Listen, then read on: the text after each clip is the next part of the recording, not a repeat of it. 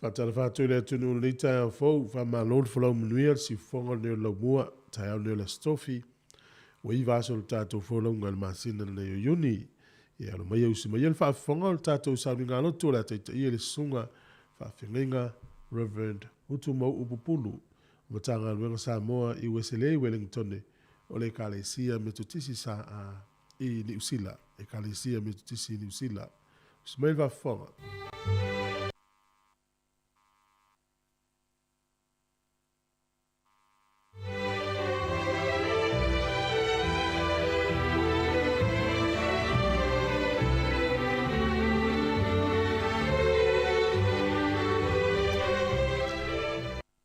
Mo fa talo fatu Samoa ni nei tai a fo.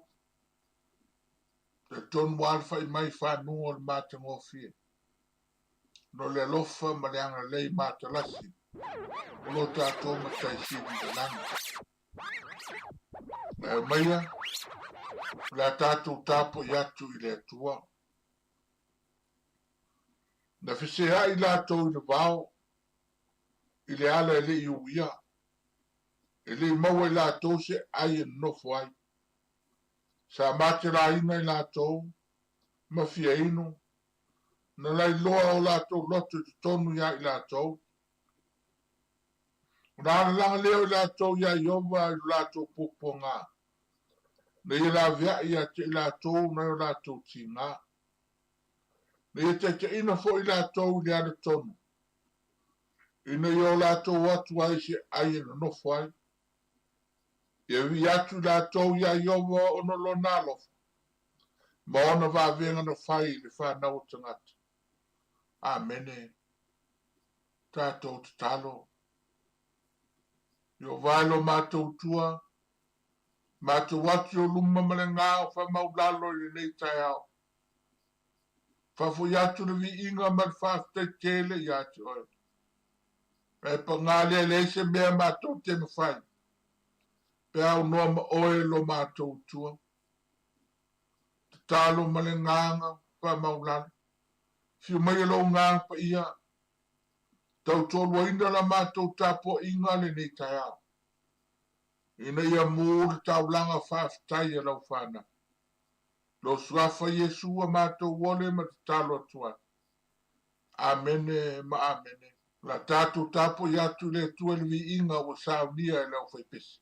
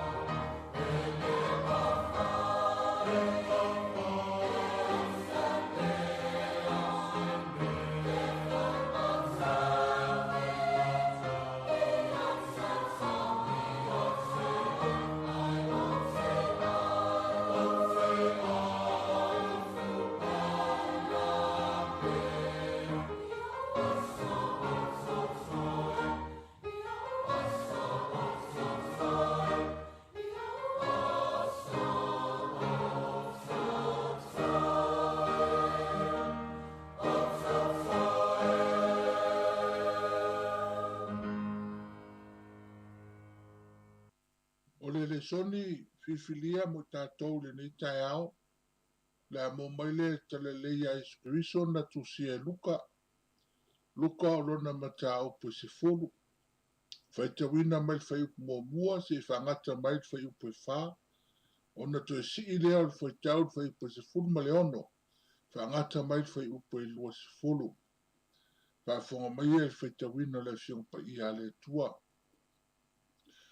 Mulmuli ane o tō fia le li inisi e tō tirunga fulu. Wa una atu i la tau e te tō lua wa mua atu i a te ia. Ia ai uma ma mea uma le amali watu iai o ia. Whetare atu foi o ia ia te i la tau. E te rele seitu e se sileina. A lau whainga renga to e titi ia. O lea, ia o tau ai o iai le li e anu le seitu e se sileina. Nei awina mai e ia nie ngā rurue i lana seitu e se sileina. I nā atu ia, whauta, o tau nātu o tau e peo ta mai mā moe le wāruko. Awa tau te awe se e te tupe, po se tanga, po se vai. Au foi tau te o whalo whatu se tasi le ala.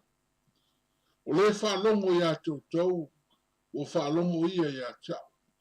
O le whale au ngā ia tau, o ia whale au ngā ia tau. O le whale au ngā fo ia tau, o ia whale au ngā i le na wina mai au. O toi foi mai toti no fulu ma le oli, o whapea mai leli ie, o au sustai mai te moni a te mātou, ono lo swafa. Whetara ia tuia ia te lātou, na au loa sa tani upa u mai le langi pe o le wila. Whauta, o te fua iatu ia te o tore pule soli ai ngata ma akarava, man malosi umo le whiri. E lei lava se me le angai o tou. E pe tai, awa tau te oli le nei mea, ina wau sustai nganga ia te o tou, na le nei tau te oli ai, ina wau tusia o tau ngoa i le langi. Whamanuia te le mai le tua i whaita wina la na fiong pa ia mo i tātou le nei tai au, ma i tu mau te pe ia te ia lona lava vi inga e, nei e whaavavau lava. O se au tu e fia au tu wai ma faufonga le nei tai au, e whapea. Ia awa lava mai tātou, a ia o le atua le vi inga. Ia awa lava mai tātou, a ia o le atua le vi inga. Whamawina e luka le soni sa whaita wina, le whamawina Jesu na awina tuai na so e fite fulu. Ina ia momo atu ia te ia longo puia li i le tale le lei, i whawa ai. Aore sa lia ia le ala ngai atu i Jerusalema. Lau so o ta ape ma le fia, ma le loto fina finau i le ngā ruenga ma le wala wina. E whai ma wha lau le lei ala o le li. Ua whai le ngā ruenga, ua whea ngai manu i tau, ua wha malolo mai. O tuturi te moni, ua foi mai ma le tala fia. Fa mai luka, lau so o sa ta ape atu ma wina atu, ua foi mai ma le tala fia. Foi mai ma le loto nau tai, se ima mori mai le tala fia ia Yesu. Lea pe on faita wina fai pasi ful mal fitu. Lea li e, ua usus tai mai te moni a te matou, ono lo swafa. Leli e, wau sustai mai te momi a te mātou, ono lo suafa. Le tala na mo moli mai la ngona le fia. Le tala na mo moli mai ma le whama moe se taui, se manilenga o se whama mianga. Se taui e, ta pene le li, ta pene Jesu molona so, a waro la tau tina. E ta alofa. Ta alofa i nau mai o lau so. Le ta fia na suia i whanoa noa. Ono le tali e Jesu lau so. Mai luka i whai upelus fu. Ne i wha mawina i tali e Jesu. Ai peitai. Awa tau te oli le nei mea. Ina wa usi stai yanganga ya te utou. Ai au tau oli. Ona wa tusia o tau ngoa i le langi. Le au so o tu ofisili.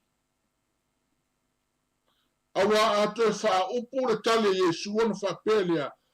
Le au so awa tau te mimita. Awa tau te mimita pe a whai wa usi stai yanganga ya te utou. Ai e sili o no tau mita, ma oli. Ona o tusia o tau ngoa i le langi. La ngono au so o tu ofisili. Ua whenua mi ai.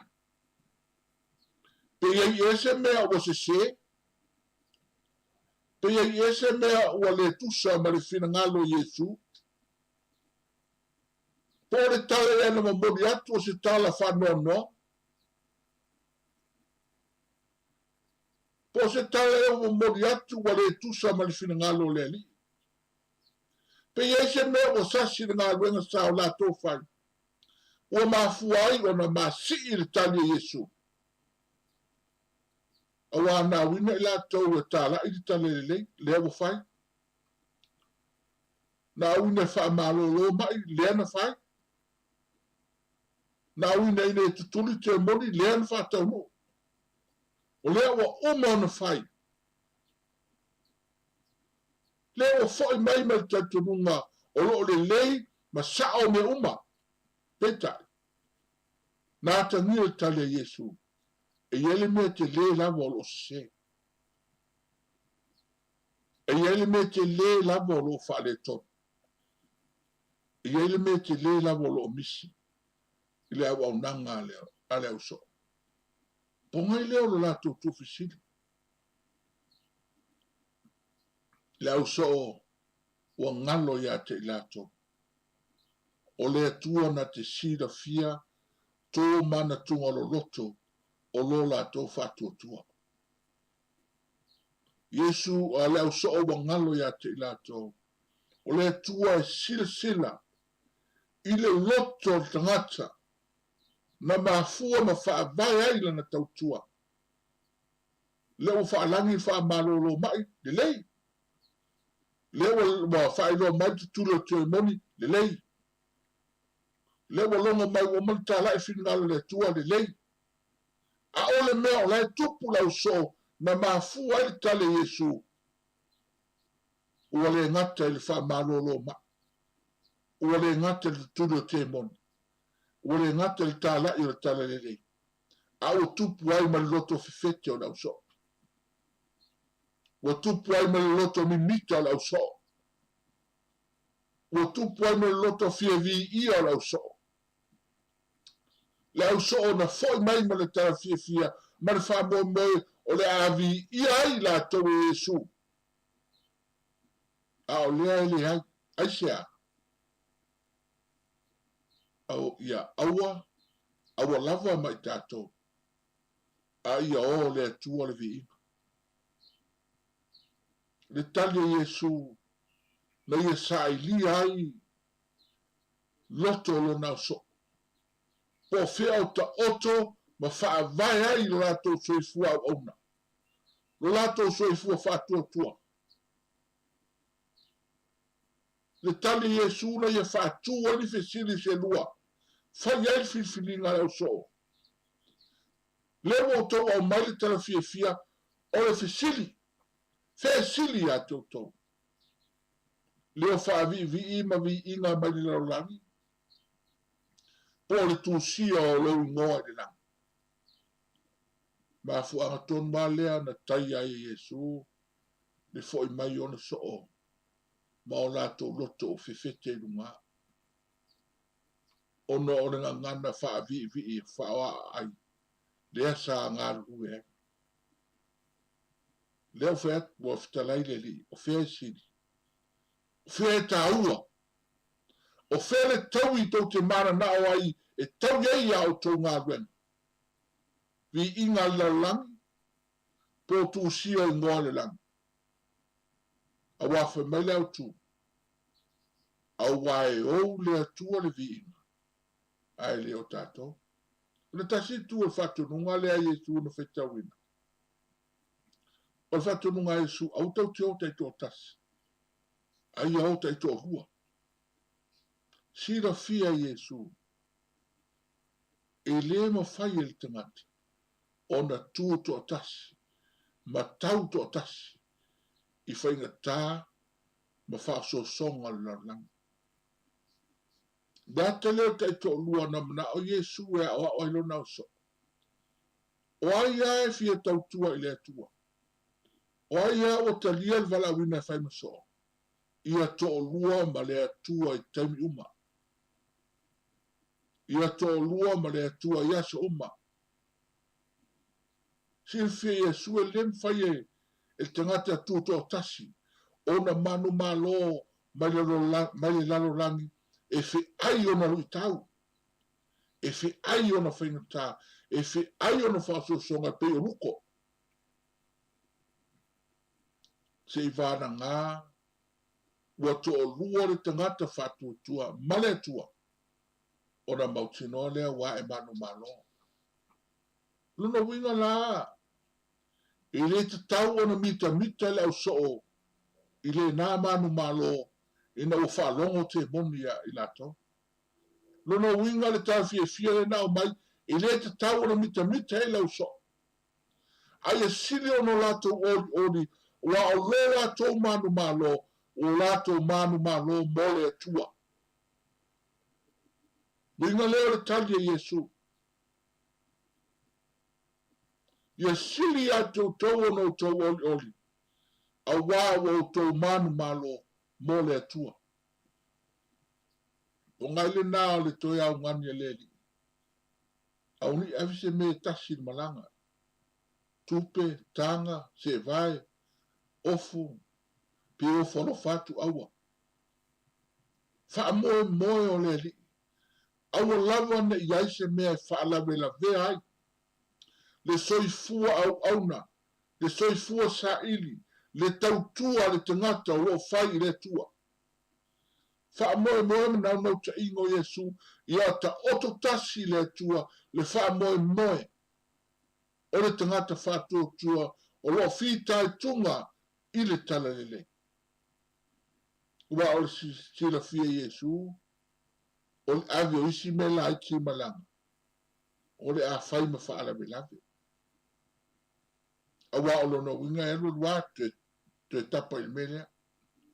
O le anu watu e tapa isi mesia. Wha moe o Iesu.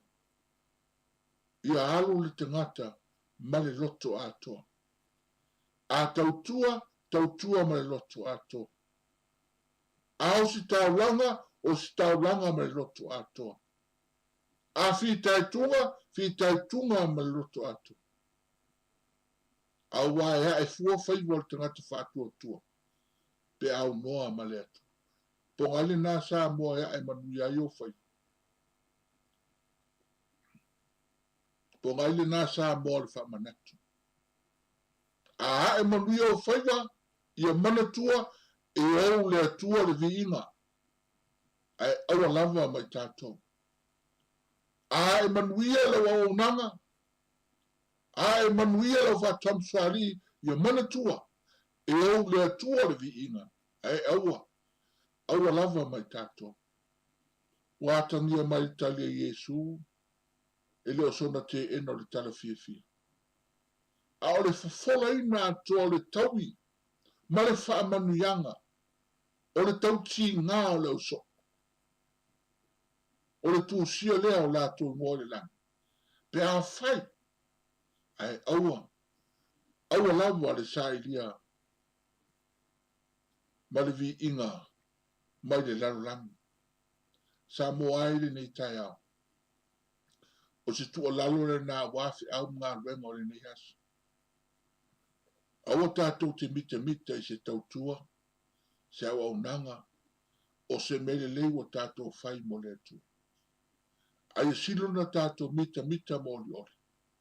Ina wa tū sia o tātou ngō le lang. Tasi lea wha manatu ia i tātou. E le foi fua no tātou wafu malingi le larulangi. I le fo I fua lo tātou wafu malingi, I le ele o lo sa fua mo le li. Lea se ipu vai, tātou te asuina, mo le tua e ala I lana ngāwe. A leo o tali Yesu, e whaita wina, e tūsia ina, e wha mawina umalama, I le tūsia lora. Samoa, o lo tātou malanga whatasi, o lo tātou malanga whatasi ma le tua, e so se fufuanga o lo whenga iai. E le whisiri ngia lo tātou to e fo I manuia I o tātou ai.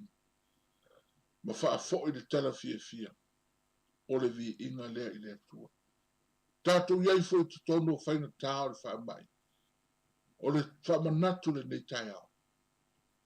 Au o tātou te popori. Au o tātou te loto vai. Au o lo tātou malanga whatasi mane tua. Pawale ne. E o le atua le vi inga. Ai leo I tātou. Amen. Tātou te talo. Le atua ele mātou te mā. Le atua lawa oe me la matanga se I o le ngā tāma. Le atua lawa oe me la vau se I o le whawawā.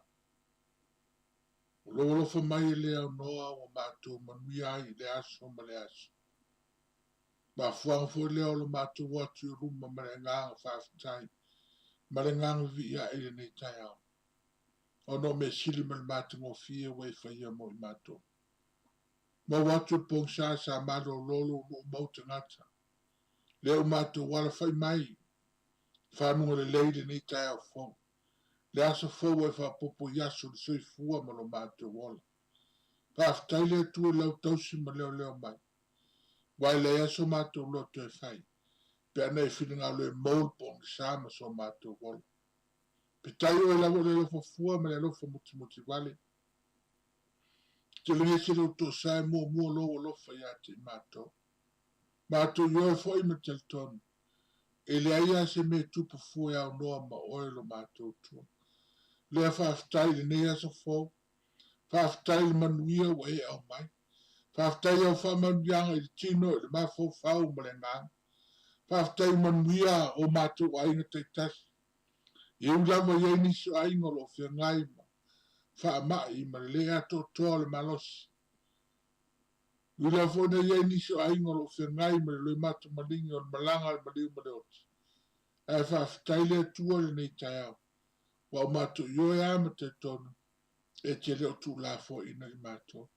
I ula fo ina mātou iai whaing tāl wha mai. Alo langona pēle ma whanwhana rau alofa. Lo wang le leia te mātou le aso ma le aso. Le whawhitai tēle lava lo mātou tua. Whaftai lo tau singa ia Samoa pau mai o na tua oi. Whaftai lo tau singa o mātou ta māmati nā mātou tua. Walo fo I me whanau, te tono mātou a inga te tasi, o lo mātou atunu I Samoa meiso le ne atunu, whawhitai tēle lava lo mātou tua. Mātou ioem te tono, na lese noa o iova na iate I mātou, po penei wa whano lo mātou wola le laulang. Whawhitai lo tausi ma leo mai, lo whaama manuina ma le pui puinga lo mātou wola, mai fili ma whainga tā, ma lui tau le ni la. Mātou ioem te tonu lo mātou tua. E leo se ato toa sa mātou wa mio. Po se malosi sa mātou whātua tua. A le angle lei mātou lasi oe lo mātou ta ma. Ma nui ai lau whanau e au dia le nei tai au. Mātou se talo whamon mole whama ngalo so mātou se. Te ele mana noa yo mātou le tonu yo loma. Au mātou te tonu lava oe le ta mao le lofa fua. Ma le lofa muti wale. E ma ngalo ai lau whanau.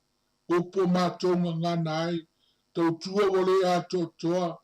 Lo mātou le ato toa na whatino. Tofi matiute we vala wina ai mātou. Te tonu a inga, te tonu nuu. Te tonu au kalesia, te tonu whanawhai ngā luenga. Ma so se no fuanga le ri ie. Ia o mātou se sea ma le ato toa I o luma. Te talo lau whanau le ri ie. Le maliwa lo mātou wala pele o Yesu Keriso. Ma ngalo ai le whaisifonga a Samoa o luma le nei tai au.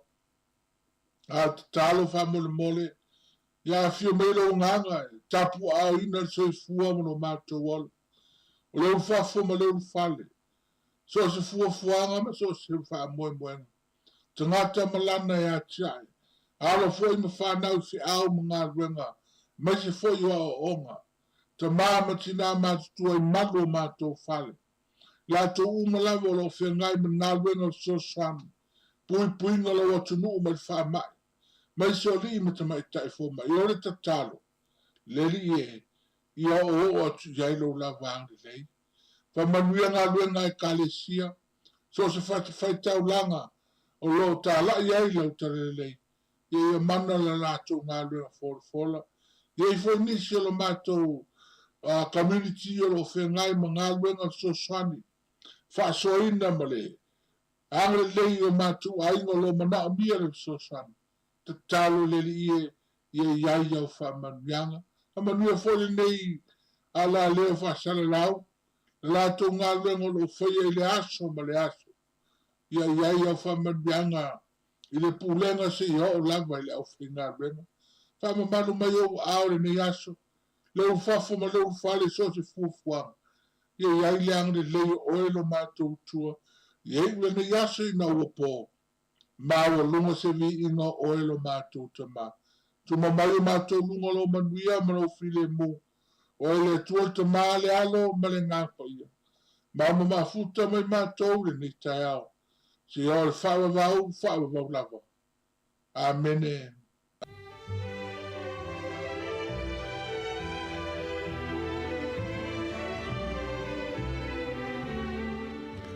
Lana ua whafonga le tunu I tātou Sānu ngā loto nei tai au, nea na taita I le sunga le whawhengainga, Reverend Utu Mau Upupulu, mai le batanga luenga Samoa, ue le Wellington e kālesia me tutisi I New Zealand, whawhitaitele malota pena, I whamanui atu le tua I lau sunga, whale tua manofo alo, whapea fol tapo inga le kālesia, I manuia fol nei aso mon fuanga. O le taimi le ua afa le fitu, ia o le taimi foi nero tātou polokalame o le ata o le tae au, ia manatu le la whaanga solo loa mo le nei taimi. Ia malo se ifua malo fo il whaafonga mai tautu ati ufonga o le lamua talo whalava. Hi Samoa, it's Auntie Tala here. Instead of Fifi Falun, ile ata o le tae au. Laugh of the morning. Ama te mail apple feet to the vanveau, su fonga lo mua, ata o le tae au.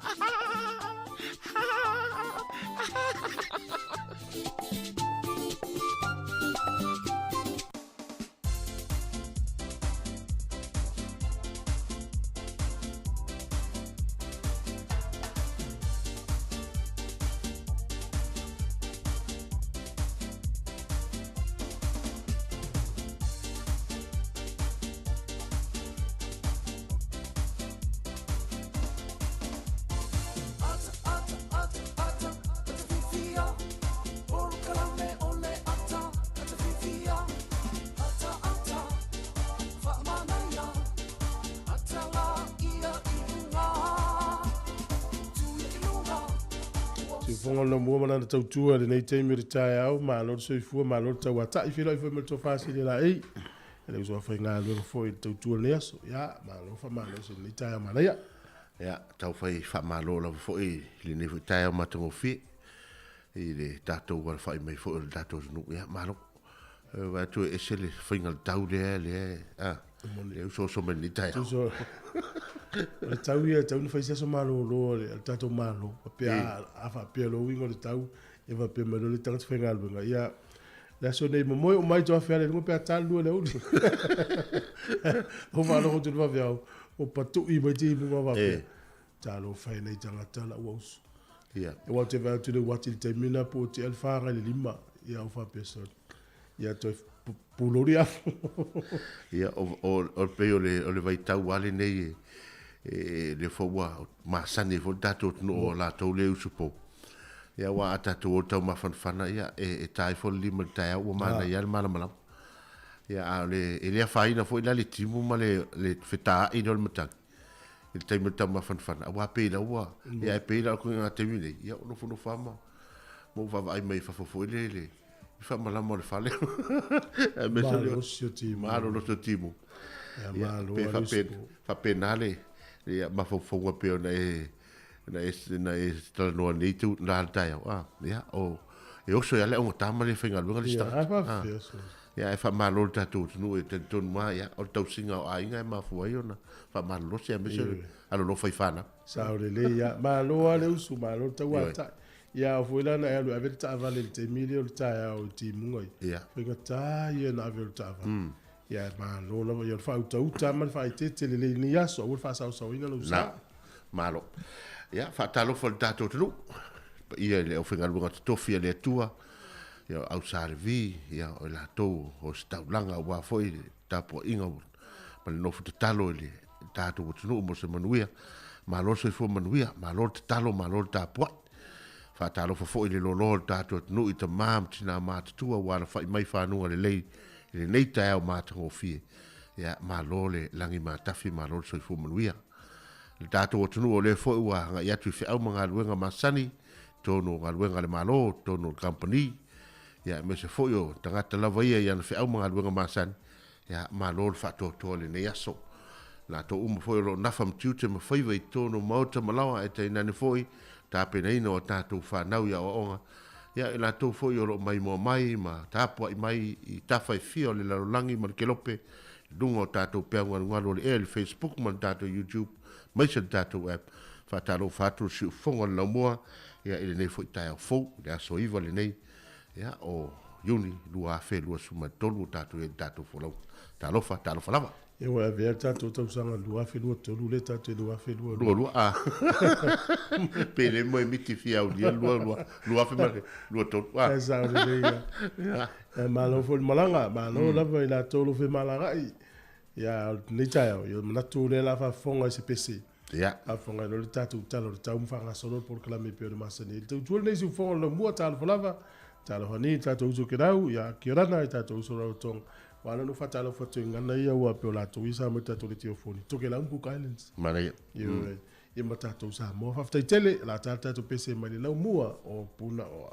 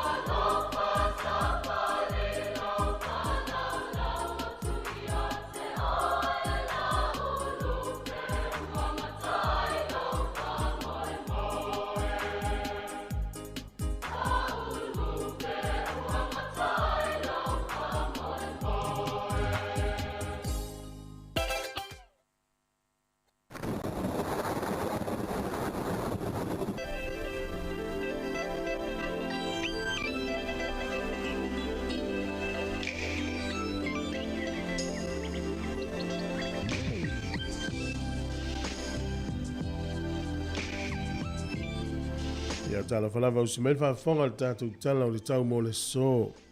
O lo tu maupea ia wingo le tau e pia o le tātou iai. Ma lo si o timu ni si o teimi ma lo si fo isavili. Whapea foi le aso a tai au asto na ima le asa lo na winga. O le tau tia ngai atu lava ina i timu o lo i elfa i wingo le vai aso. O le asong fua ia matalone tau kilia ma vai le matale la. Ka piti mana watu whakanui mutaranaki e mo William Papa whai titili le aso nei. E iei foi ina i timu. Ia o Wairarapa ina i timu vai le matale la ni si o teimi. Langi le le tau Hawke's Bay o tau po mamau prata o luela te munga i le aso le nei. Maunano le fole malulu lo ia i fitu le ule o tau po ea mawhanwhana sifuma le fitu i whanganui. Au kilani le so to ulu ai te munga i le aso le nei whape foi Hamilton to ulu te munga. O le motu i saute to ulu te munga le pito ulunga le motu i saute e Picton, Blenheim, le Soni, motu e kamanu ono ina. Langi le le tau kala i estete, langi le fo le tau Dunedin. Pape foi Queenstown ia e to uluti munga ma ele veka ko le to uluti munga no winga langi le le tau Christete ma Dunedin ma una lord fole ma lulu lo i tasi le ule Queenstown e ma fanfana ma ulunga fa ma winas fulima fa ma ule Picton la telenga le tunu ne yaso e ma tele ne ti munga le pito ilunga le motu nei le motu i matu nei ia e mo William Papa fa tili le tu sa le motu i matu nei. Ia foi nei ti munga le pito ulunga le moto i saute. O pia le famelo official vai tau langi le tau le so luas furu valu fo le vela luas furu ono le mafana fana. Moto i fo le lai le so i le tasi minute te ai le lima le fiafi. E oso ele la tai au to i luas furu minute le valu le tai au. Fu le malulu fa mawina lo i le valu furu lua fa solo luas furu tolu. Ia ole ea mawhanwhana lo iei disifuru ono ma le sifu fitu le tele vanga Wellington mauna lutua oi. O le au whangota le iaso Wellington e sua le tai te au le sifuru lua i le tai a awa uli nei. Pe le tai le te au le ono le fiafi to e sua le tai le te au le sifuru lua na le po. Po li lua pe le tai te au le sifuru le tai au nei sua le tai te au le lima le fiafi to e pe le o le tai le fitu minute te au le sifuru tasi le po na nei. Ia le tala na o le tau, ma le tala o le tai mo le silifia le atunu. Ia mo le ula fatupe, ia ma lo la vale anga le si o tātou atunu. Ia o le suinga li nei o le tātou tupe a wafoi, ia lo fatu la i nei aso nei o tātou ainga i Samoa. Tasi tala ni usila mo le tupe Australia e valus furma le valus sene. Tasi tala ni usila mo le tupe fiti e tala tolus furma le lima sene. Tasi tala ni usila mo le tupe Samoa e tala onus furma le tasi sene. Tala ono tasi sene, ia ma tasi tala ni sila mo tupe Amerika e ono suma tolu sene, ono tolu sene. Ia le ua tala ono tasi tatu tupe le neaso, ia manuia le la foino se lenia wan tatu o tonu.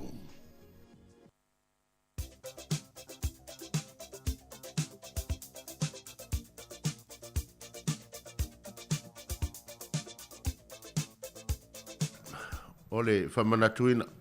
Whamanatuina fo le nei o haso soifua wa fo i lātou ia o atua fo i lo lātou haso soifua le nei fo i aso ia ma lore fo lau ia awane ngalo ia le tātou emaili le nā wa fo i le lafo ina mai o tātou whamanianga le aso whanau at samoacapitalradio.co.nz ia wa fo i le mātou laulobi nātou tō whamanianga ia manuia tele o tō haso soifua ia le tusi le nei ia e whaala i awina i fo i ia lo tō malu le foi tai au male nei aso fou mo mai le tusi Roma o lona mata upo e lima a o lona foi upo e valu a ua faali tino ina mai e le atua lona lava alofa ia te i tātou ina ua ma liu keriso ma sui o i tātou a o tātou anga salapea ia ma nei el nafasi foi tau ia toi whato ma natua i tātou ia e ui lava ina tātou anga sala ia ua ma liu keriso e fai ma sui o tātou e ma fa mangalo i tātou ang sala i lumo le atua. Manu ia tele o tōu aso soifua. A le pesele nei, ia e taina atu mo o tōu.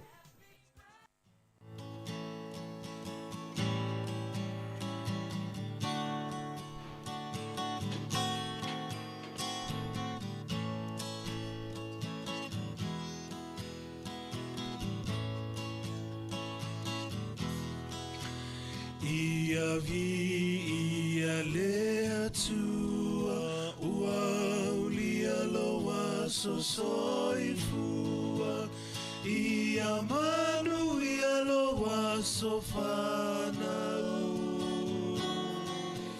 whamanu ia le atua ia vi ia le atua waulia loa so soifua ia manu ia loa so whanau whamanu ia le atua ia avea ne Yesu matautai o la umalanga a ofesoa ina loolanga o Yesu le tai ala ia avea ne Yesu matautai o la umalanga au fesoa ina loolanga o Yesu le tai ala au fesoa ina loolanga o Yesu le tai ala.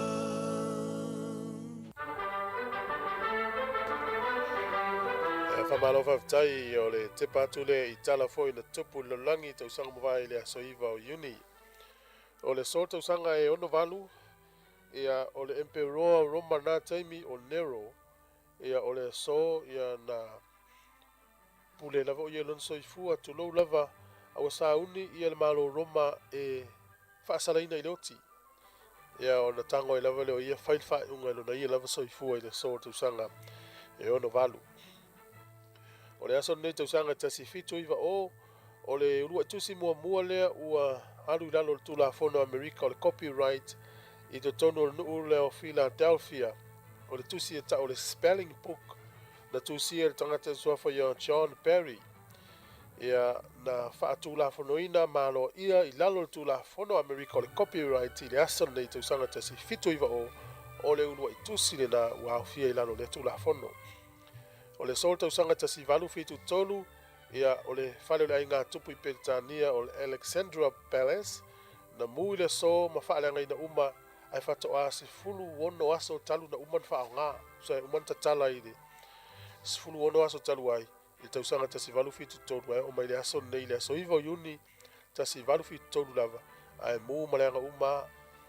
O le sol tau sanga tasi valu tolu o le nuu leo Palcaria, o le so ia na pulea wha mano se fita o le atunu le malo o la tau ku le na whaia tau sanga te siiva lua tolu o le aso nei tau sanga te siiva wha valu na wha vai le International Council of Archives ia po wha maumaunga fo ia na tau la mua ili UNESCO wha tuina wha aputonga nei tau sanga te siiva wha valu o le sol tau sanga te siiva lima valu ia o le tupta mai tai o Peritania o Elisabetta le lua na ia tatalaina I le sol malawa alele Lontona o le Catwick Airport.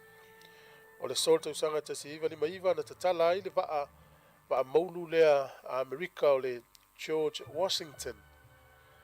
E whapeo le urua I waa lea e whao ngā le nuclear power ballistic missile. O le sol tau sanga te siiva o valu ia na whaalau loa I le Palestine o Amerika taimi na o Lyndon Johnson. Ia o le aso whaavau o le tunu I tangata waleina o le senatoa o Robert F. Kennedy. O le aso nei tau sanga te siiva tolu wha ia na saua I tua le ata ma tauta ua I tangata lea ia le character lea o Donald Duck. Ia o le ingoa o le ata le temina ia le Disney e ta o le The Wise Little Hen. O le sol tau sanga te siiva iwa na tau nuu o se malilienga le vao le NATO ma le Federal Republic of Yugoslavia. Sainia le marienga le file mu ia e whaamuta ai ia le tau ai Kosovo. I New Zealand le so o le so na tatala ia le palemia o New Zealand na taimi o Sir Joseph Ward ia le fale ia o le Trust Office I nai Lemton Key. O le aso nei Samoa tau sanga te siva lua sfulu o tangata William Church Hill le tolu. O ia sa avea ma konsula o Amerika I tonu ia pia I tau sanga umawai ia o le sona maliwai o ia I le hotel o Carfield Hotel I Washington DC. Ia o tātou tala nā, maua whapoponga I le taimi masa ni whaftai lava.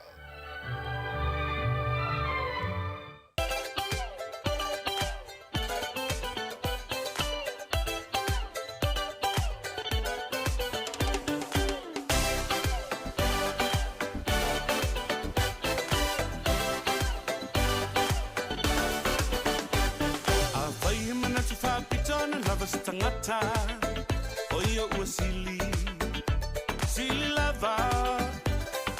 Na tule ali mau osa tele na mea. Ona vinga na menino I love alona valea. Tala ni ua utatu maua ia faila ina ia manaya. Foi ele te pode tole tau e tali filo famauni. Ia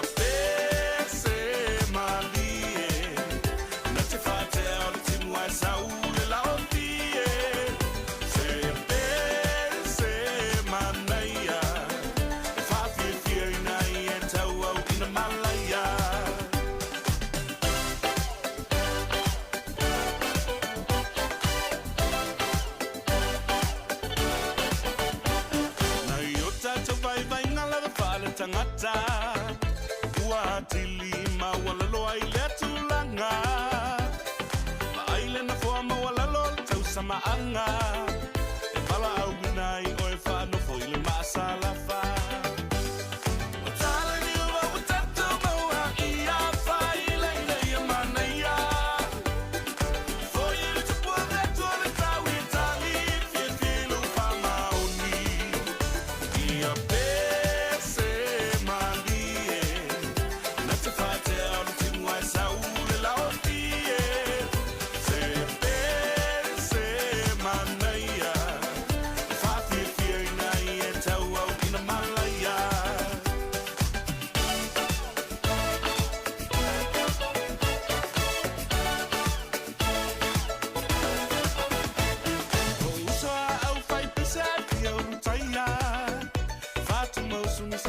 se hace pule oile paina nei sua tu pe maladi inga me e tele I faia nei moli ai o e tau li ai o faiva tale I o tanto boa ia faila ina ia maneia foi o tu pode tole tau e tali filo famaoni ia pese manie na te fante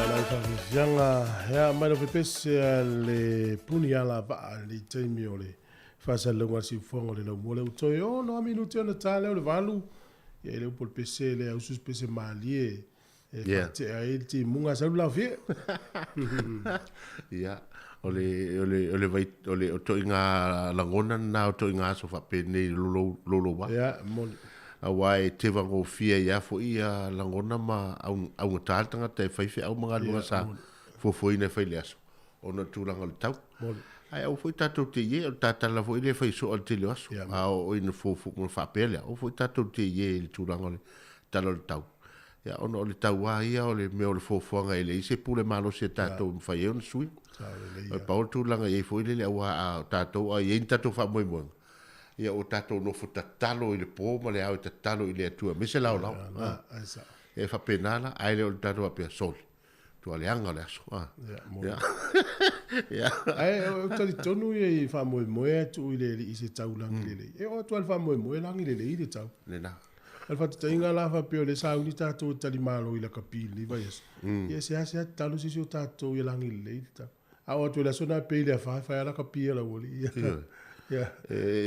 Foi le whaare aware o tālonga ia la kapia tālonga ua. La ua umana na fuafua e. Po le timu, po le la, po le a, e whaia. Ia e peo wha moe moe ngai e tatala noa toi. Wha moe moe ngā au gotu, o i karesia, o a inga. Ia o fo la whala poptok. Ia e tali ale atua e le whape, e le tali mai le atua le tūlanga le tak. Ia maro tatua tu nul folap. Ia, maro tau atai. Ta pina fe wa on alfa na ne ya so yo tala masani ala tatu poka la mitapo ia ele. Tatu li jo nei mala tu no faiva ma on alfa na u i te u to wa on le yas. Ya o te lo ya le uta pena mai tatu telefo ma el tatu pesele ya fa fo mai lo li tala mai sa mo telefo. Ta pina ina si fo le lo mo. Tu tu le nei mo si fo le lo mo Wellington to fa tal fatu.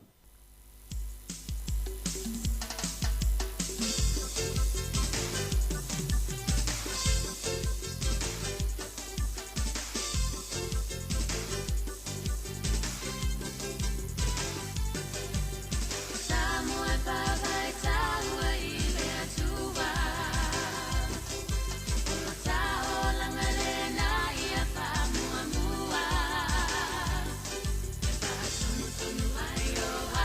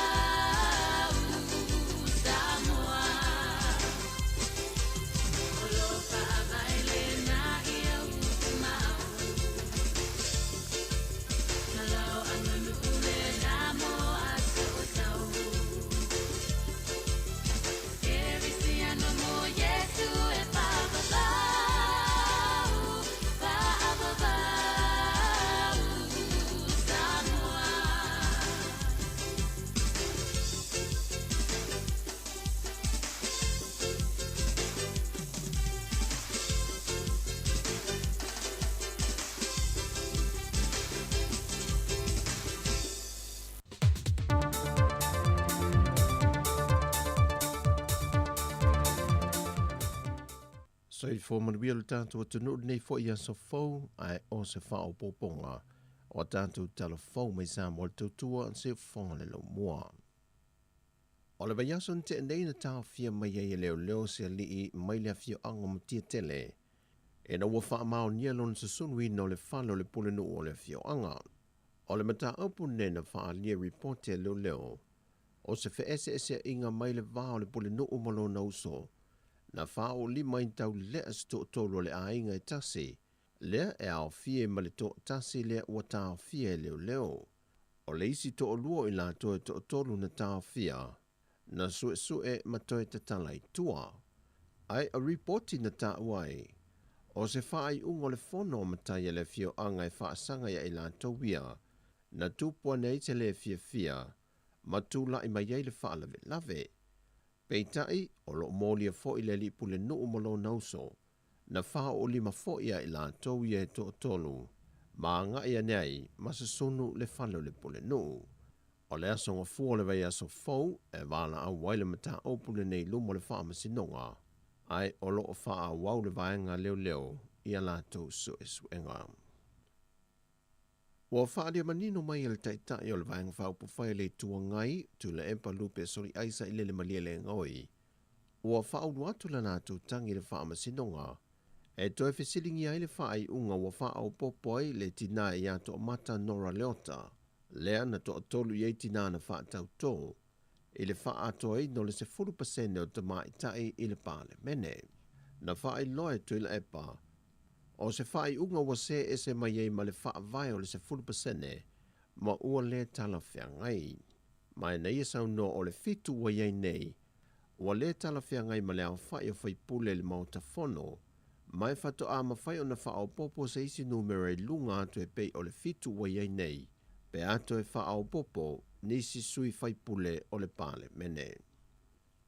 O le vai aso nei na wha alau i loa mai le vaenga faulo na lua o a o onga wha amtata ese o lo whatau tei e l'universitea o Samoa. Ma le wha alau i loa ina o le sotanga ma whainga pa anga wha a wau. O lo wha atupe mai e ia o onga wha nau. E alef so soani mai atunu o i whafo e peo ni usila ma au se tālia. Ma le wha alapo putonga o ngā ruenga wha avao ma lo le ILO. Ai mai se fo i le langolanga sua company ma pisinese. O lo tutu whaatasi ma le universitea o Samoa whaatasi ma le vaenga le SQA. Mo le whaatupe no le wha awa wino ia poro kalame. Mo le lumana i o along ma whanau le atunu. O loa o onga ia matata ese. O le fionga le suipa le mia, le fionga tuala te vanga Iosefo Bonifacio. Na ia sau noa le sau noanga au tū, e tangwala atu le matanga luengo pisinisi a la manuia maleipa. E whaalawi loa isi la asanga fau o ia polo kalame, o lo fisosua nia tuai foi male malo, i le universite au Samoa. Ai o le tala whaatetau au tū o le tupe luafe lua se fulma le tolu, wa fola sia i lumo le pāle mene, wa manino mai ele toi ave esea o le isi iwa miliona tala. Mai tupe whaanganga sa tu ese mo le universitea o Samoa. E whaanga io iaia na porokalame ma tutongi au whainga nuenga, mo le tausanga nei, ma le tausanga fau. O le malanga mai o le tamaitai minista o le vai whafo a Australia Penny Wong, na ia whaadia il whailoa inga ma le tamaitai pālemia. O loo wha wau o na ilo le leina ia mautūnta iala, mo le whaata atia ino se isi fuafuanga ua fuafua i ele whainga ma loa au Australia. E mawhai au na apalai se fwoi numera whaatulanga ino tangata Samoa, e le sitiseni no whamauile atu no. Ta ue Penny Wong, o loo whaanga solo pele ilo i longo a wala taitasi ma vaenga uma, e mawhai au na whaatau uine se manuia lea fuafuanga, e na ia awa ne tula e mai leisi whaafita auli e pe olo i ai fo i tangata Samoa, o lo apalai mo sitiseni isi atu no, e le to tele o le whainu mera e tusi talo sanga, peitai e le au sia le afo le whainu mera na saini whea ngai ngai atu no ma Samoa, e maua hava noai o tātou tangata Samoa. Ua wavala mai moe mitinga o le tofio le tumalo vaisi ngano numero mo mua, le whionga niu ava eti malolo, O le fausia e lo se fale talavai tono lo nei tu malo. E tua iai le to tele mamano le antunu i le moto i se vai. Ma whaafai ngō fie fo i mo le fale mai le o tu i tono le tu malo. Sau no le fionga le faipule, o lea whainga ina ia whaafai ngō fie mo i lanto e anga i ane wa ai le fo mai. Ma anga i sa o lo i le fale talavai. Nai lo le uma ma wa ai o le fo mai o na toi malanga ma maule i tua sivi e whai ai e le talavai. Ai wa iei le fōwhanga le whainga malo o le atofu le fale mai wha ai tu malo i le atunu o polu masavai. Ma fo mai o le anofo mawai e ngā lulu e ai mō ngase mana o mia le fiso sohani. Wa whapea foi se fina ngalo le tofi o le tu malo vai mongo numero mua le feo ngā sula manai a tau ili tui vasa. E le mai asai ni ai o le tai lua se la wafeta la moa ati nae. O le ato e sila iaia la tau komiti whaavae e na ia fausia ni ati nae tala fea ngai mata ua moa la tau i tu malo. O tātou tala fauia mai Samoa manuia le nei aso whasoi foia.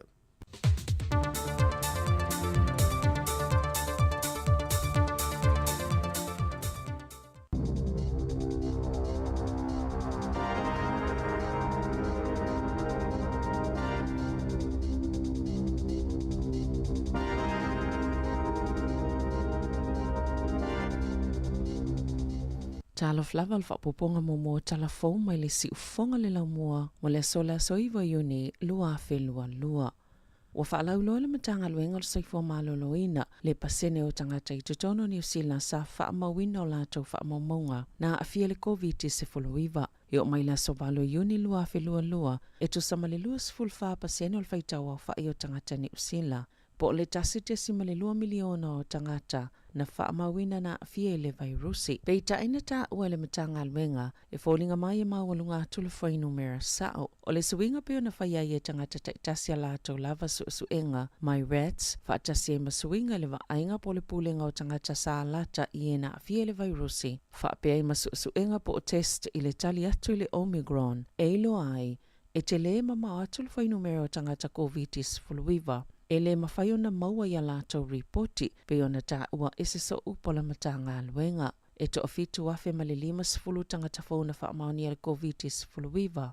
Pe ona iei whaamaumongo i le asolulu i tutono New Zealand. E to otolu se la wono sfultasi tangata o lo tā awhia i whale mai. Ai o lo o awhia le vairusi. E to sfulfai poto ngase tinga aina. Sa whaasilsila fo i le matanga aluenga. Le to olua sfulfa o tangata maaliliu. To osfululua na maaliliu yaso e wha ua tuana i atu.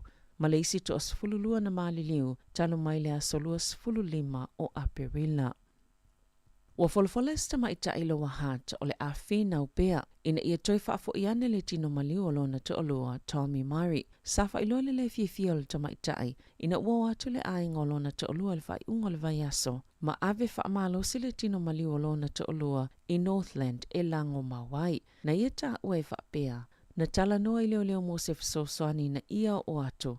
Ona ua atu le ainga ma ave lona te olua e au noma le tāpuni o le pusa maliu. Mana se manula vai pa ui whafo le tino o lona te olua mai le pusa maliu. A ona nate o ma ave e ui le tite o lana whanau tene ma isi tangata o lona ainga. Na maliu whaafua se i Tommy mai le isana ma vaenga tostosia. Ele i loa e lona te olua po o fea safia ave o ia iai. Ai o le tala le tina.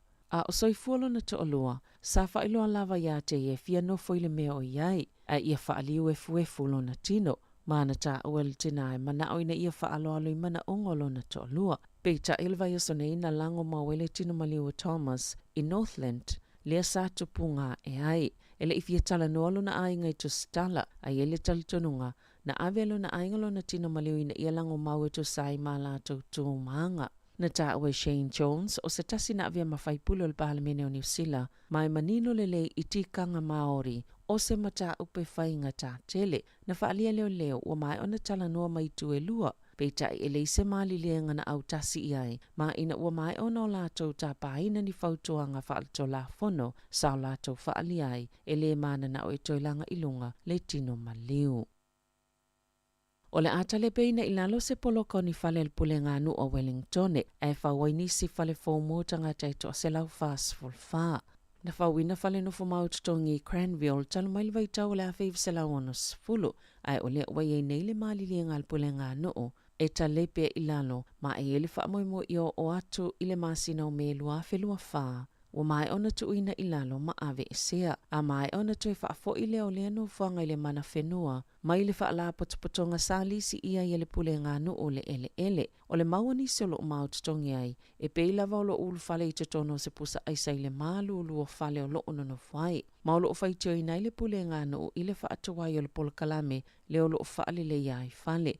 Wa ngā luluele City Housing, leo lo wa aia mapule ina whale sa ili vave, ni no whanga mani whale e ave pe whaase i ei tangata o lo ono nofo maututongi ai. E bitu tele atu whale o lo umiaina le pule ngā nuu i Wellington e mauala lalo lātou tau, pe a male awhi ono se lau, leo wha ingo whale, e no nofo i le tolu a whelima se lau, o tangata no nofo maututongi.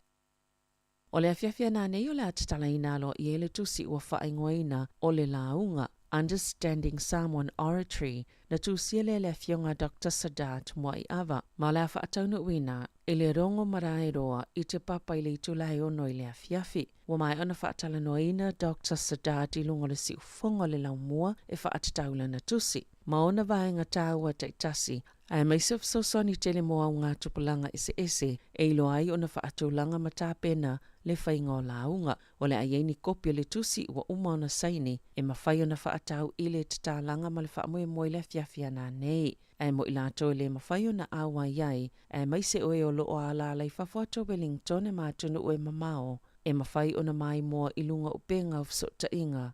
Wa yese upenga of sota inga, e mawhai ona mai moai i lea whaamoe moe.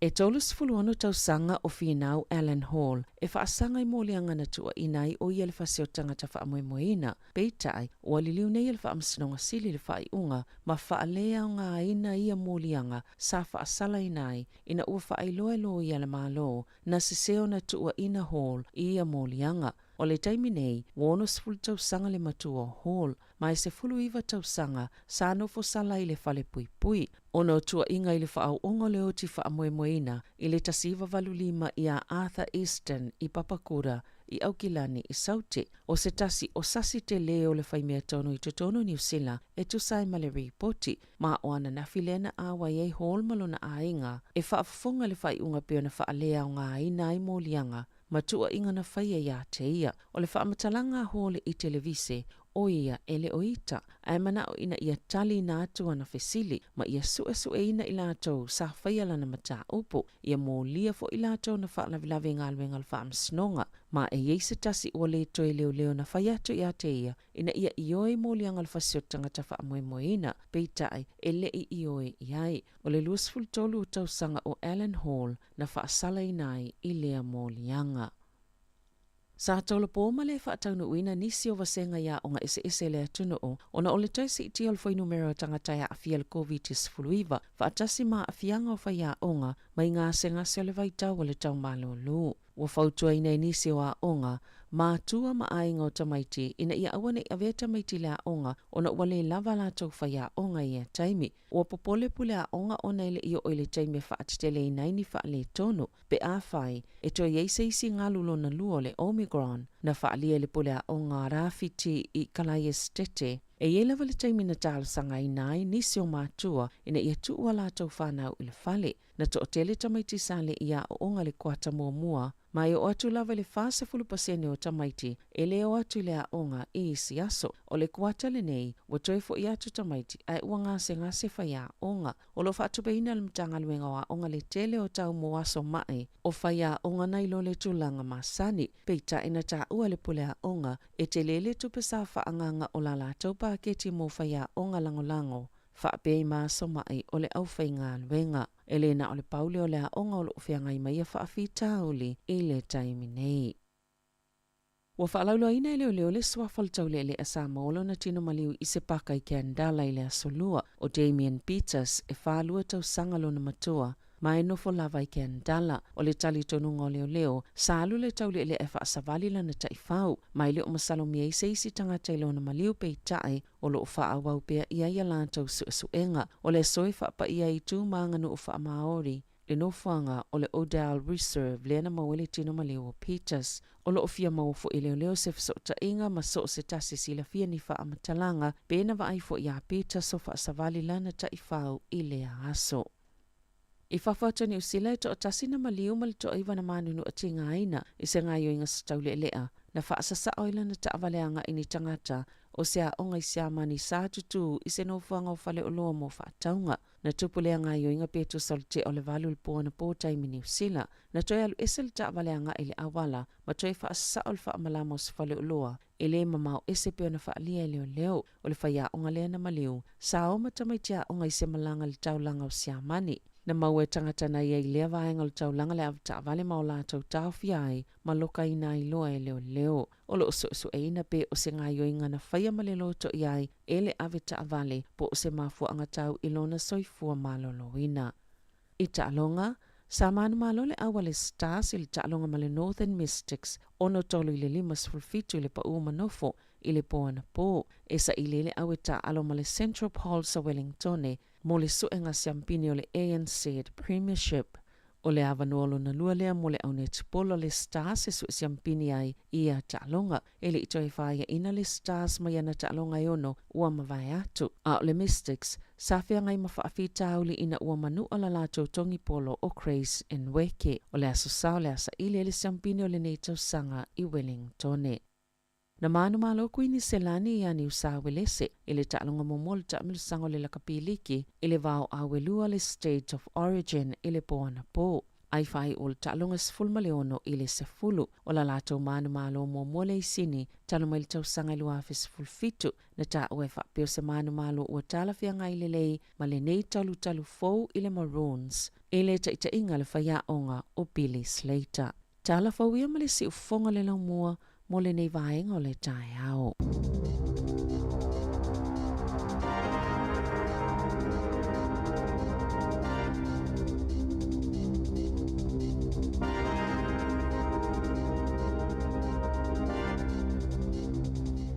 Ia, lau whaafonga mai lea tino. Ma alo lava, o le taimi leo sulfitu minuto te elevalu. Tatu telefona. O le te itatele itale noan po le ta ufu fai mai nei ale la mona il po le sa minga al fai ina le fai dea po tatu. Awira.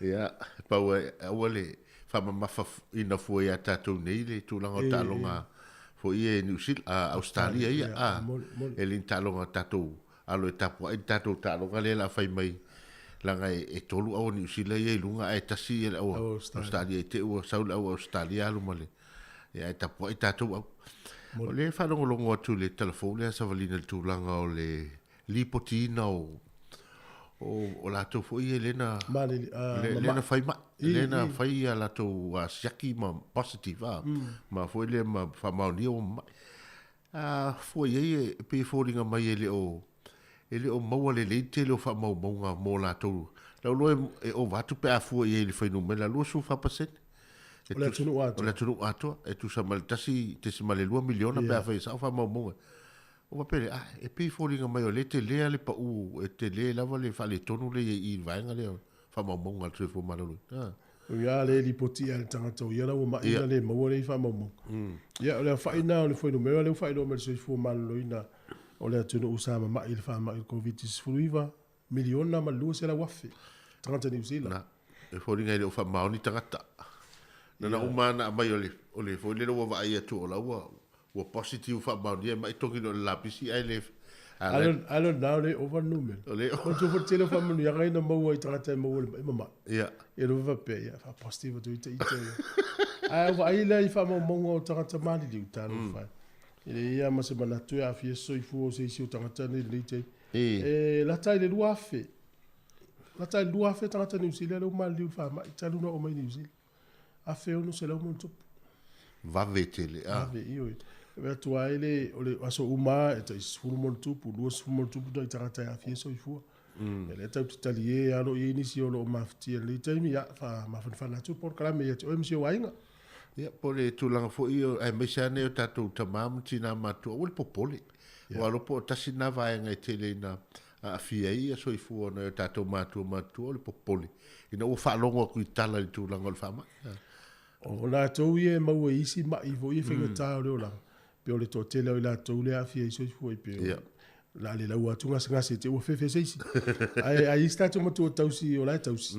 Ia wha i te tel so na whiwa i o la ua inga mao o fwoi lele e tau ana pui pui a le lei to ina po le mtua mai la ua. Ia mai le so na o tātou me tumutumu mo atu mo o fosil to ina mai lo matua. Ia e whai ale le ufi fofonga e. E tau te ile ai ua alfa atasi elfuru ma le wha mai teimile nei. E me se a whanau ua pe o tātou mātua mātua. Ia tele na fia i whanau. Io e sa. Ia mantua la. E le o yeise whaenga fo le tā ofi mai la tau le whiwai. O atu i whanau loa, o atu i aonga, o atu i le vaenga ma. O tā whaonga ma no whanga. E nau mai lole o e vai mātua ma. E whai tite ia tātou le vaenga lea. Ia pui a pēne o tātou mātua no lātou soifua. Ile te eno le wha mai wale o te tusa mo lātou mālosi na ye. E tātou wharinga wha silanga fi whaino atu. Ia i fusum tātou wha soa le tai o la tāsi pese vai foi. Le o luasu tāsi me te ene le valu si whonga leo lamua. Ao le anga kongo le kākou kai au fasisi le whai le neu pa vaonga mākou suia i vai. A mawai le lupe ma le upenga o le a whasa so. Au si la ua le whasa so. Kulai se Samoa e la ua la ngā upu. E mamai le taba e ona fulu. E avatu ai se pautuanga. Tau fi maulau anga nuu. A tau nuu ni malo. Le au manga wa tau whai mio. Ali i tai au o le nuu. E topu le matai ma le aba e Sanga ia nei le teina tau sela Faali le tomai I le palunga o le aba O ngai o inga ia mataina Awa lava nei sasi o lima A whai ua usi Le tufa abana se whaasoaina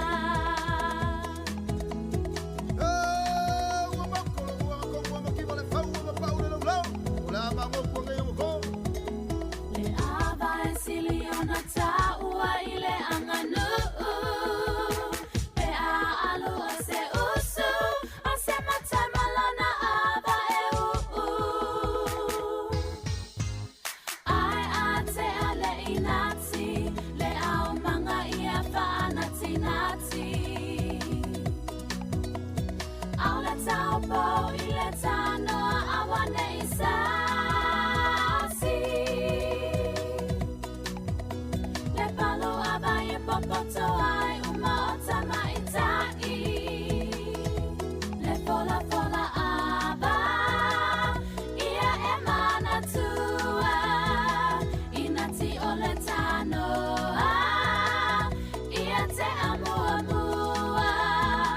O oi o le la atasi Whapea ma le lupesina O ava o ipu E ipu ia o whetalainga Samoa e la ua la ngā upu E mamai le taba e ona fulu E avatu ai se whautuanga Tau fi maulau anga nuu A tau nuu ni malo Le au manga wa tau whai mio Ali I tai au o le nuu E topu le matai ma le ava e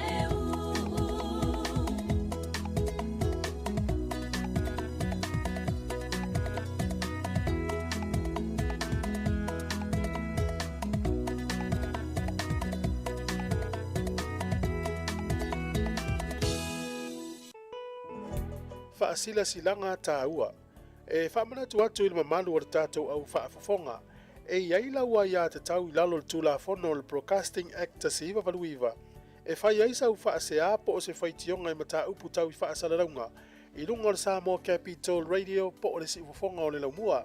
O loo au ili lalo le upenga o so tainga le pulenga o whaasalaunga Broadcasting Standards Authority psa.govt.nz. Ai inga mo le whaia o sau whaasea I se porokalame.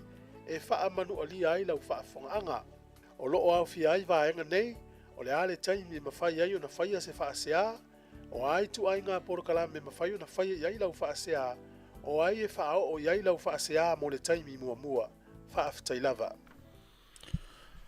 O lesi nei tātou whaasilasilanga taua, ma le Samoan Assembly of God Bible College, New Zealand. I le awa ma le whaaloalo e whaaturo ua toi le pa ia o le au whaafafonga. O le nei whaasilasilanga e whaatatautonu lava mo nātou uma, e fia uru whale mai i le aonga whale tusi pa ia, a le Samoan Assemblies of God in New Zealand nei, i lona la lai loa Heart i Wellington. Ua amataina nei ona le stala mo le tausanga mua, tausanga lua ma le tausanga tolu. Ona whaia leo le sauninga i le aso sa, sefulu ma le lua iuni, i le sefulu i le tai au, ona soa i lea ma le whaamara ma le maina o nisi o vaenga, mo le nei fo i tausanga wha lea onga. Amataina wasenga i le aso ngafua, aso sefulu tolu iuni ma i le ono, i le afo le ono i le afiafi, e o atu i le afo le iwa i le afiafi lava. No fuanga e whaiai o le hall al Samoan Assembly of God Church, Wingate i Lower Heart. Tu atusi po le address, tolu se lau tolu tasi, Oxford Terrace, Wingate Lower Heart, mo nisi whamatalanga, wha mole, wha afsootai mai, ia le Wellington Coordinator, o le sasunga ia ita mai walo, o le o lua, tolu o wha tolu ono, o lua, tolu o wha tolu ono, ia po le sunga le toina, Reverend Foua Taloa Ina, ia o le olua fitu, iwa fitu, walu tolu, olua fitu, iwa fitu, walu tolu, whaafitai lava, sa inia le pure aonga mal kumitu whaafoe. Malo whaafitai, e ilei se tātou whaasirisilanga nei, i lewa tele ma le whaanoalo, wala ua toa le pa ia, ma le mamalu le mawhtanga, whai fiau so whaatasi Wellington, i poli rua ma le Hunt Valley. O le awhatanuina le tātou whunutanga le port i le aso lua le aso fous furufao yuni i le kalesia i whakasā tolu fitu Mitchell Street i Epuni i Low Hat i le tūla se fulu le tai au mai te tala fo i le avanoa i so se whawhiangainga i fia au i mai i le nei whunutanga ma le whaalo lava whawhtai sa inia e le lau a whono. Tātou whaasirisilanga i moni nei teimi na lua su fitu minu te i nei le valu. O le whiawhiana nei lea la te tala i le tusi lea na tusia e le sunga i le rifo mai le ausa li lo Dr. Sadat mo iawa. Ia o le halo e whasino i le sunga le whiawhia auto ina ia Reverend Malaki mo iawa le whaka a sai wenu o mata. Le la te tala na le te papa mana tua la e wa uman whaatapula ai la to iai. Te ua hadu i sisi o tātou i le moson tusi wala udia. Le fa pe wala wa lo Samoa le si pe la walu tai fa mo le tu le wo man fa tu langa le la tu ai ai la le link po le va nga me fa ina e mai mo ai ya ilunga o le upenga le a sa ul fa sa langa na le fia fi mo te papa o le tu se fa ngo ino le launga a fa pe la ti fia lui dane ya lu foi mai mo me fa longo i fa ta wi sa tu si fa mo E tāua foi, le fo maua lisi lea, foi lea me tāua e au ngā foi mo su e ngā whanau i tōlanga o tau whainga le nā tō foi ngan Samoa. Lea mantua lea ia wai tō tele foi ia tamali i tamama ma la tō tua a lewa ta oto mai tia sa whai la tō tusi. Lea lava lai whao ngā tusi nai o man temil nei. Ia le fo o man nito tol fo, ia le fo o mawaila ngona o la tō o lea wa o tau ina. Ia moro la to mai fa to vaenga ia le la u fa so mai ia mo ia pi mana ia mo tatou ele ngata ia lo fa na le so fu mo le nei fa na nei ia tunu nei ia ai nga fo ile la tele po ani me nga o i tonu ia mo tatou la ngan samo o te mana tu le si au la iti an fa na ni si la sa ul fa po ponga ia o tu lo le o na fasili la ia me fa po ale tala mua ia tamiti na faina misa le fai poiponga. Misa le taimele ainga, misa. Au vasili atu lato tinafa mai le misa le whaatau fu ile asamo. Tau lia te tamiti pula le winga o lea mea wa tuane le ilunga. Ia, o peila te loa ili si vai ngore tusi le wha mamara mai me wha pea ia. Iloa tamiti. e le o se misa le fai a o le sila fa upunga tama mai io matau le leo fa polu fi nau vo le fa tau fi nau a le si mena piki tama ti mai misa tupe a va io fa le ai io pe o mena fa lo mai ai a wale fa malam na mai i tama ti me ia o la to ma fo la misa tanga tai tu o misa la mal fa po ngai le fa tau le e tau al vaenga le wa e tala noa ia wa a fai o le mauna tamiti o te tani tonu ina e sa o le leile la tau mai tau wa mua e le o lava lo la tau malama lama le ngana fa tau le fai lua o leo ia fai e le fa tau malon tonu e ia le si a mi o le ava e o fa ngana ia ui o le matai i turanga wapea e ia le si a mi o le mafau le na le ava vai ne fa fonga le tunu o la ua alu le launga ale nei ai lang ale ai se watu le launga ala o mal fata e tu nga tu nga pena le la fa peta miti o le misa ai o mana ia fa yo ise va ngo le tusi le o tau fa mala mai va ngana ina ia mala mai la tu pulanga nei ia ona to file mu lo le va ngale ia malisi va ngo le tau fai ina ia e mana ia foi ona le mo me se ko peltus tal si a o ye se ma fo ngol fo mai i lan tusilia ina ia to eva ai i umi o la unga le woye nei awa aiva ai nei tu pe tu tilo i wo mai tau atu le tele o to ina matu le samo le umi ana la unga ai uma la le la va tu pe le ai o la uma sani le to ina i fausanga o le lau e le umi i vaenga o le lau awa le tele o vaenga o lau i lau mai tau e tasi ale ala ngā upe tau talento ina maua atua le vahenga o le lau. Au inei, e umana si imeli se lang upu si imeli, e koe ki wha lima na ngā upe wha matala le vahenga le lau. Ai tasi ale winga. Nona winga. Maua umi e lau. Wa umi ai to ngā. Alo, wa o le si me il mato mai tau o mato ni le mamala mai me. Io lo po la tau fai le tangata le tau mai o ia i lo se mea. Kato, la so na.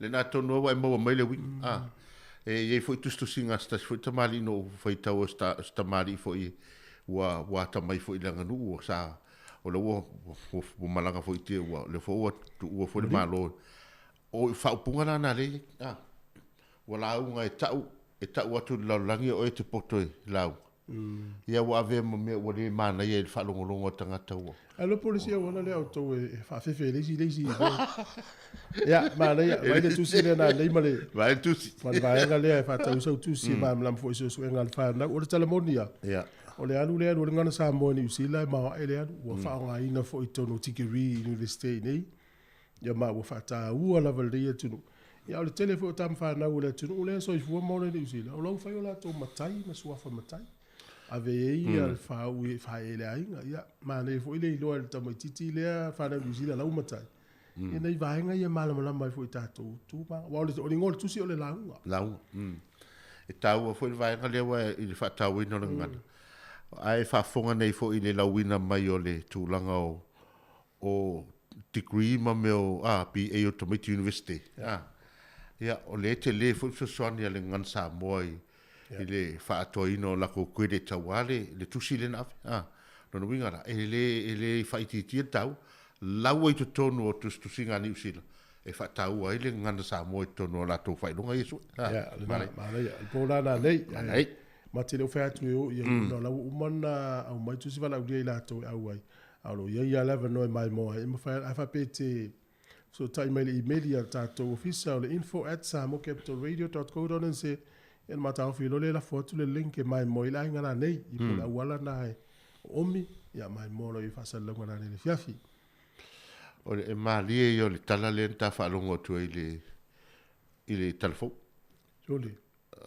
o tu ala ai go tomaro avel mo lu ala fa va volti na mo fa na o tu ma fa pe tu ma nga ta ta fenua o ta tini no ta ia tu ba nga maoli pe pe foringa mai ia e so tanga le yo mta upu sa mo mta upu ngana o ile le ngani fanua maoli la ulia faita wa mala e pe foringa mai o fa ngai le upulo le tribe le tu ainga ia a fai o le pe fai te inga foi le nati poro po o le iwi o maoli fo le Natitoa. natitoa wa natitoa le tele nei ata lona winga afa pe po fe ai maliu ia e tawana o mai i nei ona ia wa ni to wa ai tele o ai maoli e ia la to fanu tanu fapito pe i foringa la e tau foringa fa pelm ta upule le e faitio e sitina le o le atua si mai o le matala le pusa le fa peto si ave a le e fa va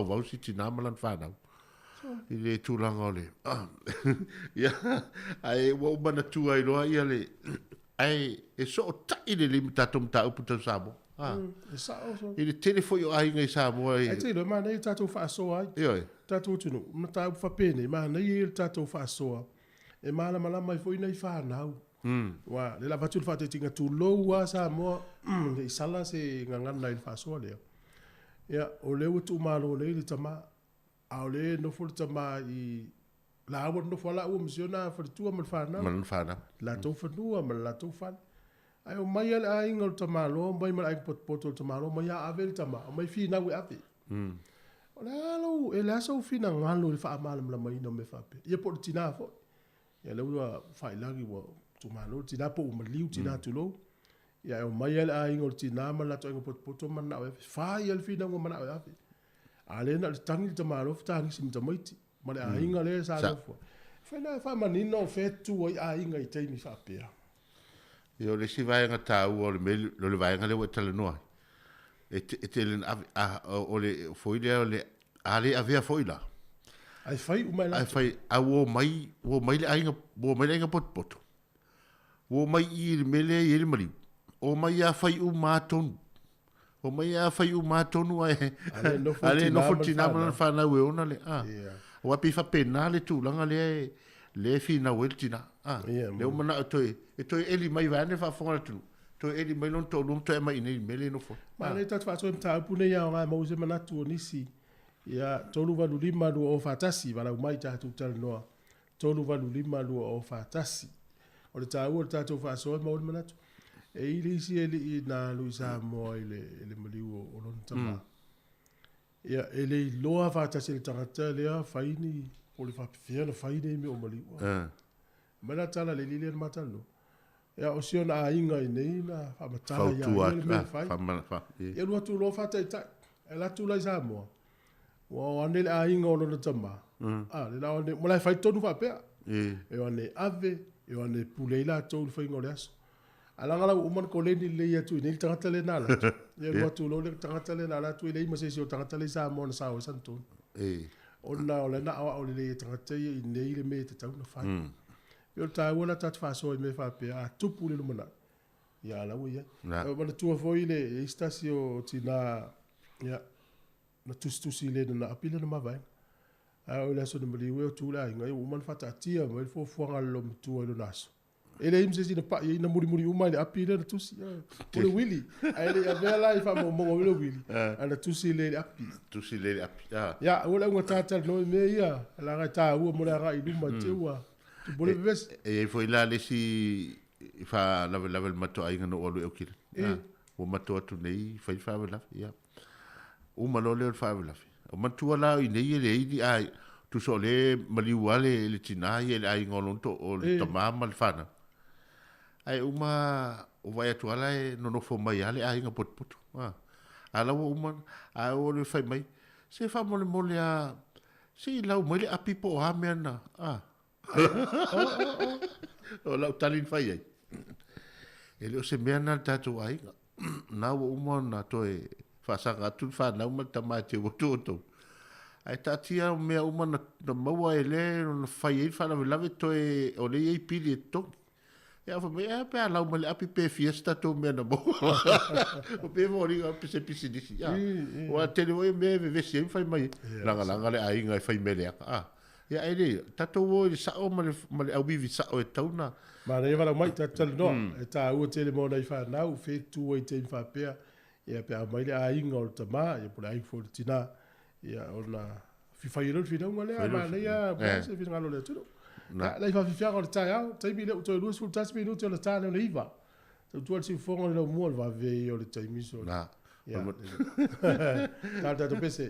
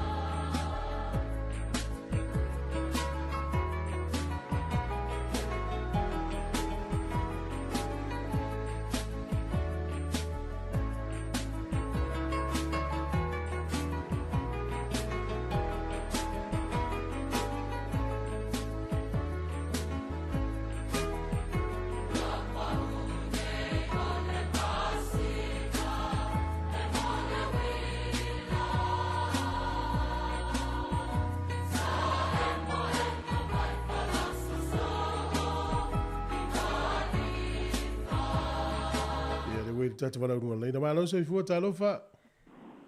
Ia, talo fa lo va se lu. Oi. Malo so fu pa pe wala to ai tu na fa sa longa.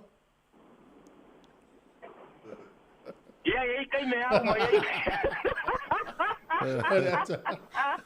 Ya, caro fa la vea. Se o se lingo alo si o fo ngi kai au. Au Sofia e fo e kara mo ako e.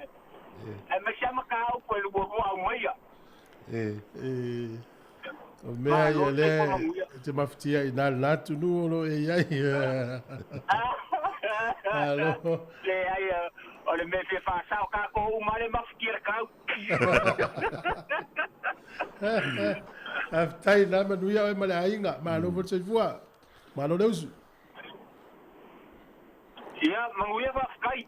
Na fa so ko makau. Ia. Lele. Ole a foi. E se sengo mea. Ia, lele.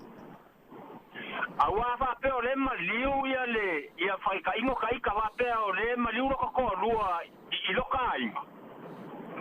Ole mela ngai fa lungo le a ingo I la ka kala. Ole kuranga fa ole fa kuranga finga ka. Le kuranga makua. Ele le ke kalango kuai wa ngai se le mega pega kupu. Usa ole wa maliu ka malo la ingo fa finga. O mai lo la ingo ka malo eva. Ia, na. Ole lo la ingo fa finga. Ole ingo ka malo. E au nga ko fai da ko lu fa finga. Ma kangi fa finga fai mai. Le ai manga o ke waron ko lu I lunga inga ele ko fai ele ko anu nga fa lu na upula. Ole mea mali. Ele ya ko se ma siga karunga mo inya kusika malo. Ai ko anu fa lu fa finga. Oi, ole tuna na vai la inga o tamalo. Ia. Ole kule nga va ia wa e au nga ko fai ele ko fai da inga ko ole finga. E pe ole mela nga funga fa ngora nga o mo finga. Ai finga ko ia fai ole mela nga ole finga. Ia. Ia mulmuli angele ya ko se ma singa karunga mo inga skama lo ia ko fai ko ole finga. E po I kunga mka po lo mo ia e fai singa finga ka. Ele leia ka va per se fu o makua. Awa nga kupura le mako ainga kuranga le le upuaya ke ka kala ko wa e awa inga foi kai. Nga maliu ia le lo makua le mako ainga. Anga o mai ele ainga ka mo fai ava. O nga teila o kuranga le wa lu kala ngo mai ai. O ngo pengi me fanga nga ku fa solo le ainga. Ia nga fai umala e ma kou ia le whawelawi. Anga ave ale kinga ka oko le menga mga o mailunga ainga. Mo, ka lai whea Usal? Awa le si tu le mtau fai fo le tala non mele. Fa ta ingala. Le ma na ia uma va ngai o mai le umal malamba. Al me fo le I nei le tu po le whawelawi o I nei sa no fo le tama. O le nei da ingol tina. Ai o mai da ingol tama mana o fai uma la to pa pule la to le fai ngo me o le aso. O ia ka kaunga wha longo le mele fai mai ia le lo makua. I ka kaunga wha longo ele ia pe e wako ele lo makua maranga wha ngau le ala fu e kaunga wha ka oko ele wha moe moe. Ia uia awa ele ka kaunga nga o mai ana ko manga o funga le pule kuku e la ko le ia le wha la vela. O le mele o ke kaunga la le mele nga le fai mea. Le upu aia o ke kaunga ia uia awa le la o mai. Pule kuku e la ko inga ia wha alu singa vaenga e ka aufi uma ua ora ko e la ko ke wha soanga. Awa o le mea funga le laka ia I loa awa Runga le ka kaunga o whapeo ka ikama maroka ki ngare kupa wha moe moe. Awa e muli ange umar wha moe moe ka kango koe po ke ula inga poko. Ia peo I ngā kuse ka kauranga wha longo mai ia ka ikama maroka ki ngā ngale ia le whaingo le aso. Inga awa e muli ange mea ngā ia mai la kupulku e moe whonga wale ise mea e koe kua ia ka ika koe ke ula inga poko. Ia le lumar ngā. Pia saka fonga le maka upo wa umenga e fa kupu manga. Awa ole kupu e sa ole le ole kupu kai mingi. Ta ua fo le mala mai nei fa na ui o le mautonu pule al me a fai wa o mai le au matutu. Al fa la fa taigara. O le to ina le o maliu. O tele tau sanga o mai. Ele ai am sesio nei tanga taulo na inga no mai as. Ale wo la so ti. Ai mai tau fa fa ngol maliu mo fa ngol fa mo. Ia la va tutti na va pe. Tu le vai nei mau mata tele o mai son tolu. Fa tu vo. Sa. Ye sa ole le meanga wa ole ole kupu kai mingi ole le ilo ai o mai lo ya. O mai lo le saka ni si lunga le. Ale o mai asi te bina mai. Ai kai me le la ia ia kala le kere ngo foi nga le pinga nga fai me foi e ku fui. Ile si ya solo son ku fui ren kai mai. Song ile ala fo o lo ka mama lo kinga mula ma fanga. Na. Ai awale selonga ai mali wa kwa e song ya ko maluru. Ia mo. Wale lo ai ku so kai mingi. O ya si pe pa pe o ifo le ya e fai ngo fie fo fai fu nga mole. I kai mi fa pe ngi ai le fa pe ngo fo ai o fo kai pa pe ngi a ko yo. Ya ko ro la ma soka ina fo nga. Ala ia lo asi te mina mai. Manai. Ia pio saka fa so nga lum ka pu ngi ngi kai ho. Tai me sili mta u le nai fa fongane lo faltu ai tu langa mta fa pe.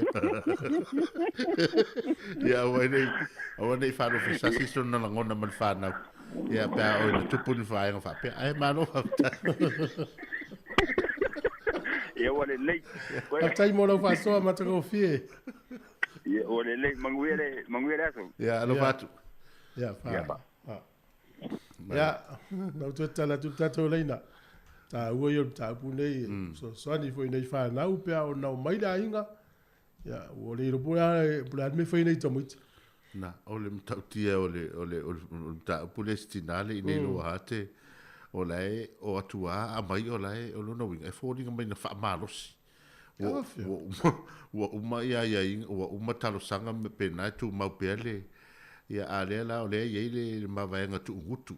Ele tustusia voile ale tu ngutum tal no ia il tu langal fa tino ale la ia le la fina e ua fo ina fa masino ngal va ngale la ule tu la ia maori tu puai nga mota to easy vo tu va bia ele tala manda ia le fo fo ngal va ngale o le sespri ol fa la tonga le te fa to ina le fo la au le kiwi fruit ia male we la fo fo nga fa ia la tu ta longa oi Te Pukes Murray Salt Stadium i le au auli o le so vanu i ulai.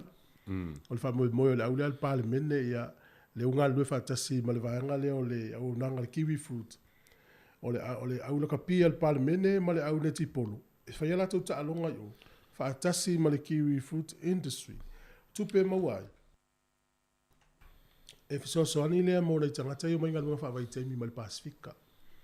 Ia uta toi lo le ia tonga Samoa mai sinu ule e lango ai nei tangata ia o tātou i o mainga lunga whawai teimi.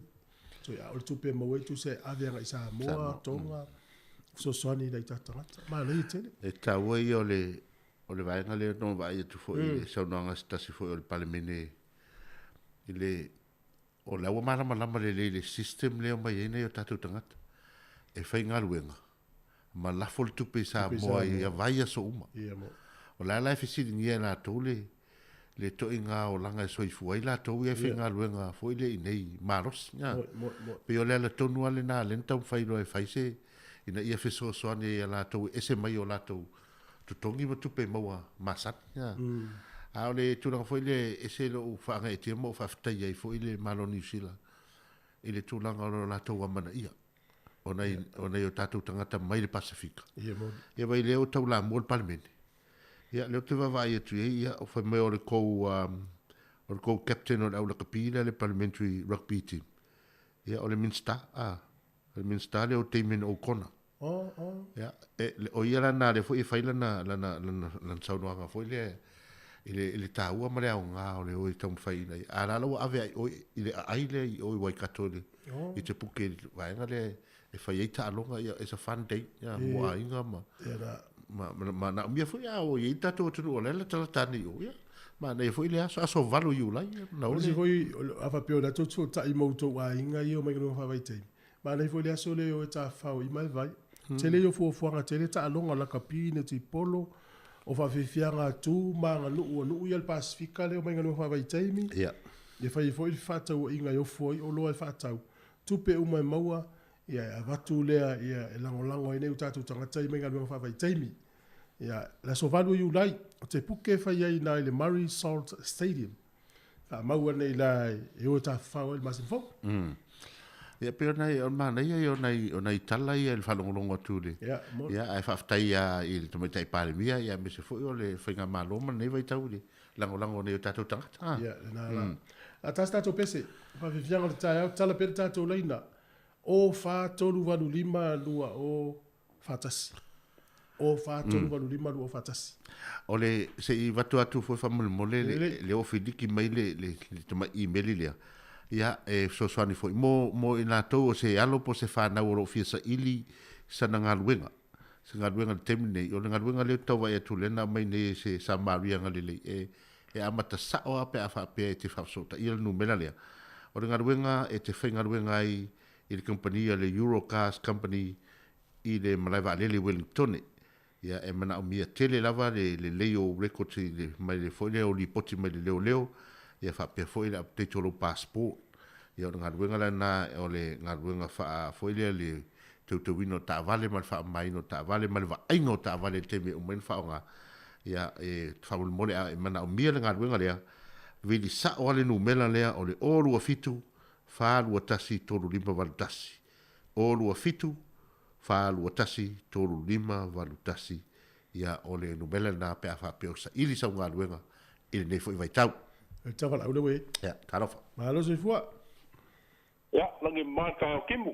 Oi, se fu mduia, nai tu. Mahalo fa tai. E ulo sunga ya wa, pa fa son kaya. Tai, ai lava. Man ko fo ye, no malo ka ko fa fo. Ka ko samo. E lua ai ngo kangaka. Ole ai ngo longa ai ngo mongia. E mala ai ngo lang fanga. Fana. Dia. O me ka wal ngai ka ko kumalang fa Samoa. Ai foi po ai ku e mali. Ya. E ya va ngola ngumar ku foi ka ko ka tenga ya. Ya. E lua fa la lo va inga. Kulang ai ya. Ele ngai o le kulang yo kinga e mo lo ko so. Mali yu mai ai ngola pe ko lua. Ya. Ya ole manga wa lo mo ku mal fa nga. Wa fu ko ku ai lo ngai. Ya. Pali le lo mankuai. Lango mawai I yo la kuai ngai. Yang faya. Ka ko wala fa ngo fia la wala fa kitsa. Ona la fa malva. La fa lo honna. O ma soi le ma ko fa ngola. Ma ko akulo o ma ko paulo lo. Ai le o ma ko wala inga wala te yo. O ku wala fa lo yo wala inga o fa ku. Ya. La kuai fa yo me umba. Ba kuai la. Ba ko ku ma ko paulo. Ulang umma kape man ko wala ka ko ia e o fiu ele wale ko le lo ngunga bale ainga wa kasianga me ka wo ka ko kumale anga fa Samoa ia e ka ia le lo la inga le il ko nga ava ko le ko fa foi mai fa pe mai ia male ia foi o ya se foi yo ko ingo nga inga po ia fa pe mai ia ko foi ia ko le se o ko a isi kulang au ya e lang ngau ngau isi me fa pena ya o le manga o a mal malama le kulang a foyo ngei vai ka ya moni e ku lo te kula mai fa la le pole ai ngol ki ngala mali wai ya tan ko lo ku ai la fo ai nga fa yel fa la le ka ko paulo lo o la siri la fa mo mole ma de yo va nga yo ma la mai fo to te lo ma to ile ma la mali na o ala lo to ai nga fa sa ga mai ai nga la tala no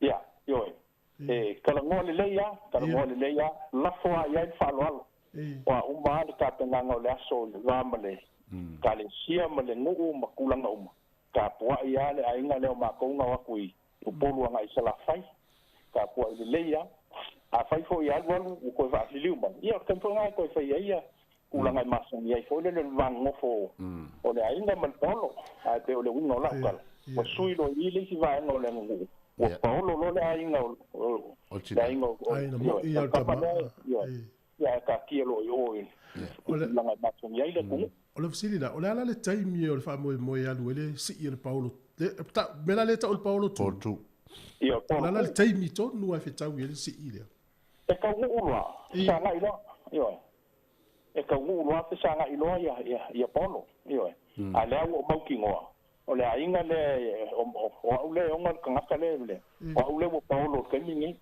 o le o li ua le kule fai lo o mo paolo ia e ka penga pele ainga o for kua o la ko wa sia ngai mlaso mo me o mala ele to fa la via la luto ai de ai ele ai ya se fa le rat ma ko foi fa ka mai a foi o kai me sia ngai me ngu mai ka le sia ya ka ko ya la ma ko ka ko ya ko lu yo ko foi yo mo ngu ya fa mo mo ya ko la ngai si ai lo le ia le la fa ka foi ma kulanga masangi e wa te ya isia ia singa wa te ngo wo sa ngo foi fa so singa wangi si fo le manga wa fa ya la ko ai le fa ta mo so ko le ngule maka ku le ke le ai ia fa te le o ya ai le ku ese le wo ai le ku ese le wo pese i o le ku le wo yo yo moni ole sila fasili tu lo le va ngale ta u yo le mani le la u mo le paolo tu le na tau le u tu ta po i tu ia fa mo le la wala ngo mau ta ma o le tai muri la tu e fei lo ai mo fa sa ai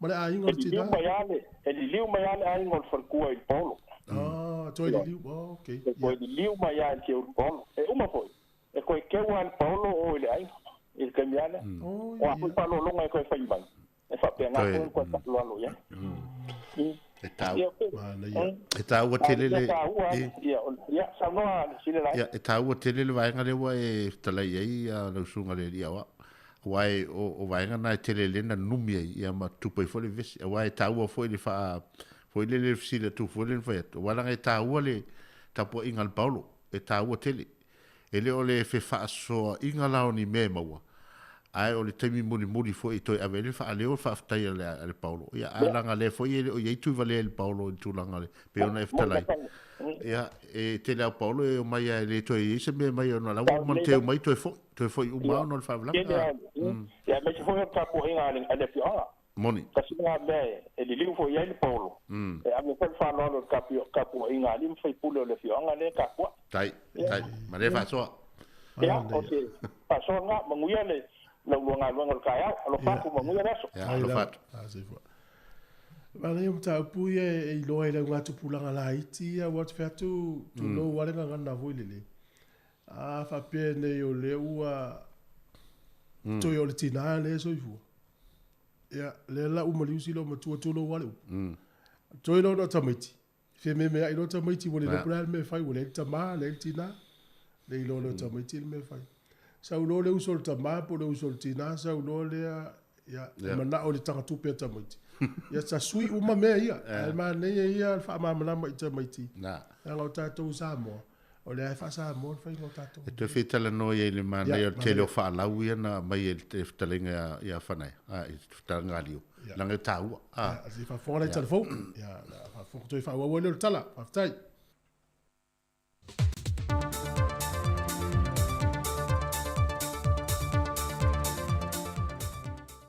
So i fo man wiel tātou tunu nei fo ia so fau ai o se whao poponga o tātou telefon mai sa mo tautua an se whonga le lo mua. O le vayason te nei na tāo fia mai e leo se li mai le fio anga mo tia tele e na ua wha mao nia lon se sunui no le whalo le pulenu o le fio anga. O le mata upu ne na wha lia reporte leo o se fe ese inga mai le vao le pulenu umalo na uso na whao li mai tau lea sto tolo le ainga e tasi, lea e ao fie ma le to tasi lea ua tau fie leo. O le isi to luo i la toe to tolu na tau fia, na sue ma toe te talai tua. Ai a reporti na ta wai, o se whaai ungo le fono ma tai le fio anga e whaasanga ia i la towia, na tupua nei te le fia, ma tula i mai le wha lave. Peitai o lo molia fo i le lipu le nuu malo nauso, na wha o lima fo ia i la tau ia e to tolu, ma nga ia nei ma se sonu le whalo le pule nuu.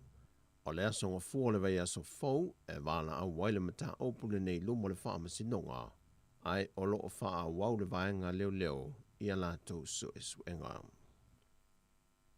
Ua whaadia manino mai le taitai o le vaenga whaupu whai le tuangai tu le empa lupe sori aisa i le malia le ngoi. Ua whauru atu la nātou tangi le whaamasinonga. E toi whisilingi ai le whaai unga ua whaau popoi le tina i ato mata Nora Leota. Lea na to tolu i tina na whaatau tō. I le whaatoi no le se 40% o te maitai i le pāle mene. Na whaai loe tu le epa. O se whaai unga wa se ese mai ei ma le wha vai o le se 40% ma ua le tala whiangai. Mai na ia sau no o le fitu wa iei nei. Ua le tala whiangai ma le au whai o whai pule le mauta whono.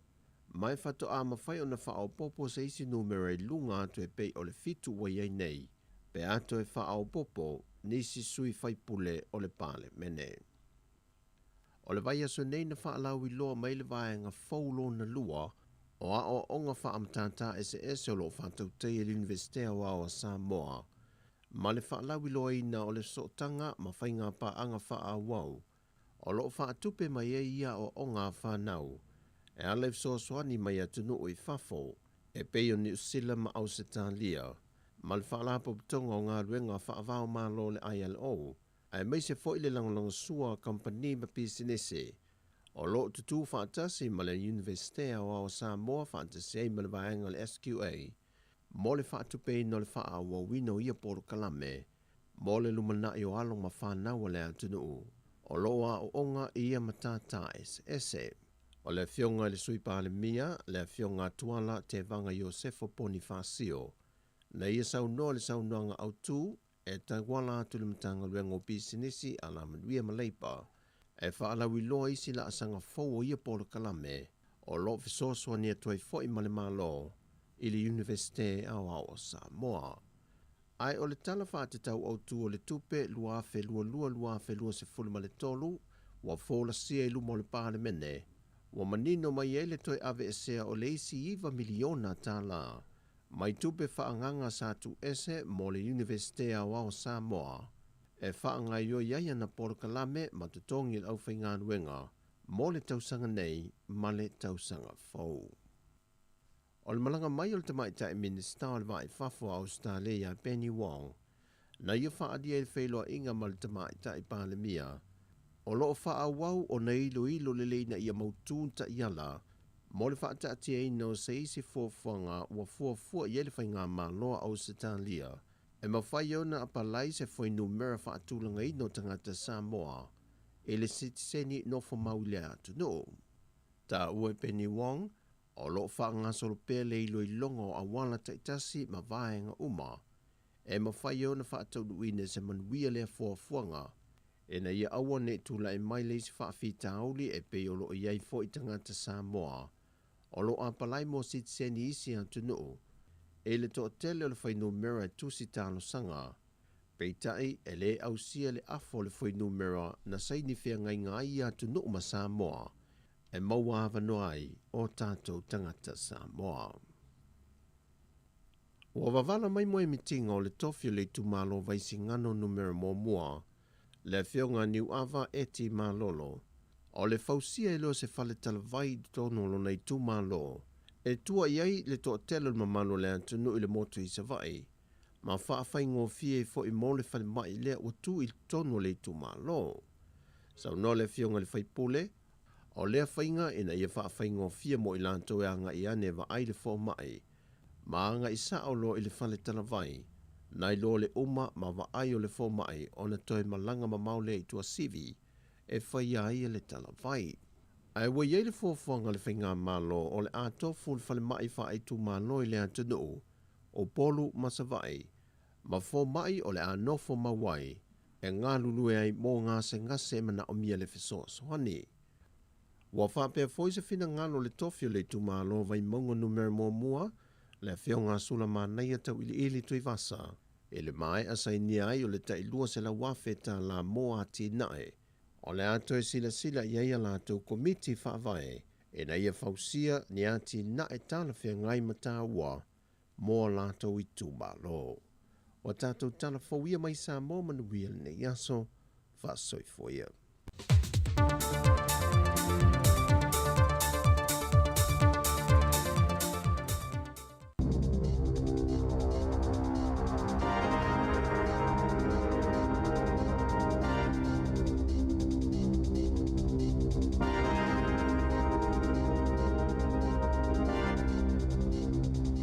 Toi whaatala whaatol whaapoponga o talafou ma le si ufonga le lau mua mo le nei tae au. Na isa ta amale na poloka ma afia ilo longa i le Heart Valley le tae au na le la au whaawa wailap ta inga motulanga lolo wal tau le somali tu malo Wellingtone. Sa poloka le ta amale le Eastern Heart Road maolo i efisu ya ingo feo inga ta amale mai Stokes Valley anga i atu i Silver Stream mo ila tolo o feo iai. Olo i ni reporti lo longa mta whenga o vai le Heart Valley le tae au nei Olo oa a fiai fo I feo inga masani I awala, maolo o fautua I nai pule ngā nu ale Heart City, I ave ta avale na ia mata I tō le lei vai, po o suawa I olo to ailungo awala, I o atu lei tu lai lua I le awauli o le aso, olo o wha amalo siela pta ingo tūlanga lolo wal tau mo Wellingtone, Taranaki, Wanganui, Manawatu, Kapiti, Horowhenua, ma Wairarapa. Ua tutusala mawalalo wa pau I le tau whale ma le taimi muli na vaaiai I le masina o Novema na ta waifa mamonga le House Price Index e lua tesima le 2% na pau le tau whale I tutono. Na pau le tau whale I tutono masina e tolu e o mai le whai unga o me pe afu le tolu masina e o mai a aperila sa se fulu tesima le 5% sa mawalunga tua ina ilo le tau sanga wa tua nai pau mai le 0.5% wha le tau sanga I se masina mua atu. Na taʻua David Nacol o le polisili o le quotable value o le siʻiti o le pasene tulu I o tupe mai isi tūlanga ia ua whaawa wai o na yeisuinga le maketi o whale. O I tu malo po o a ai o le atunu uiana muli mawina I le vavele siʻiti o tau whale le lua tau sanga wa tua nai o na o tau vanga le au fai inivesi matangata sa whaatau o la tau whale mua I le lava o whale I se taimi na maua la loi pasene tulu I o tupe, le wali patie whape o matuati le lava le pa ua whale ia I tō malo. O lo o moli mawina I Wellingtone ma Hamiltone le pito pa ua tau whale le tolu masina o tua nai, mai le whātesi ma le iwa pasene, ma le whātesi ma le whā pasene. Ua whaalauloa le matanga luenga o saifua maloloina le pasene o tangata I tutono New Zealand sa whaamawina o lātou whaamamonga na afia le COVID-19 e o mai la sovalo yuni lua afe lua e tu samale lua sfulfa pasene o le whaitau au whai o tangata New Zealand po le tasi te simale 2 miliona o tangata na whaamawina na afia le vairusi. Peita ina ta ua le matanga luenga e fōlinga mai e mawalunga tulu whainu mera sao. O le suinga peo na whaiai e tangata taitasia lātou lava suenga mai rats, whaatasi e masuinga le waainga po le pūlenga o tangata sa lata I e na afia le vairusi. Whaapea e masuenga po o test I le tali atu I le Omicron. E ilo ai, e te le mama atulu whainu mera o tangata COVID-19. E le mawhai ona maua ia lātou ripoti, pe ona tā ua ese so upola matanga luenga. E to ofitu afe ma le 5 tangata whauna whaamaoni le COVID-19. Pe ona iei whaamaumongo I le asolulu I tutono New Zealand. E to otolu se la uono sfultasi tangata o lo tā awhia I whale mai. Ai o lo o awhia le vairusi. E to osfulfai poto ngase tinga aina. Sa whaasilsila fo I le matanga luenga. Le to olua sfulfa o tangata maaliliu. To osfululua na maaliliu yaso e wha ua tuana I atu. Ma le isi to osfululua na maaliliu. Tano mai le asolua sfululima o aperila. Ua folfola esta maita ilo wa hat o le awhina o pea ina ia toi whaafo iane le tino maliu o lona to olua Tommy Murray. Safa ilo le fia le tamaitai ina ua atu le ainga o lona to olua le whai unga le vai aso. Ma ave whaamalo si le tino maliu o lona to olua I Northland e lango mawai. Na ia ta ua e whapea. Na tala noa I leo mo se fsoswani na ia o atu. O na ua atu le ainga ma ave lona to olua e au noma le tāpuni o le pusa maliu. Mana se manula vai pa ui whafo le tino o lona to olua mai le pusa maliu. A ona nate o ma ave e ui le tite o lana whanau tene. Ma isi tangata o lona ainga. Na maliu whaafua se I Tommy mai le isana ma vaenga tostosia. Ele I loa e lona to olua po o fea safia ave o ia iai. Ai o le tala le tina. A o soifua lona to olua. Safa iloa lava ia te e fia no foi le mea o iai. Ai ia whaaliu e fuefu lona tino. Mana ta uel tina e mana o ina ia whaaloalo I mana ongo lona to olua. Peita ilva yasone ina lango mawele tino maliu Thomas I Northland. Lea sa tupunga e ai. Ele ifia tala noalo na ainga I to stala. Ai ele talitonunga.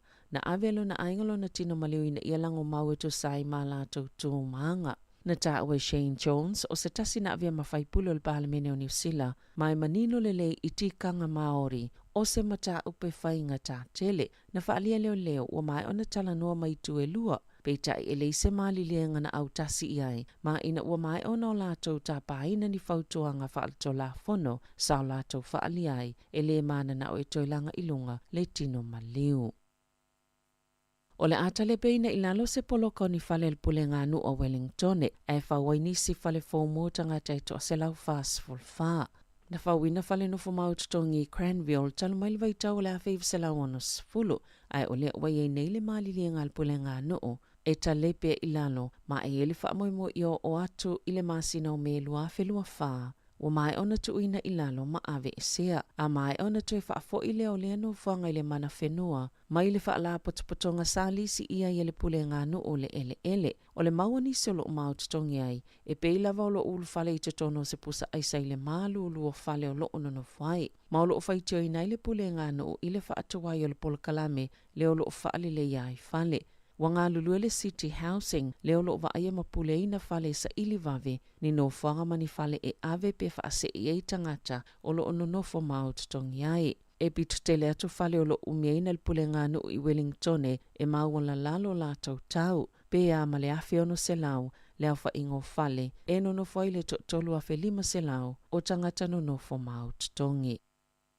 O le afiafia nā nei o le atatala inalo i ele tusi ua whaingoina o le launga, Understanding Samoan Oratory, na tusiele le afionga Dr. Sadat mua i ava, ma le afa ataunu wina, i le rongo marae roa i te papa i le itulai ono i le afiafi. Wa mai ona whaatala noina Dr. Sadat i lungo le si ufonga le lau mua e whaatataula na tusi. Ma ona vaenga tāua taitasi, ai mai soni tele moa ngā tupulanga ese, e ilo ai ona whaatulanga matapena le whaingo launga, o le aieni kopio le tusi ua umaona saini, e mawhai ona whaatau i le tatalanga ma le whaamoe moe le fiafia nā nei. Ai mo ila to le mawhai ona awa iai, ai mai se oe o loo ala lai whawhato Wellington e mātunu oe mamao, e mawhai ona mai moa ilunga upenga of sota inga, wa yese upenga of sota inga, e mawhai ona mai moai i lea whaamoe moe.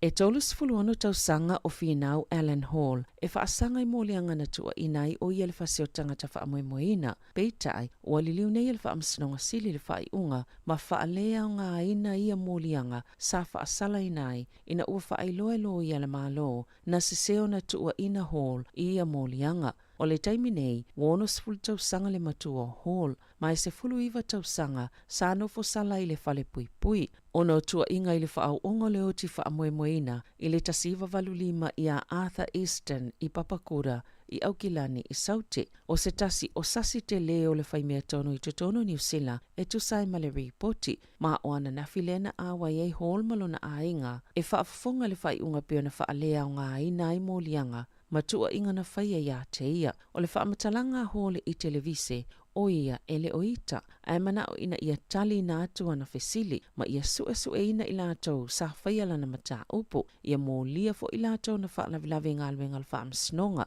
ma e yeise tasi o le toi leo na whaiato ia te ia, ina ia ioi mō lianga le whasiotanga ta whaamoemoeina, peitai e le i ioi iai, o le luasful tolu o tausanga o Allen Hall na whaasala inai i lea mō lianga.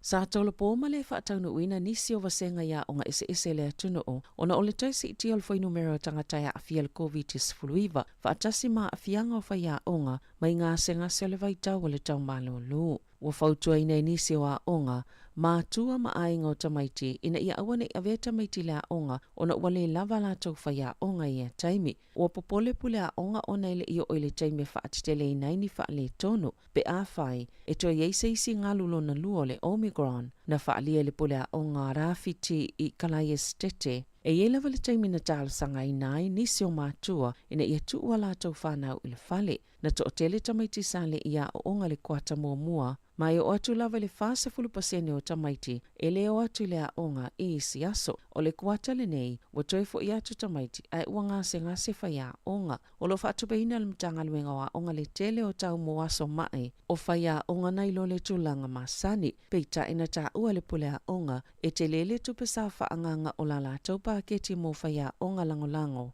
whaapei maaso mai o le au whai ngā luenga. Elena o le paule o le a onga o lo whianga i mai a whaafi tāuli i le taimi nei. Ua whaalauloina e leo le swafa le taulele a Samoa lona tino maliu I se paka I Kendala I le asolua o Damien Peters e whaalua tausanga lona matua ma e nofo lava I Kendala o le tali tonunga o leo salu le taulele e whaasavali lana taifau ma ile o masalo mia I se isi tangata I lona maliu pe tae o lo whaawau pea ia ia lantau suenga o le soe whaapa ia I tu maanganu o wha maori. Le nofanga o le Odell Reserve le na mawele tino maliu o Peters o lo ofia mawofo I leo se fsota inga ma so se tasi sila fia ni wha amatalanga pe na waaifo ia Peters o wha savali lana taifau I le aso. I whawhata ni usila e to o tasi na maliu ma le to iwa na manunu a tinga aina I se ngayo inga sa taule lea na whaasasa oila na taawaleanga ini tangata o sea onga I sea mani sa tutu I se nofanga o whale o loa mo whaataunga na tupulea ngayo inga petu salte o le valu lpoa na pōtai mi New Zealand na toi alu ese le taawaleanga I le awala ma toi whaasasa o le whaamalama o se whale o loa I le mamau ese peo na whaalia leo o le whaia onga lea na maliu sa o matamaitia onga I se malanga le taulanga o sea mani. Na maue tangata na ia I lea vaenga le taulanga le avta vale mao lātou tāwhia ai ma loka ina I loa e leo. O lo so e ina pe o se ngayo inga na whaia male loto I ai e le avta vale po o se mafua angatau ilona soifua malolo ina. I ta'alonga, sa manu malo le awa le stars I le ta'alonga ma le Northern Mystics ono tolu I le limas fulfitu I le pa uma nofo I le poa na po. E sa I le awe ta'alo ma le Central Pole sa Wellingtone mo le suenga siampini o le ANC Premiership. O le avanuolo na lua lea mo le aune tupolo le stars e su siampini ai ia ta'alonga. E le ito e whaia ina le stars ma yana ta'alonga I ono ua mawai atu. A o le Mystics, sa fia ngai mawhaafi tauli ina ua manu o la lato tongi polo o Craze and Weke. O le aso sao le asa ili le siampini o le neitau sanga I Wellingtone. Na manu malo kuini selani ia ni usawelese ile ta'alonga momol ta'amil sango le lakapiliki ile vau awelua le State of Origin ile poana po. Ai fai ol ta'alonga sfulma leono ile sefulu o la lato manu malo momole isini taloma il tau sanga ilua fes fulfitu na ta uefa peo se manu malo ua tala fia ngai lelei ma le nei talu fou ile Maroons ile ta ita inga le faya onga o Billy Slater. Tala fau ia ma le si ufonga le lau mua mo le nei vaenga o le tae ao.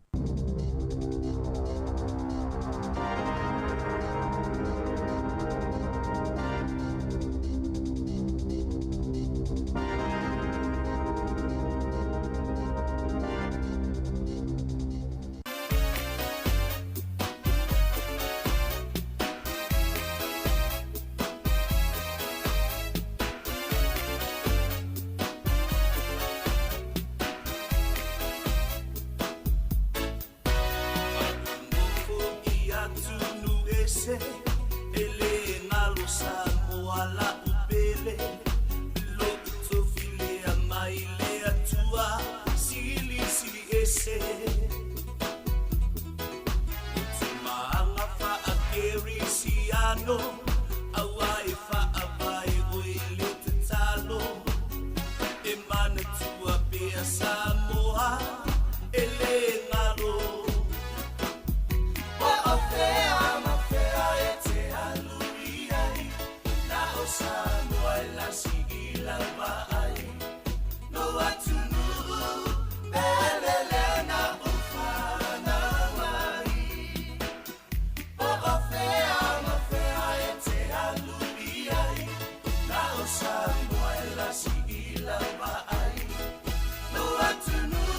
si wala unu ngol tātou nei, na malo so I fua, tālo falava. Good morning to fui. Ia, o le wenu ngol ea, Rachel, e tu fieta non tāu pule mo te whasoai. Ia, me lo manatu. Le mele o le Samoan culture. Ia, le. Ia, foi. O au. Wa maliu si kamalo nga mangupo. Au le maoli da. E kwa ese mama o a Samoa mama uli. Ilala le tu. E a foi o le kosa Samoa. E a foi ele kosa amaliu le kolua o le kenge po se Samoa. E fai uma le aingo brothers and sisters o Sikama ia fuafuanga uma. Wa o le ainga i lalo. Kusai o mai le tribe le o tuhoi. O la wa o le ainga la e ngongo foi o te rua. O la ngausia ngongo foi o i whakatani. Ia o isi o ngā sister se ngongo foi i taupo. Ngau mai umala i lunga ngei. Kusa o le ngā maliwa si kamalua ngo iai i le whalma i ngei o kilangi sa mangofu ngei o kilangi. Ia o ngā o sawa i lola ia ngā mao i lola ia ave ia malo i le whale mai. O mai fo lempi langi tua. Mecho nei te ua whamtala uma mea ia i le oa fia tono le tātou whaasoa. Ia aloi fo mo lo taimi ia le fi fa no fo iri sia no vanga ia talo mai. O le foi. O sa o le ma o lila. Nga le ka unga la ko o le mele o le offering. I le foai. E kusa o le koha.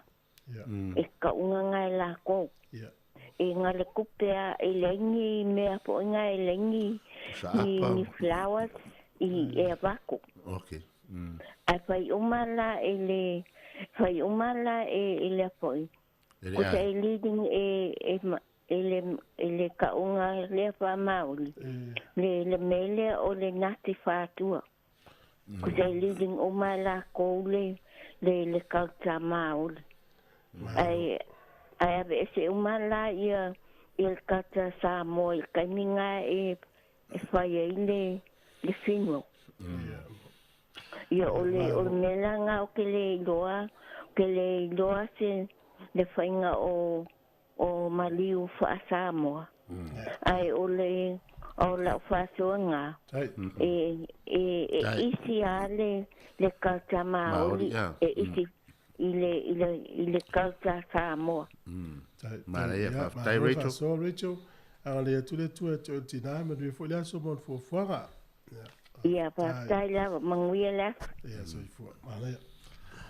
Manu lewa to e wala au mai ia tina ia Rachel ia Maria fo le fai ngo fie fo le tulanga o tanga te whanua il fa tinonga wape o la tona leo na tau pulenta ma awa nga walanga ai fo i vai nga il fa so mo o le manea i o le o e tele i o wha lau matulanga o le mtau e fili le mtau pui tātou fo i le anganu o le anga whanua pe la le tala noa mai e le talenga i alio i le vaenga la le i Samoa wai mai o io munu wai e whainga tā tele no o loa tue ono o latu i loa fio anga o latu la i a leo tam whai o te tūto to o le aso o le matou tangata le maliuna ia au tele mamala mai upu matulanga o le anga i tono whanua manga o nuu i tono. Tupu lai fafo i tunu. Ai, ia tea o le tupu i fafo whape nei peila i nei. New Zealand. E whaingo fie ia o na whi mamala ma. Ia whai o le tangata o le maliu. Whataiteinga. Ia, o ai te ua watuaino o lotu a lau sao whai mai ele a inga o le to olua o le lile. Lona winga. Ia, na watu lola ia lea foilele avele sosoani. Ia mau e whau whaatasi le. Wai whainga tā telefoi ona whinau mai o ono e leo se lato tangata le e atu foi e uina tautua au pengale o atu ale o le lato tangata le tau foi le whai upulat. Ia no atu ale i le ava whatawhata. Whai whaatasi. I lalo le wha moe i le tua lalo mai a tinama le whanau e ona. Ai le o le tui ngā vaenga foi le atu lo lava. Ngalo lola i le tinama le whana. A ua whai e la tau le tūlanga. O le tele la na o whaalawe nei o te i loa o le tūlanga na au tai tonu e whai whatasi. O le nafo whai whafo i nei New Zealand. E na umalia. Toe, ia se wanga na o lea ua e lua foi vaenga. Ia whai o lo tangata lea ua mariu. O lonto o lua lea e e lara ua o iei o sao whai e. Ia ma whai lo tūlanga uma. Ia na whatatari lo lea ia le a ingol to o lua le li lo mariu e o mai. Me langa ta o polo tu. Lala ua tu tonu al teimio whaasanga inga wha. E na oku dola i wha pema. Ia, pala lau mai. ia ele tatonunga o le taaso le aso e fai whaatas. Ia wai o inei New Zealand o leo tato o mai whaatasi. Ia ona whai rola ia, a o te roinga o ia o le a nau e wa atu le son tangata la ta whetu la ungai. Se wanga na ua whaalo alo, ia mese o le ngā luenga le leia le tangata i o le laitu o le ainga o le ai se whaalo alo e mwhai eina. Ia walanga o mea fwile le taun whai tete o uponu. E moni a e malai tau ave. Ia e mamalu tau ave fwoi Samoa. O mea tupu fwoi nei. Ia pe o so una tau malama i le mtau po le tūlanga whamatai.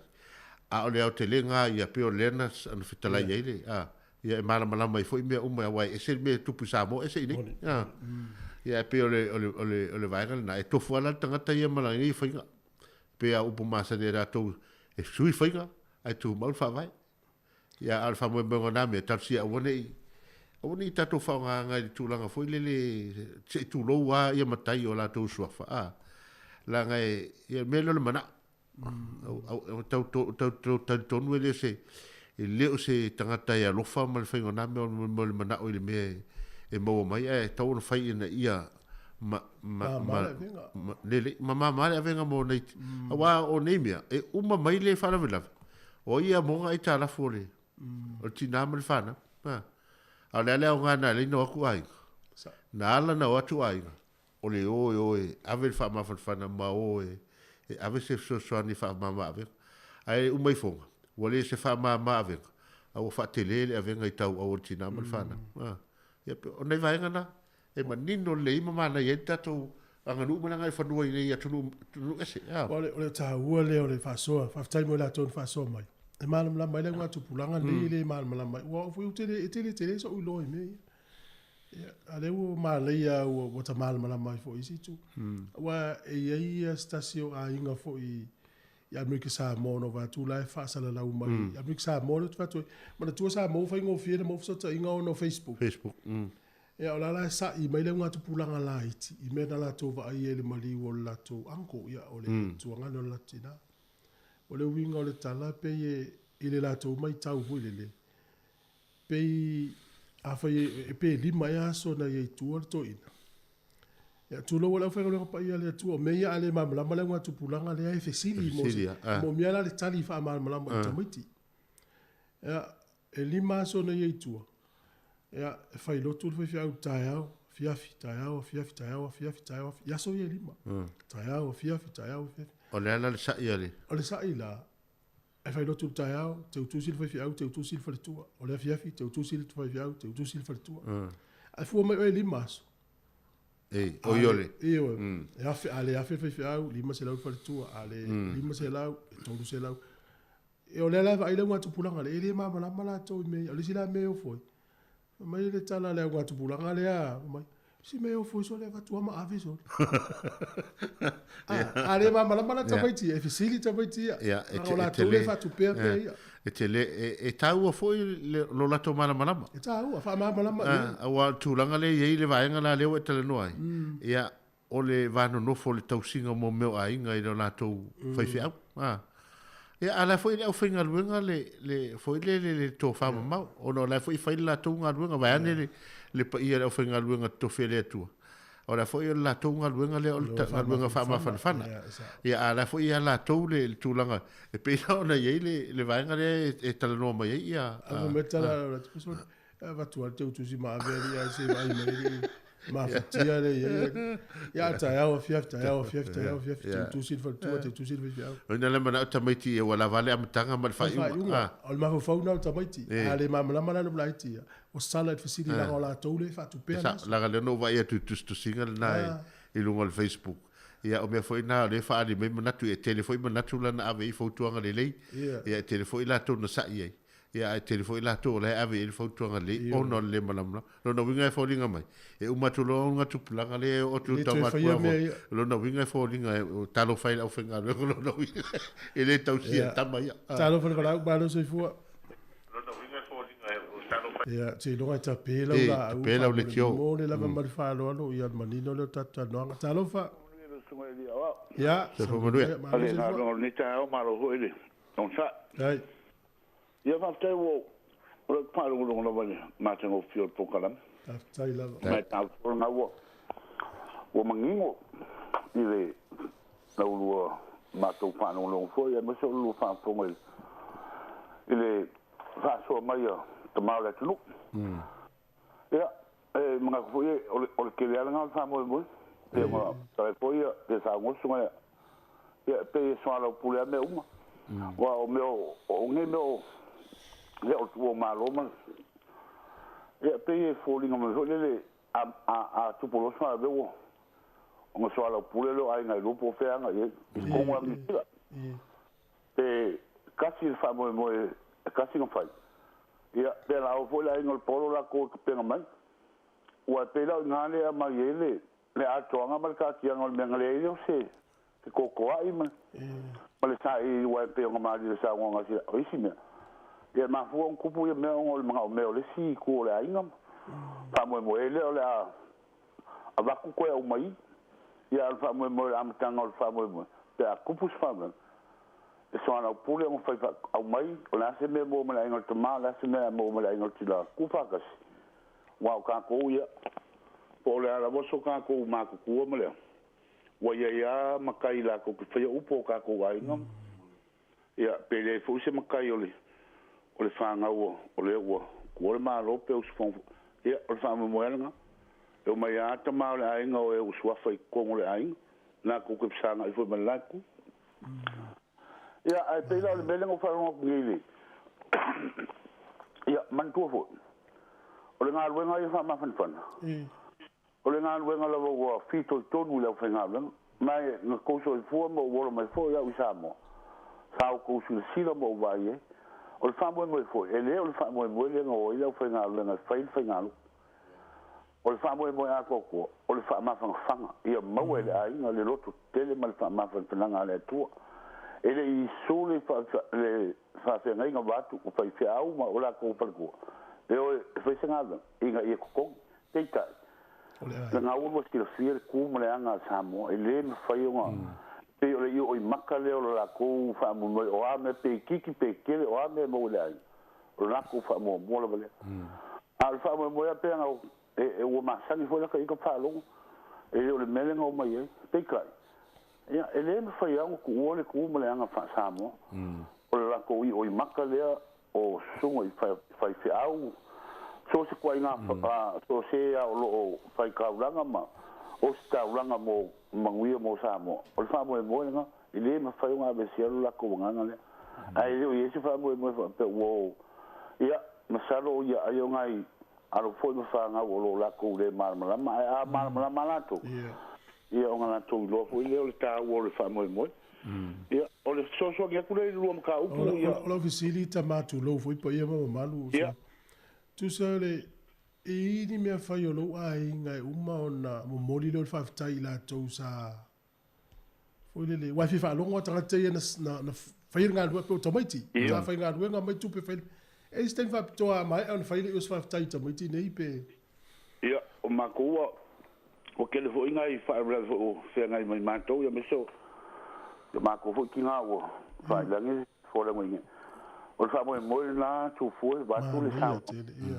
a o mala ba fa mo o nga sa fa o mala la lo ele nga ko o ai nga lua a uma o la se me o mo pe o la la le me o ko o nga ba ku le pe lua se ya le ma le ko ai nga ka ko ma o a me o ko pu sa pa pu sa mo ya a o manga se kala fa tai pa io ai nga lua ia o nga pa lo le o me ia o ko le la o mai fa kala le o ai ngo fo le api fa makala me uma la inga ia awala vangi ia se me e kokoe ki ngai fa na uia ma inga le o le ngo fo le inga wai fai mo e ku mo ia o kokongu I o uma fa kala fa ka ia makai o sa o le inga le ma au me si o nga pa ki ma ngo ia ia so a ko ma kai mi fa ia fa ia ngo fa lo me ia o lo le inga ia ngo fo lo ka inga ma nga yoka nga lo ma ia nga la kalale o la kalale ya pe fial memo a le nga le lo fa ta ia la ko ngo so mai me fai le uma me fai after te le lava I Pole le manuia le fa mo mo nga le ngol le aso. Ba wo so pole le wa le ka ko le ku. Tai mo ta poi ngalo tele. Ta se bo. O isi me fa pe wo fa longo. Ma so ta pe ngu wa le ule no pole. A tanga tele fa yeta. Tanga te tonu ai ale na mo mo ma fol. Tifsi de tu. Yes fulu wa fela sa fa sa ule si fulu ba fa. A tanga te o la fi fa longo i se fa fetai ai la to ye no fa ye leso. E fa fetai atu ya la to la la to le na upu te te le tanga te ye no fa ye upu leso.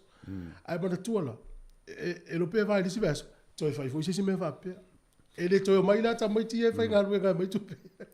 Lena o le fa malu ru fo ile fo le ngo il tatu tunu le talonga tau awa tau fa peni ia e to fo tanga mo na ngona ai o le tala ina ia fa mamala uma ia tu uma tau po tau mamala wa ese fai fa la vetata e to fo tanga malana ia me tu tie fa ia a le au telenga ia wone i fa le tonu le tina mal fa na le pol tama foi mal fa na pol fa na foi le ma matu a wone ne tu na ola ia leo ta ape ai ngana lua ai amo e tamiti ia le fa le lenga te a mo tamiti a mo te mile na pe fies fu afele wo wow pa ai le to fi a inga tamiti ne le ai ngol ta ma pula ai ngol tina ma fu mo o mena tupu le aso la to ma moni e fiu la to tu ami tamiti wo mus al mena e pe o ma na yo le ngatu pulanga nei o nei le mal na marto te a mala malama ma fa yele me to no mal me sa fa vai le alofa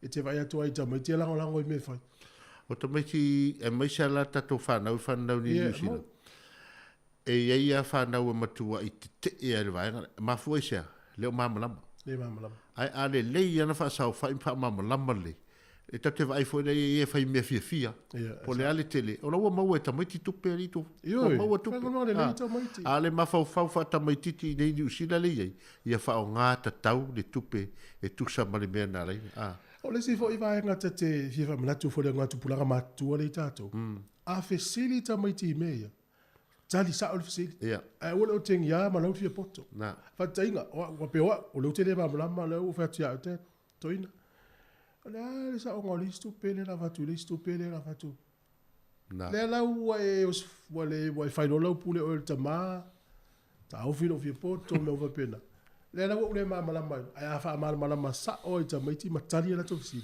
e mala mai o le tali o le fisili il tulang sa o mala me fia tanga te fai me wa moni foi lo so e tele me fai e to fai fo o fe la fai auto pulenga pe va tu teva la ngona ai le we sta bala ya talo so fo talo fa ya so fo mo ia lo sa se lo ya lo sunga i ya di ya wow lang suai sunga i fa fenga ya vale so fo mo ia ngalo le tu na fo le sunga le ya wa ki kasi fo ya ya la foi moi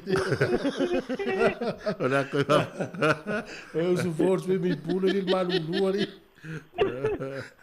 ya ala so fil ngalo o le wa mal mai ka fa lo ku ka pu nga ile i ma wala mkanga oh ya ai la ka kia la ka ko anga ngua ki ka kala la u ire ku ngulo ngi uri oh ya wai e mau polo i ko finga so kama sa kupula fa vela vela ngo mariu ko inga ya bala mai lo so ma ko inga u ro ku wa me ko ngore ngo le ma ko fa ya ra kala ia mo ko u de lo a pos fa vela vela ngo o le ai se kinga inga se a inga po se ku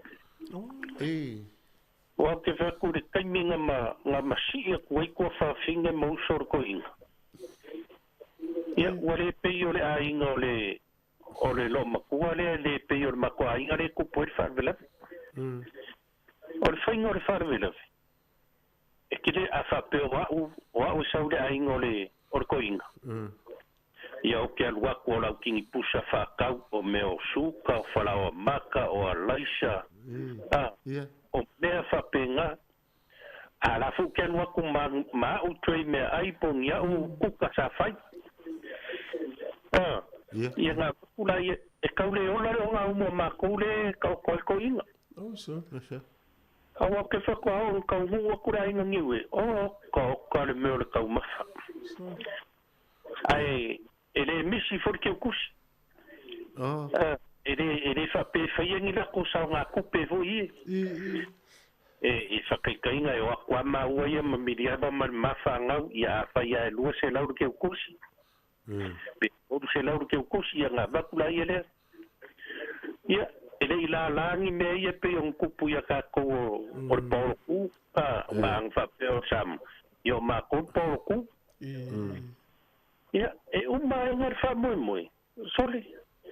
Ora ka mau a inga i o le whamoe o le mako a inga. Le ai sa ka wharongu. Ia o ka wharongu ku na isi Samoa ngai mau polo foi kongo mako a inga. Mai ase sa ola i o aku. Ia.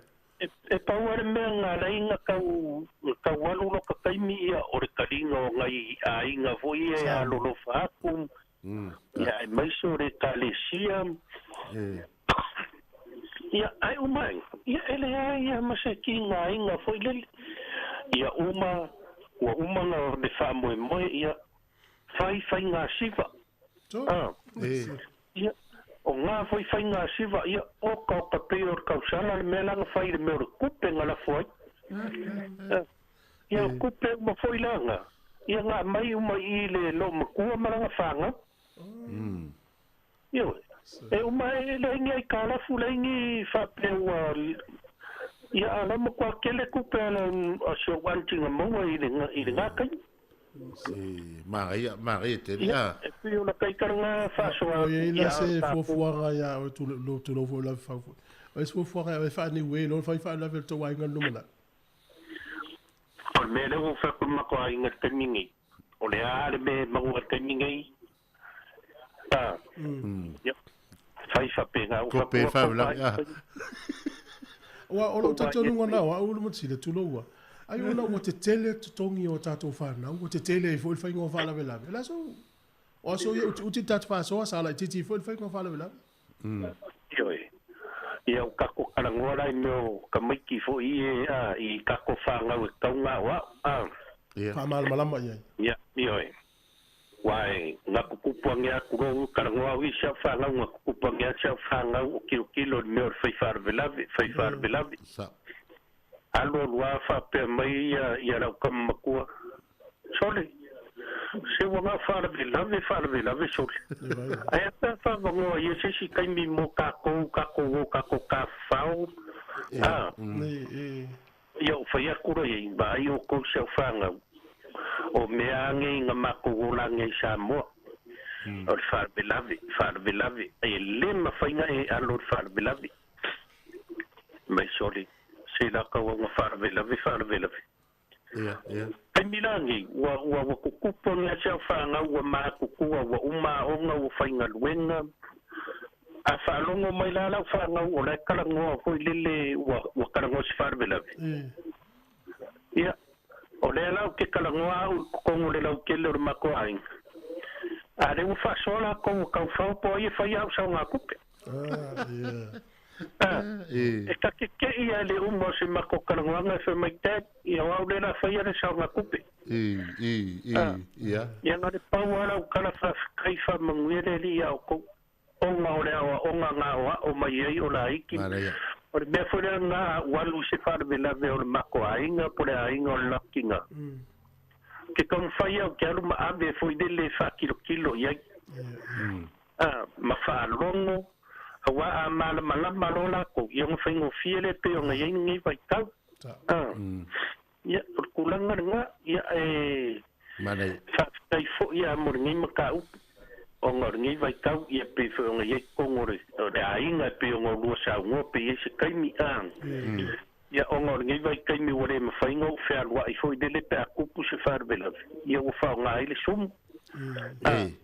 Ia o loin karangoa le wharvelawe ia o whairungo le sumu.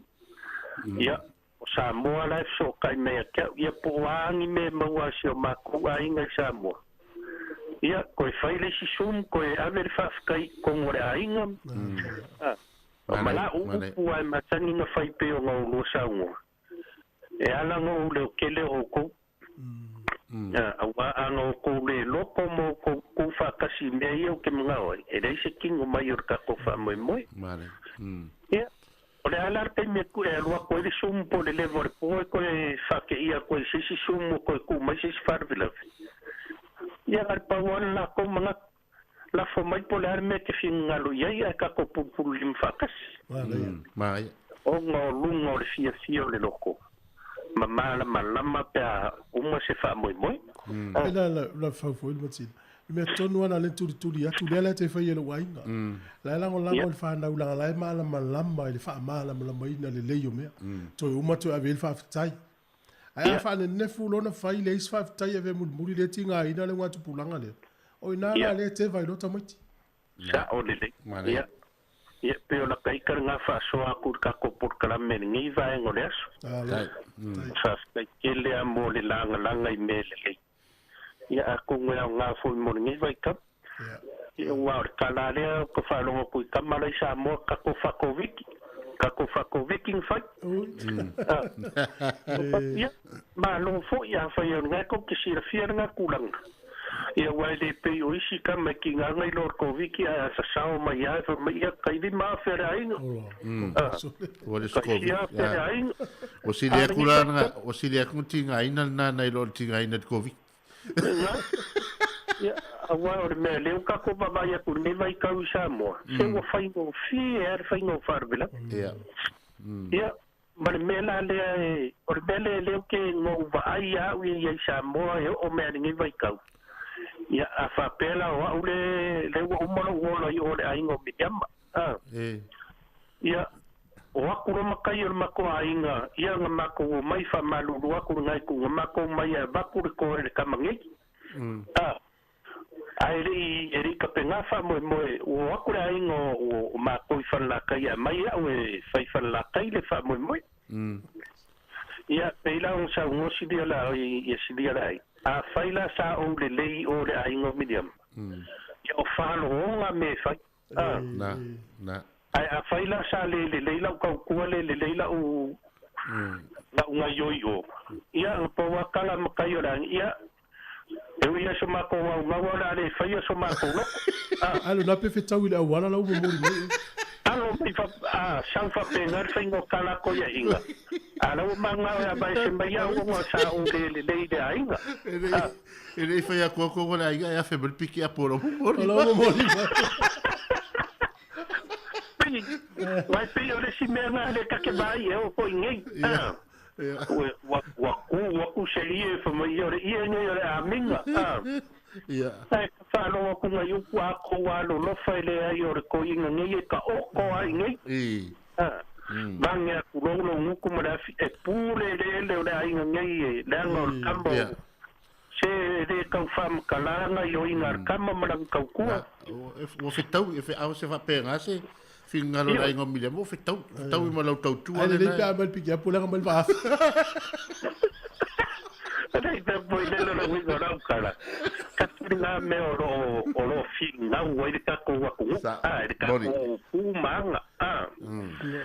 Ano wo kilo ye e fai ma kala la sa va ye yo maka kurogo la kiki sa mo megre. O upu fo yo finga ma ko ye inga. Tu a fina wa. Ya.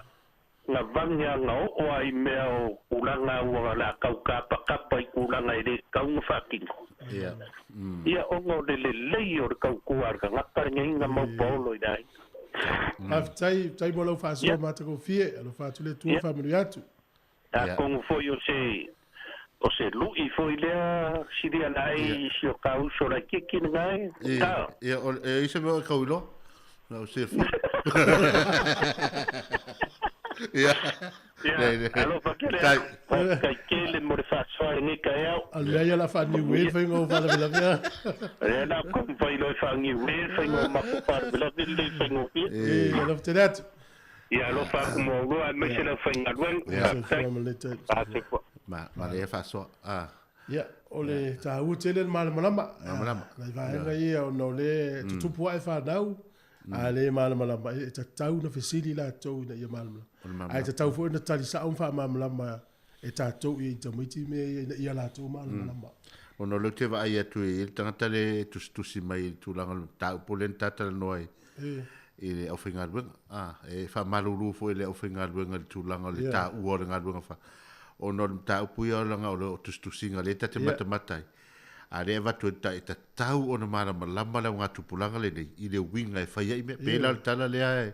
Sa no nga rupe matasila. Ia ma stasita ma o le i oi mata o me nei o ainga ia fai fiau. Le na fai mea a le tō whā ma le uta. Lai ta oto ai tonu i po feo vaenga ia lua e tauna a ia malama leile o ngā tupulanga le ona tustusinga nei i tūlanga le tāu ai. E wha marulu o te au whai ngāruanga i langa ngama tāu a pēr la tō ngāruanga wha fiau. Sili, Sili, taun malama. Ya, le te lu tau luka i tātou purukalame le atal taia. O le la toi whafonga i le whatal noanga le tano to le fionga la wanu. E ma le sunga le li fo mai, ya le au sali do Dr. Sadat mo yava. O le tusi le o le launga le talana ne le fiafili ono. Ai mana o le link po le vaenga e te matamata i nane. Ia na e emaili mai lea i le info@samocapitalradio.co.nz. Ia o na lafo tuele ia o e te mai mo ia i pōna nei. Ava pefo so sa ngā luenga i Wellington mo so se vaenga o ni usila vala au telefoni lea. O lua o fa o valuiva o fitu fa a me so to iau kilani. Te o te tala tatu tua o yo mai nisi ave tatu ngā luenga na tau so sa ngā luenga. Te le ngā luenga le o fo mai la wonanga le mo o to. O lua o fa o valuiva o fitu fa sili mo PJ. E fo ngā luenga i Wellington ia au kilani mo so se vai no sila o lua o fa o valuiva o fitu fa sili mo PJ ia fa fatai. Ia ma le telefoni leo le olua fitu fa lua tasi tolu lima valutasi olua fitu fa lua tasi tolu lima valutasi ia o loo fia maua vafe ase tamawhainga luenga ia i tūlanga pe o ne ien male valele i tūlanga ia maua ina pe a mo telefoni e fa manino ngā luenga te ufa pe sa o la valele ele ia te ufa pe le lo sa o la valele le o le avanoa le company leo le Eurocars Limited ia o ta vale fo ia rental car ia wala tau ia la to te fa maina ia mata pena le ta vale mteu ia wal sa o listanga te fa nga ia nga luenga ia fengo fie ni nga luenga fenta na fa pe o fie mo sa nga luenga ia vala au numela na ma fa lo ia fa tai la tal pese fa tai tele le tunu fa malo mo fa soa si fo ne lo mo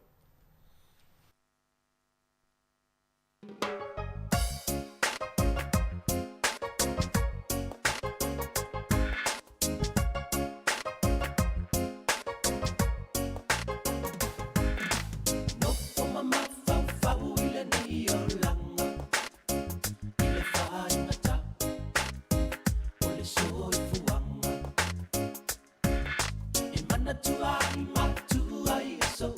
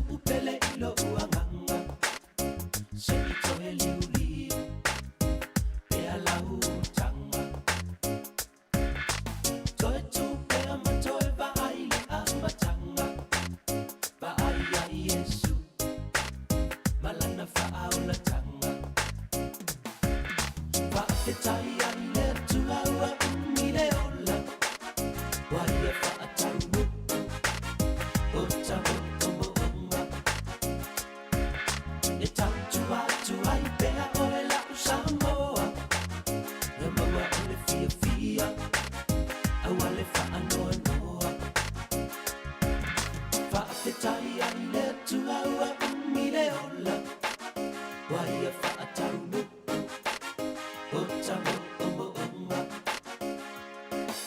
E tau atu ai pea o e lau Samoa Ngā maua o le fia fia Au ale whaanoa noa Whakawhetai ane tuaua umile ola Waia whaataunu O tamo omo onga E tau atu ai pea o e lau Samoa Ngā maua o le fia fia Au ale whaanoa noa Whakawhetai ane tuaua umile ola Waia whaataunu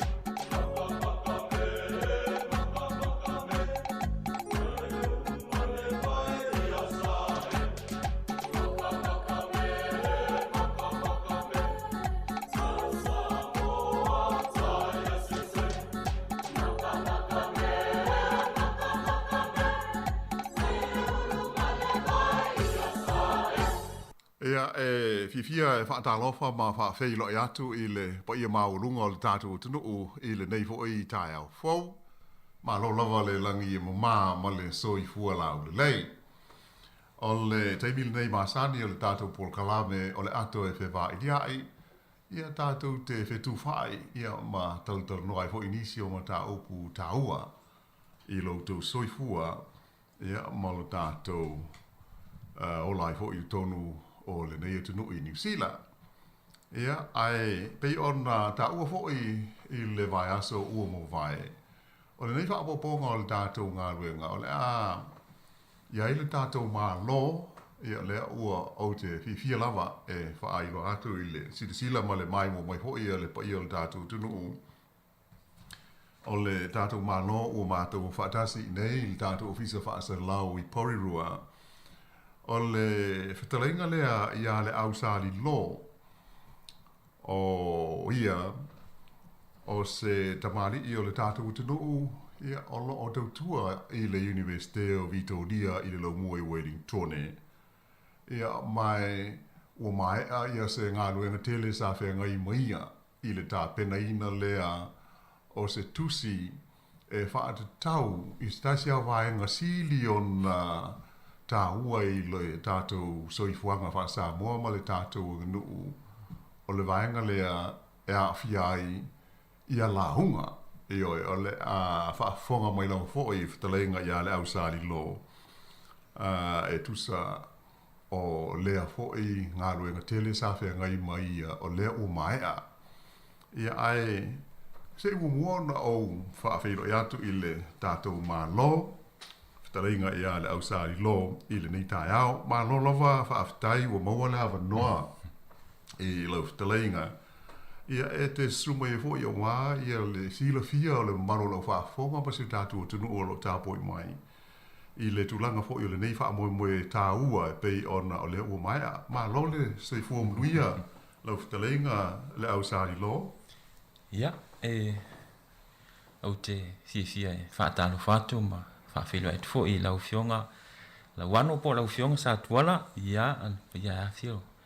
Lau wano ma to fia, ia tena ni foi sa lima ma to le foa ia la tai foi fale ana ma upu ia te oi sa lianga ia o te fa fi foi fa talo fa tu le fiole sionga taulangi me tu soli pe foi le pa ia ma ulunga o lo to ofisa ile ni tai au tena ni foi le fa fonga tap po mai o se tatu tunu ia ile ni tai au me se wa fa penga ma lo le soi fu man via la u fionga le ni tai au tau foi fa ma no ano le langi o ma le soi fu la le la talenga la usari lo ia mo le silfia le fa fonga mai o tatu tunu ia o le to fa ia le usari lo e mai le afio anga o fale ase la ia o le pa ia vele a wale te blangi ma le mutu o sa tuala ia ma le malu o le fale ana ia apitai e le na o le paule o le swafa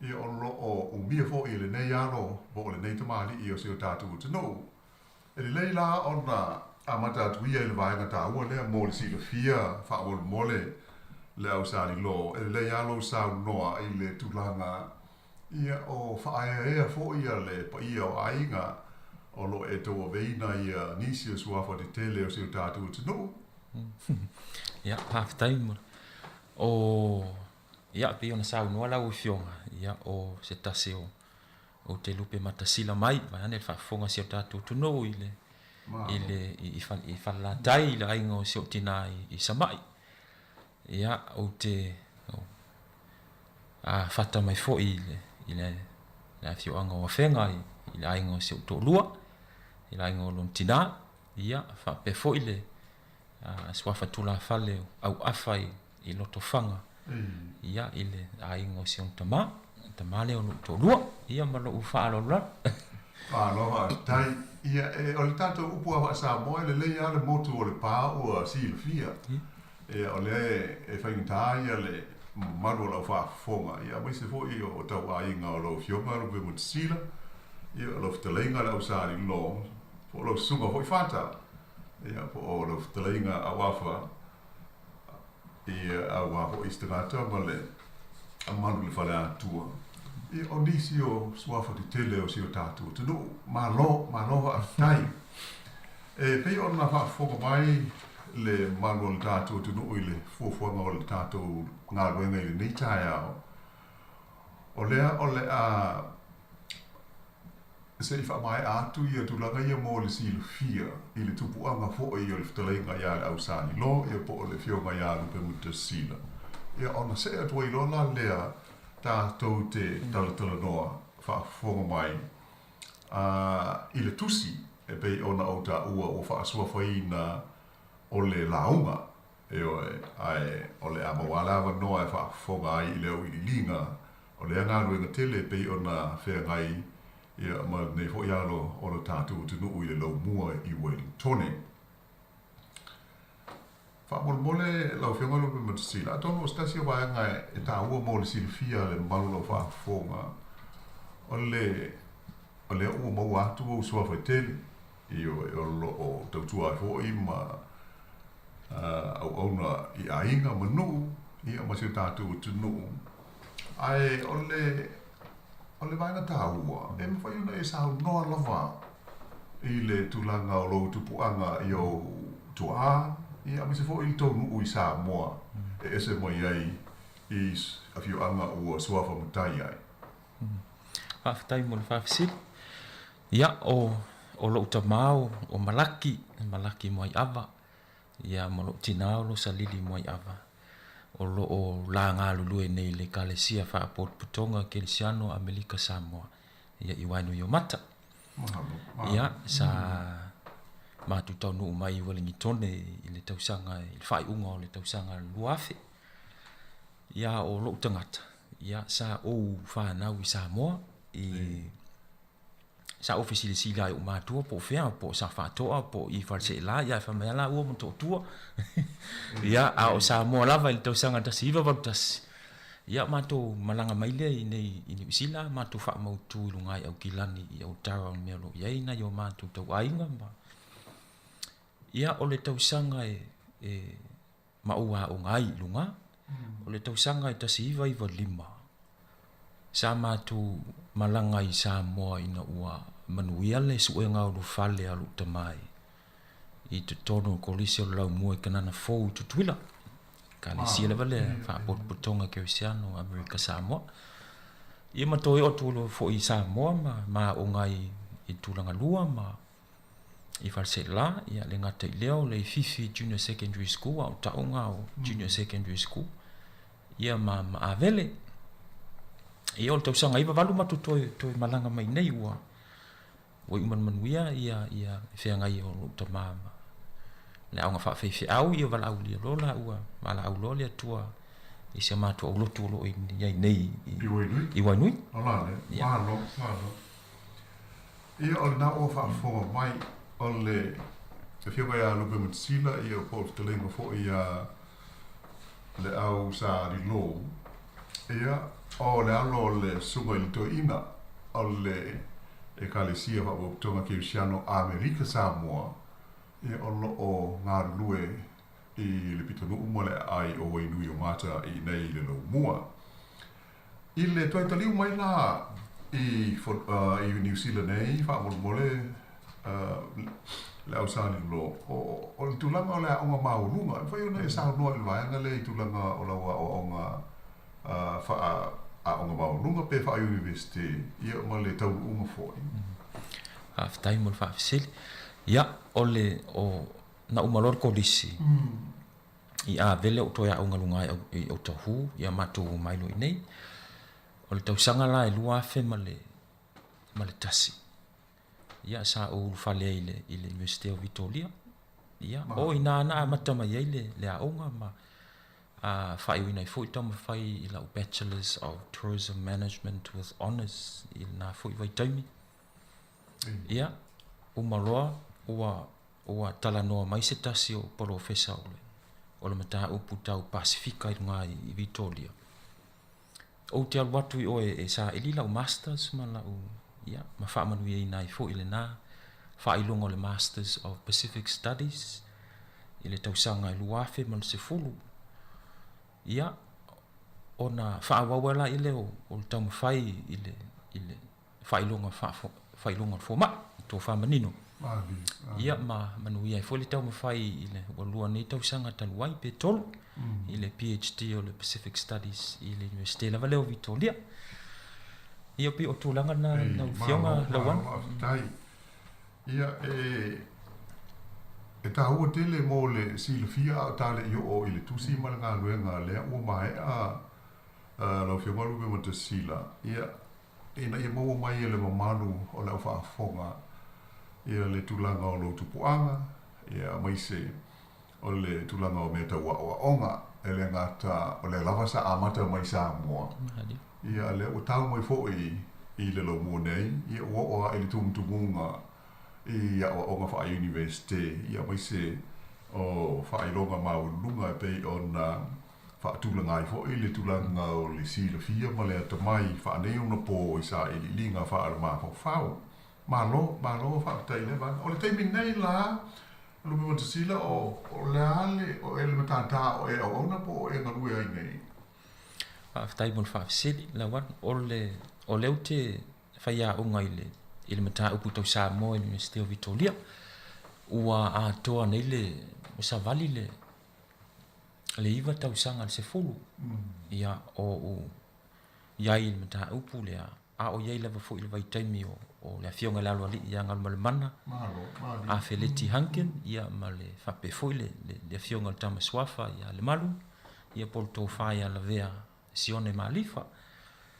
Ia il vai te milen amata mo ia o nanga malo. Ia le temina o uchuta o la ke chuta ile mta to Samoa fa pe fol le mta puta Pasifika. Ia ma mata mai na ma pe o ina na mata lona fia ma so ma lie le a onga ma le tama fai le ola o ina ma nga ia tuela vele. Le a oi wana o ia i fai a onga sinia le ile mta o puta Samoa. O la PhD ai o le Pacific Studies.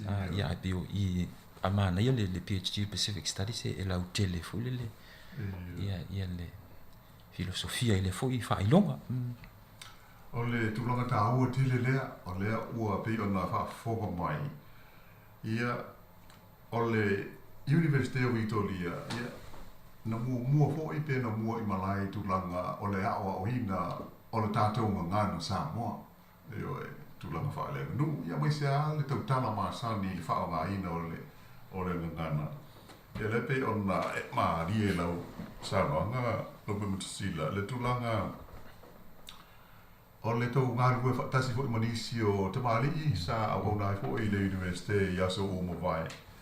I lea lava fo i matata i a po lea vai a kata ua o ngā ale universite o Victoria.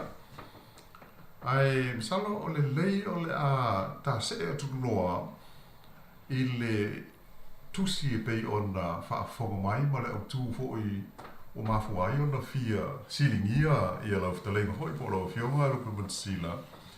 I le nei polkalame o le a tonu le mata upu ia o loo au tu ia i le ngā wenga tele ia mai mau a tonu o le a mawhai au na sila le tātou te nuu i se ata ia o le tātou tusi le nei ia po o le ngā wenga sa whea ngai ma le whio ngā wenga sila po o le talenga fo ia le au sali lo sunga ia whata i se taimi ai mo le tātou talanoanga ia le mātou sine tuia e leilo usau noa i tulanga o le ngā ruenga. Ia, malona winga wha mole lowe matsi. Ia, haftai lau fio. O le tusi. Ua e wha au tū i le launga. I le launga lava lea whamatai. Ua a toa nei le tau titi lua tau sanga o tusi. Ia le tusi. Ia, ma o le aunga lava i o le tusi. Ia o wha au tū i vaenga o le launga. I vaenga o le launga. E le o tusi ai ni launga. Mo le silifi o le tātou tunu. O le launga ia o lai ia Samoa launga. Ia o le tau mawhai lava. O to tuai vaenga tā ua lava o le launga. Ia e mese lewa foi o fina ngalo o nisi o tamali. Ia matuna fale upolu. O si o tātou tunu sa o whaafisa ta ia ia manongi le lolo ia ma tu whaatasi ia ia na namu foi se le tau mawhai ia me se le foi le ia tusinga i te tono le tusi api o le launga e wha au tu ia le tusi lea o le ngana leo le tusi o le launga le launga whamatai ai maani e vaenga lea ua e sauno ia e le whapea o tusi ai po au fie le tusi ni launga wha Samoa wha le upolo. E le ni launga o iai. Ai, o le umanino, E pe o le whainga o le launga mo na mai ngatau, pe o le sao ele. Mali, o le lava, lau fioka, o vaenga o le launga la, tu mata. Ai mai se lava fui o nisi o vaenga o tatu tūmanga o au fia le launga, o tonu o le whaitita inga, o le tautua, ia, tasina vaenga, o le fui mal toto, o le role, o le tamaitai, ia, e fui le contribution a le fionga le autuli, be launga se tamaitai, ko inga so o themes nga sa tu fantasi, tamu faile tusi, au launga fa matai, e fui lesi tusi nga le doctor, maya doctor, Brian Godia, o le whaia o ngai malua. O langa chapter o le esesenga o le launga whamatai. Ma le launga whaafaifiau. Lunga tula. E pe o vaenga na, ma vaenga ese umana e au ngā mō tupulanga. Mō tupulanga. Martai, lea o ata mai, malo. O le pe o le tulanga tā ua le ua tau maua atu i le lau saunoa. E le pea o le tusi o la ieni a ni launga i pe o le tusi o lo o i seisi tūlanga ai o le o whaamanino mai o le launga lava i a whaafalu poru whaasa mō moni ai e maari na vaenga na awhai o iai i do tonu o le tusi i a se tusi ngā fo i a stasi o whaafenga inga i a leo le ailo ai le se ngā o lea fo i tu a inga o launga i le pea tau lo launga o na ona launga te sia ai le ia sa. Mali. Ai ese a le launga le e nganga ia tusi la o mai te wata. Ia o le launga whamatai a le. Mano. Atonu o lesi mai na sili au no taua.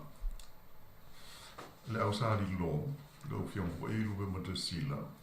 O le ale nganga o tusi ai lo tusi.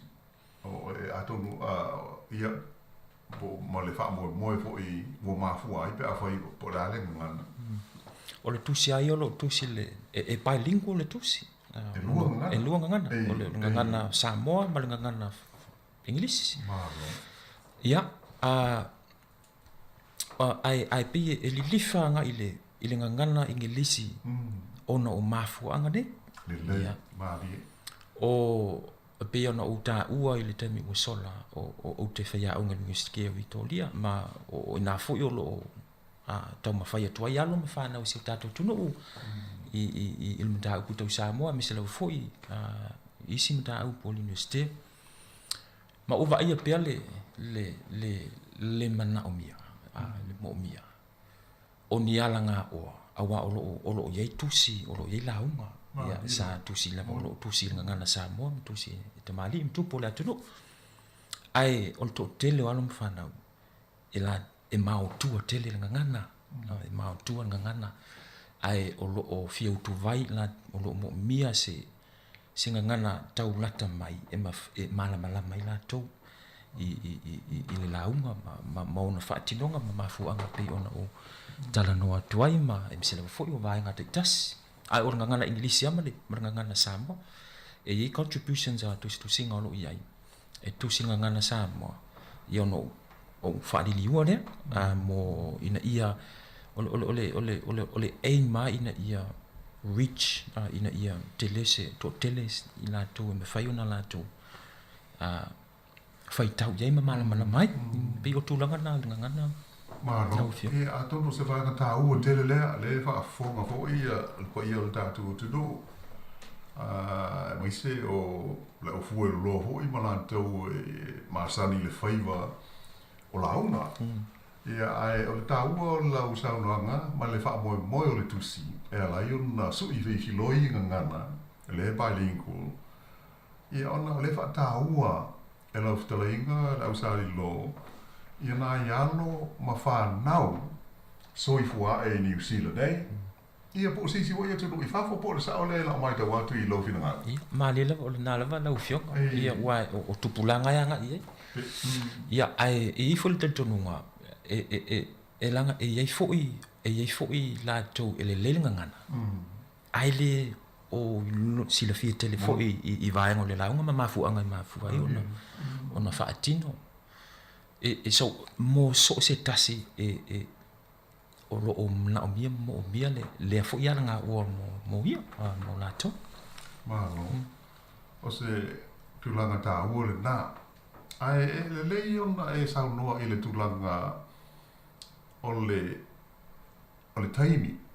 O le te mai te watu o e se wha moe le masina fōu e wha pēa e pei e sami pēa da tāla lo i ai ia ma wha asala lau mai lo i tua ia pē launch i le ngana wha pēa sani e launch a lo i ai le ngā ruenga lupa mutsi. Ia whaafitai lau o le aso iwo uni. Ia o le vai aso uma le vai aso ngan Samoa o tua.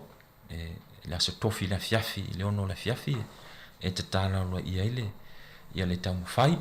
Ia i le te papa, i le museum i te papa i ngā i le marae roa, o le marae lo i te papa.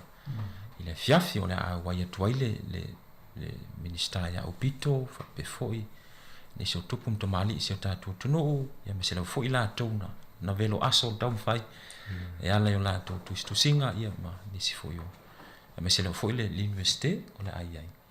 Ia ma le fionga e lumana vau, ia mo le talaina, peitai, o le talaina o le tusi, ia e iei le numero whaatapula ai te papa. Ia walai ona whaangata le lua se lau, ia ai pei o tūlanga le nao le. O le tatalaina o le tusi i le aso iwo o iuni. Malo, ia a tondu se vanga tau te lea mo le silfia o le tātou. Tunu uma la whaafonga. Tu sa o le aso lola le uma loana tu tala. Ia lono winga, uma whai o na maua ia kopi, ia mo nisi, a mai se ane tu upulanga.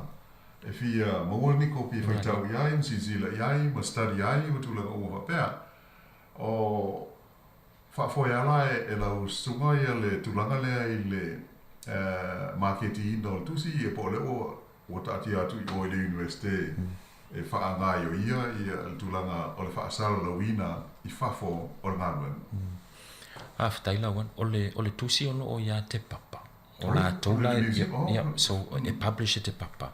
Ia lo ngā lui ma le universite e marketina le tusi. A mo tupulanga e o lo o mana na o whaatau le tusi. Ia e whaafsota ia la te papa so e pre-orders peitai. Wa vave langa e to telefo i mai Amerika. Amisela foi Amerika ma Australia ma Hawaii. O lo o pre-order la tu sil temile nei tu wai. Ia e uma kopi. Ia mo amisa mo tupulanga so ai e na le fast food ta la tusi. Yeah, so o ai e go through umai te papa press le whaka ngoro kos. Ia wa le fo i ua mai ta watu i sa lo mai ua au mai. Ia pe pe na sa no le tulanga o le a o a wala i so ta inga nga i te papa. Ia mo ta te i ta to i New Zealand ia o fa fo da pe Australia po Amerika fo i fia mau i ni ko.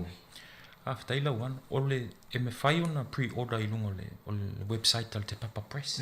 Inga e search ale Google ia te papa pre-order le.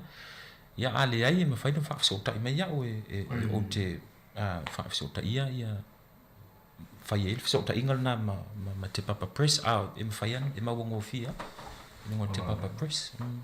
O le loma ia le amatalia o le vai aso huli nei e wha tāua ai i al tātou ngana ia ma tūlanga o le soifonga sa moi tonu a te roa. E pe ala sa nei e a. Ia o la sa nei le loto e te talai le vai aso ngan sa. Ia e whamata o le ia i so fina ngalo o so sa tāua lea i le vai aso ngana sa moi le nei tau sa ngai awala i le te tala ina alo ia lo ngā ruenga mai se tusi o launga. After ila wano ia e moni lava le tanoa ma le saunoanga i sa ufu ia ma ai iai ma o so ufu i lea sao wha atau wa ia i le wha alola ina o ngana i te tonu fo i o nei atu nuu ia wae e ilo utali tonunga e pei ona maali e fo i le ngō le polo kalame le nei e o le tusi ia o se ato e me whai ona whaatusa e se ato e whiwa i li ai. Ia me se lava mo tūpulanga e me whai fo na lātou se i tulo utu vai ai. Ia e whai fo ma whala me whai na lātou fofola e whai tau ma moi mana tunatu. Ia oai nei loa le loa pe au ngā le nei tusi i se tūpulanga po se tala vau. e whakuwhango e ia te ia le tā ua o lona whaasinomanga. Whaale atunu, ai mese lewa foi, whaale kalesia. Ia mawhaima mea e anga ia e tau mawhai le ngangana, ma le mese lewa foi le anga nuku. Ia po o sa utali atu le nā i lau fionga, ma le whaafisiri. Loka, tai, o le maita watu iai i le title ia po o le suafa o le tusi, le au sali lo, o le mo le silfia, ia ma le whaafo mai ho ia le maro le tātou tunu, o le ngol tusi, launga, understanding Samoan oratory. Ia, ele po o lono winga pe a wha Samoa. O le tusi launga i le malama anga e winga i le whaiva o le whailau. Pe o le tau wha li liwina leo le wha opunga. Ai pei o le mafuanga le nā laio na au siringi o hoi le whionga e aru matasila i tūlanga o le ngangana o lo o tā pena ai le ala o au mai sao. E lua ngangana e o le tusi ma le wha moe moe. O le launga wha polu po le launga wha Samoa tu la whane. E ai o le ngangana e pei o na iai le wha opunga le wha peltania mo le tūpulanga ia malatou po i nau ma fia ao i le launga. Ina ia malama po le ale me tau o le launga mo ni wha Samoa. O le sia mea lau fionga lau o le ia e pia no o talanoa. O le tusiai o le launga. Ai o le tō telefoi o neo tātou tūpulanga. E fia malama fo i mei o whalupenga. O le ale o ane mea o whalupenga. Ia e peitai e le o malama tele so e pe o le mana ia na o le tusi e whamatala i mei o whalupenga. O la al whalupenga. O a wingo whalupenga ma fua i sea ona whai ei tutono launga.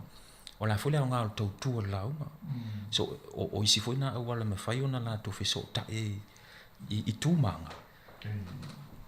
Ai mamanu le lau ia e o foi la i pe ona uta o le foi man to o le nga fo o fanua le nga o fanua i le launga po la se so ta ingol fanua ia ma le launga fa matai e pe o menga so ele ngata la le launga a o isi va engo o le tu ma le anga tatu e ma fai ona so ta i el tu pulanga mfa pe o ye sa o la o mela le no na uva ai e lo to mama lo tina e sa na fa lo ngui ma wei so ta inga fa pena e a matalia i fo ile no la tu so i fua a nga i tu ma la nga mi so ngana ma do ta o yo va nga le sa no ya i le o ma wa tu o le fa ma tan lai fo i le winga o va nga le va nga ta wa le fa lo penga ma fa la nginga o swafa ya mai se o nu ma fio o le upusawa ele na o tupulanga i olo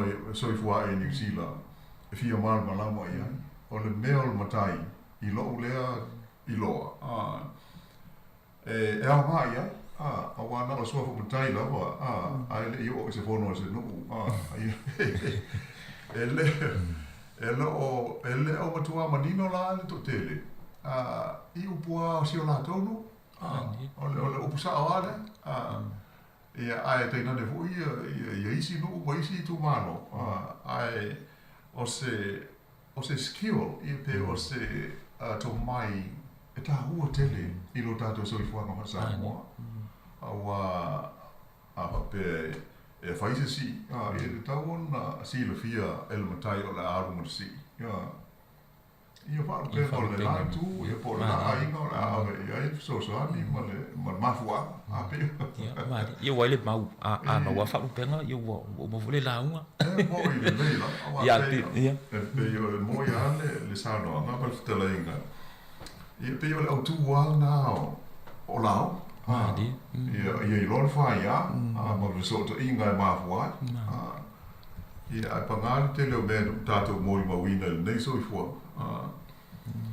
e pe i tinga la vona ma mau tau le se fa ia ai fa ila ai ma salo E le lei o le ase I vavai foi. Ai, e ta tala le tātou leina. Io e, a wha pe isi o wha whonga mai sea ia nai ye ho I sa so I fuane I nei o lo fia mau se so ni ia pe o se stasi a ho I fia wha a lia so na fina ngaro.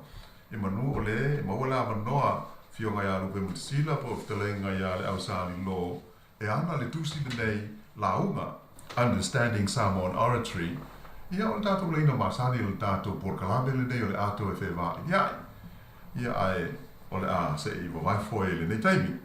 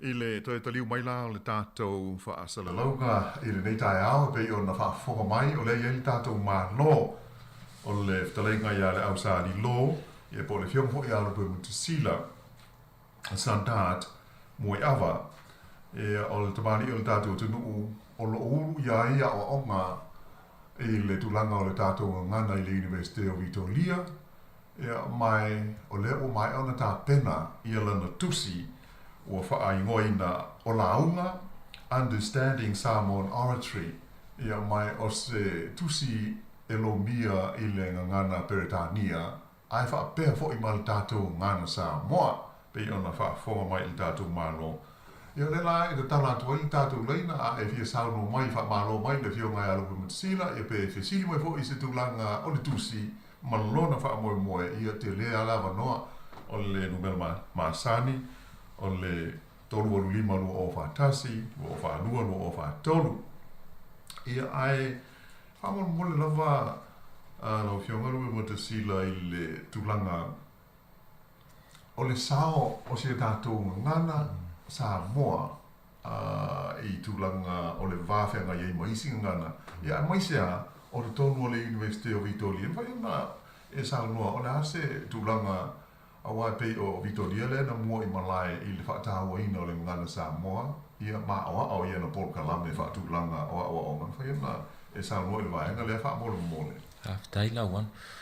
O le University of Vitoria sa tolunga ngana on Pasifika sa o inai. O le ia o la ia ia le ngana maoli o tangata whenua. Ai sa ia le ngana tonga. Sa o inai fo le ngana kukaile le atukuki. Ia man tatu ngana. Ia walwa ia so o toa tātou ngangana lai teminei.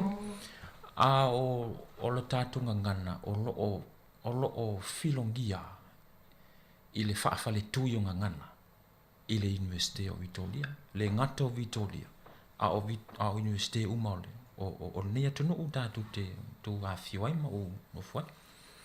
I te tonu la o le whaafale tui e ova ma le 15 ngangana o polofesa o fomai o ia ngangana ma ia tu lo o iai ma tātou i te tonu whaatetainga o le ngangana wha Espanyolo, o ngangana Italia, ngangana Siamani, ia o maisi ngangana, ia o lo o iai ma tātou ngangana, o le tāua la o le iai ma tātou ngangana, male anganu, manisi fo i man au su e ngangana, ina ia iai so tātou sao le whaafale tui lea, i le poto salalau, ma filosofia, fa l'université pour fa academic ia ile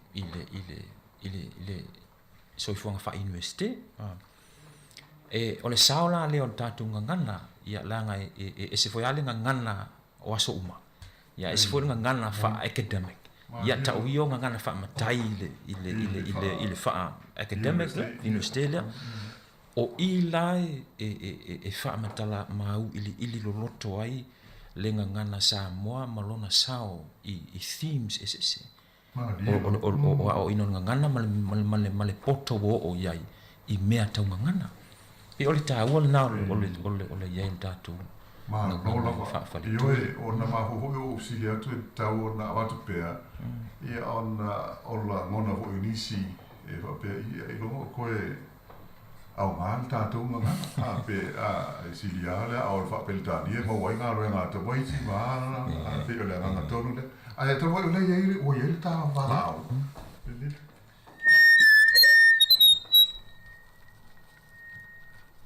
e fifi e whaatalo whātu i le wala au i lunga le leina talo wha talo whala o whionga la wangu a lo whalawa a lo toi kua ia ma lo oi voi le sauno mai Ika.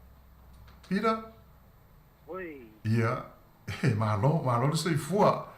Leo maulo ava noa, tātou por kalambe o le ato e whewa ia, sau no maia. Takana pa ko malo pa alo rungia. Se pa mo mole ala usunga le o whaia kuse kurong. O ie te mea e whaakau wale kuse ringa. Ia, malo pita. Ia, e mawhai o na whaatau le Te Papa Press i le museum i Te Papa. O le taimi nei, o lo o iei pre-orders o lo na winga e mawhai o na o ka lau kusi ai le i te talaina ina ia tā ufi e lau kopi. Ia o na mo. Ia pe, ia e pira. Pira te sau no mai, whale langon lei. Ja, e fa tenga boa la sa kopi pe e fa ko on order online. Yeah, po le okay the phone or something, but lo fa rolla. Yeah, so e ora lunga Te Papa Press ma o ina foi tu i lo swafa ma e me se lava foi o la address o la tola e posting aku le tusi i lo tua tusi. Le tata ia mbole ngā runga makongo fie o ke longo le mene kupu ni wai wanga u. Ka ili ke le fata mo pulanga pen. Ia awa pe ia le upuvu le wale vo ia so ingi. Ai e ser ka wole me le fata langi. So you know exactly. Wa upu ia. Ia ka ko tira fie ke kulo wala Samoa poko. E lafo mai ai ke piu e pape o a wingo ngi. Ia pe o kulanga ngā wo. Ula ko wio ma ko fie fia le mele wa. A e ko pa la usunga ma kulanga va penga. E manga ia ngai e le fa pa langi into. Ma fai la usua fa ma kai se kulo wa oi. Isa va. Ola wa me a lo fanga va ko le no le kusi. O le kusi like politics mi Samoa e ma upu fa palang o le mena nga help me ko le sru ai le la mo ku se le fiong te ku lo wa so le kusi le a la ye mal ingilisi ye te yo inga fo ye a ko ai lo competence e ke sa ngwa se kulo pa ye malu le ku awa la ke mam la mayu ya ai mo ya le mele o le meane ya lu vo dele e pe ila se kulo wal peselenga umba kwa te kulo wal tua fa ya mikael o le alu fa pela ia alu fa le ku le nganga o la bla siri fa mo le la usunga le kusiakus e ma fainga e oso le ku nga fo lele it make you confident ia kai lo ya ile tu langa le pizza fa mo mo o walu uma upu fa la va no tu so le ku le o kalkongo ngeya le o la ule kae ai si ku ala fale le ku ko pingalo ani e manga vai te leo okay I don't know ai pe io il fa sili nga malo fa la ya after pizza ioi ia ila ngai e unika le tu la fale ma lana ia fo ila fo lafo ia upu fo lafo fo le atu e va lua le nga no mal tala le le ia su o le mamanu male na namu fo na o le lafo lafo e fa fe kai so le ia le ala wa mo wa ku le angol me ku na no te na ia o la u vi ya ku na ku la pa be so pa me ko plan na nga ke le la kwa pa ma nguia le ku basta te va mai ia mo nuia foi laso ia pe o le nganga le na le o fa fo mai le fio mai al bu sila ko string fo ia le au sal no il tato to nanga ia mo tato por kala me le ne vai aso i la tusi le o mai a ona te pena le la o le a te tala lo ia i le so ivo uni i le fale mata anga o le te papa ai e toi fa mafa atu mo malu e fia maua ia ni kopi o le tusi a o le i te tala i tua i le aso lea ia e le lei ala fa afso tai o le te papa press i o i le online ia ona kuko lona lea ho o le te papa press ia maua mai details na pre-order ia na tau fia i leo lau kopi ma meli atu ia te oi tulanga e pei ona masani ai ia e tasi o lewa i lisi whala au ia fifia to e whatala whātu i le tātou wala au i lungo le laina ia mano lava le on sai mai talofa malo se fua ia malo lava se fua ia oi fo i sauno mai tulu ia oi talofa ia sauno mai le wha whungatu ia wano ia whapele fionga e a lupe matasila alofa lava ia o le oi o to fa fo i wangale te o taringa ia le au sari no pastai malo o fa longo aku mal to alava pastai mo lo sao ta ua o fa longo fo i o mata fa i ma unga luenga lo fai to no o le university malo pastai ta wata ma le fo o mo wana tu langa le i ni si o alum tam fa na o le tu ai fia fata foi sautu e lango ai langa o leo ke vai a ko o lo malo e matai mai mato no na de e fia lango fo i le te fata o fa mole o te no foi lo wa ia e fast food ta la le tau ia ai e ora i lunga le o le te papa press ia e ora online. Okay. But umalonga long. Fainga o ka mua ele i. Ai le fa ala wilo ai na. Ya, e ma fai ta o fiela o kopi ke ua uma tatu tusi langa e tele mana o mai Amerika ma Hawaii. Okay. Ia. Wale le la fa stai. Ai fa longo te ma na ia o la fola sanga mai tono le university. Ia e mala mai fo inisi o ma tu o lo avatu lo to alom fa naui. I totolo o le university au lo ia isa mo so ani mo lato i lato ngana o le fata waina na o lo tangata o le polo kalame ai manu ia tele au la sanga uma tondole o la wa luenga o lo o ia manuia foi la wa fionga la wana kai la so manuia le lua polo kalame ma na le aso pa manuia le aso pa sai fua ia fa sai ia fa tai vala mai ai pe o le tulanga ton wale na ai a fo i o le fai un taofi lo copy pe pre-order lo tusi ia pe a fa so tai ia le te papa press ia mo si fia le fa fonga mai le tatu tunu e fa to ata lai atu si le so iva o uni la la ho ile to te le si la mai o ma fa ali tu se copy ia ona ile out ai a fa pe o ia lo fa no no ngai ma wo se tusi ia ona Google la le te papa press ia ona si la le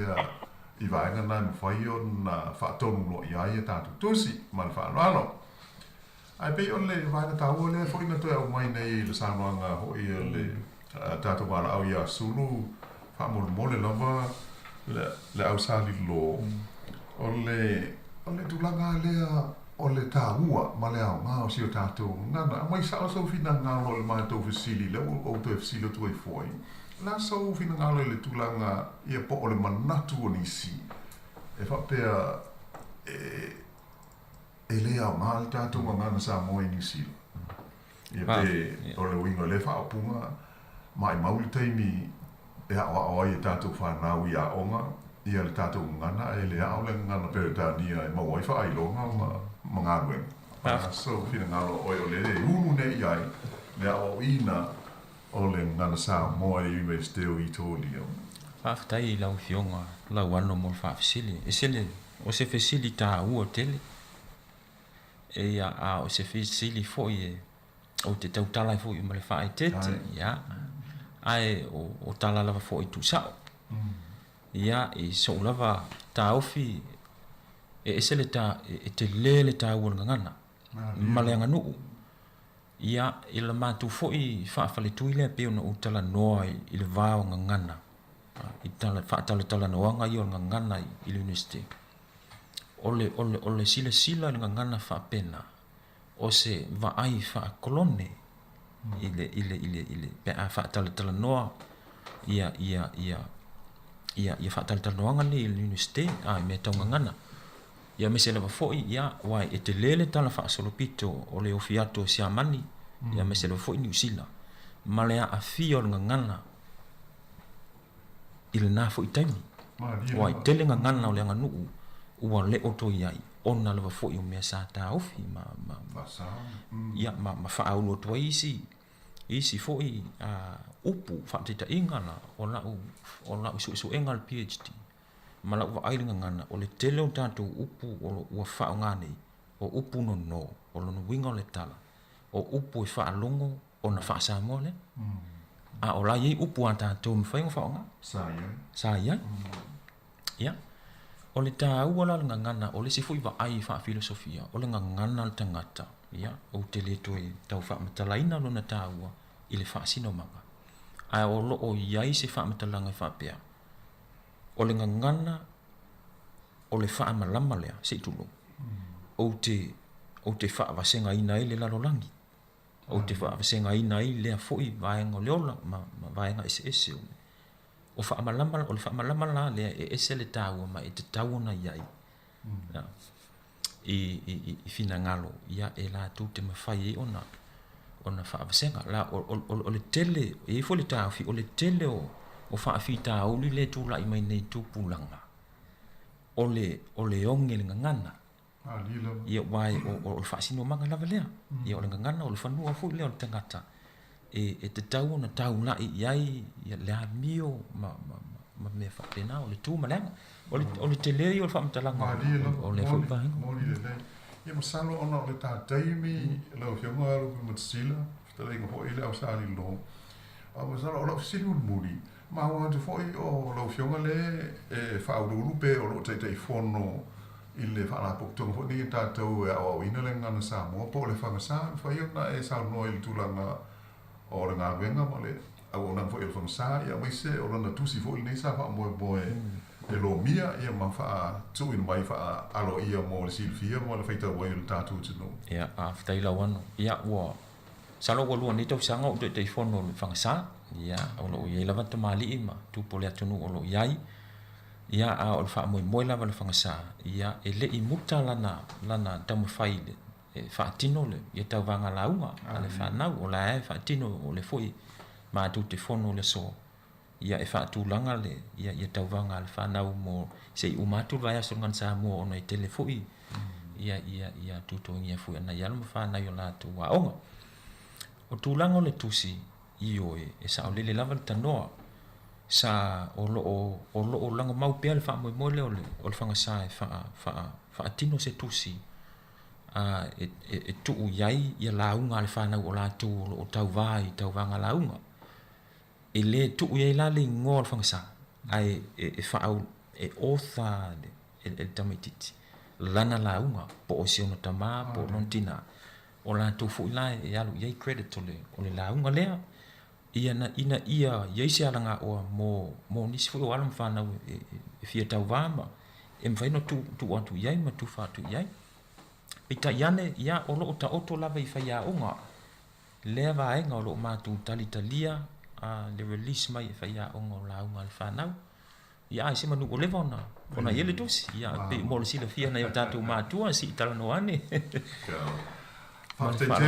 fa te tele ato no le o fa fo mai po il tatu tu I le fo vai nga ta wa si ai pel to tele a le o sa no atu le te fono o le whamasa I le tulanga o iai le wha moe tā ua lea I ai panga lea o le tātou temi whaatulunga ina o lo elis po kalawe muli mai I ona whapele a tonu se I te tala le tusi le aso iwa tonu toi maus tātou wawa noa I ona sanga whaawa waila lea o nisi o le tele male anoa noa I o mata o puta ua e tawona o iai Ia mai e sao noa iai lau whiamaru mi mutsila Ia o lau whatelenga fo ele au sāni lo ai ona o muta o le tātou teimi e vea au e whai musui o le whionga le lipule ia awhamsanga ia mwisi fo le tātou o whinga renga o mua sunga ia tasi o lo tātou ngā runue le neipon kalame e mātou te o muli atuai le whaafti tele lama I lau whionga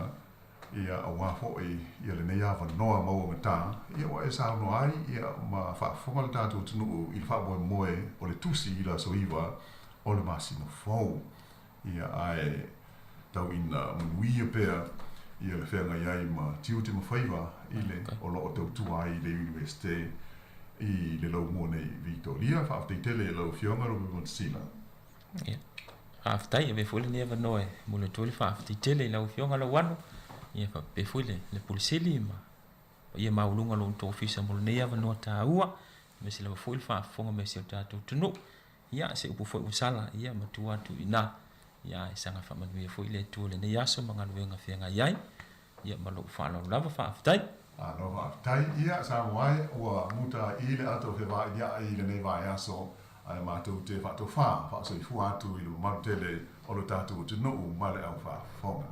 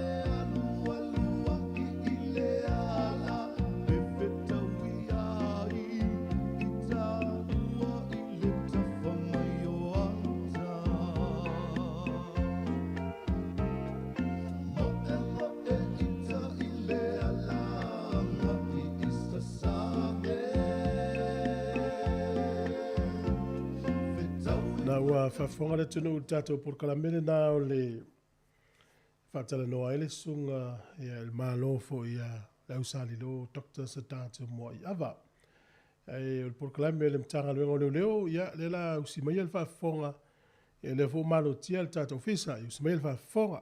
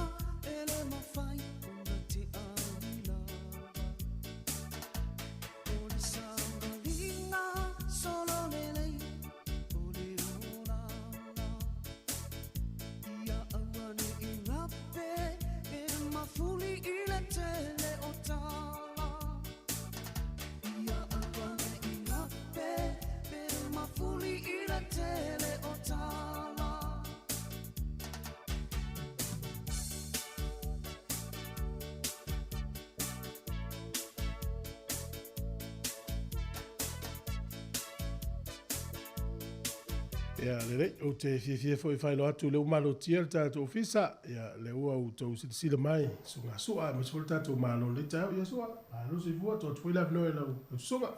Sala inga whaulalo. Maro tui foi la sunga tu foi, fa pe foi le maro le ofisa fa salau le si fonga la mua I Wellington e nei po le la mua o Aotearoa. Ia e mese lava o le vaenga le o Wellington e le il tātou ofisa o Porirua. Ia, fa talo fa fo il pa ia la silasi il fa fonga nga Samoa le nei tu la. Ia, o te fia fo I pe on tau sila fo, ma tau fa fonga. Lo I il tātou malo fa pitoa le tau nei. Fia lava e fa ilo atu le boi e le taimi a vanoa o le susunga ia Ellen Leo se tasi fo I o tamari o le atunu o lo onga lua tono na tanga luenga leo leo e mise lava poli lua nei o lana ngā luenga wha pitoa lava o I la tau ia e va ia le tupulanga le soli ngā tu la fono le tupulanga le ia o ia fo I le e avea ia le moleina o soli ngā tu la fono ia I luma o le whaamisinonga pe o tulanga o te tau o na ave ia le afo le tupulanga I le whaamisinonga. Ngā mentua o le ngā luenga lava ia, mtala whaamtala atu le sunga ia Ellen o le tau mwhai e so e awala e to e whaafo ia I whaafita audi e le o atu I whaamisinonga. O lea e whaatalo whaatua I lau sunga Ellen Leo, ma loto e fua whaafitai lava mo la whaavanoa ino lo taimi tātou te taltanoa ai le so. Tai telu malo so for talo for lava everyone fa malulu mo fa malulu atu le la fa Samoa I come fight alo let's game malo sia let's game e vai lo swafo Alan Leo e talu mai fanga mai Nisila o Kelangi lo tama o ngo ko vati lio e talu mai o sapali no sapali savai ma o le mtai o lio sapali ia lo tina talu mai satspaitea savai mtai o le welu vale ia lo ainga kolo uso ma lua my two sisters lo sister e makua ma lesi sister le o laiki lo uso wa o le kamalaiki la kiki makua lesi uso le ngofo yo Auckland le kopsia la o kinga oh si tina o tamasala faita male lau tamas e malio I valima le wafio ma tama kaya le avangoa e sau pe offer say information to our people o feo sa onga I lau sunga la onga o yo e Avondale College Avondale Primary Avondale Intermediate ma Avondale College le loko I sa aluai o Avondale PIC le kaiminga o le whaifi au o le au sitia ala o Sunday school teacher ngā kaimi o Pelema le sunga ya Pelema leo whai langi fōlang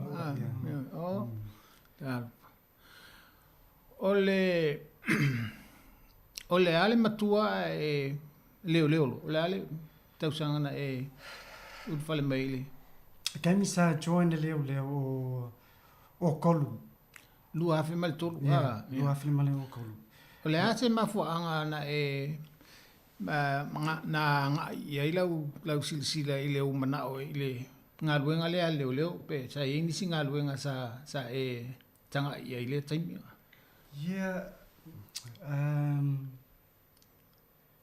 the time before I joined the police sa mumua sa alu aunga alu whainga luenga le TV Face Kontalaki TV. I Le Maria Lulu. Yeah, Le Malia. I never saw the family. Maka le vaveao. Finish it, you know, el po ele vaia lo ainga. And then Samoa lo Kantalaki Rugby League.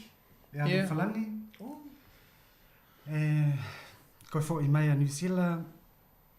And kele lo wo lei kong le leo. Yeah.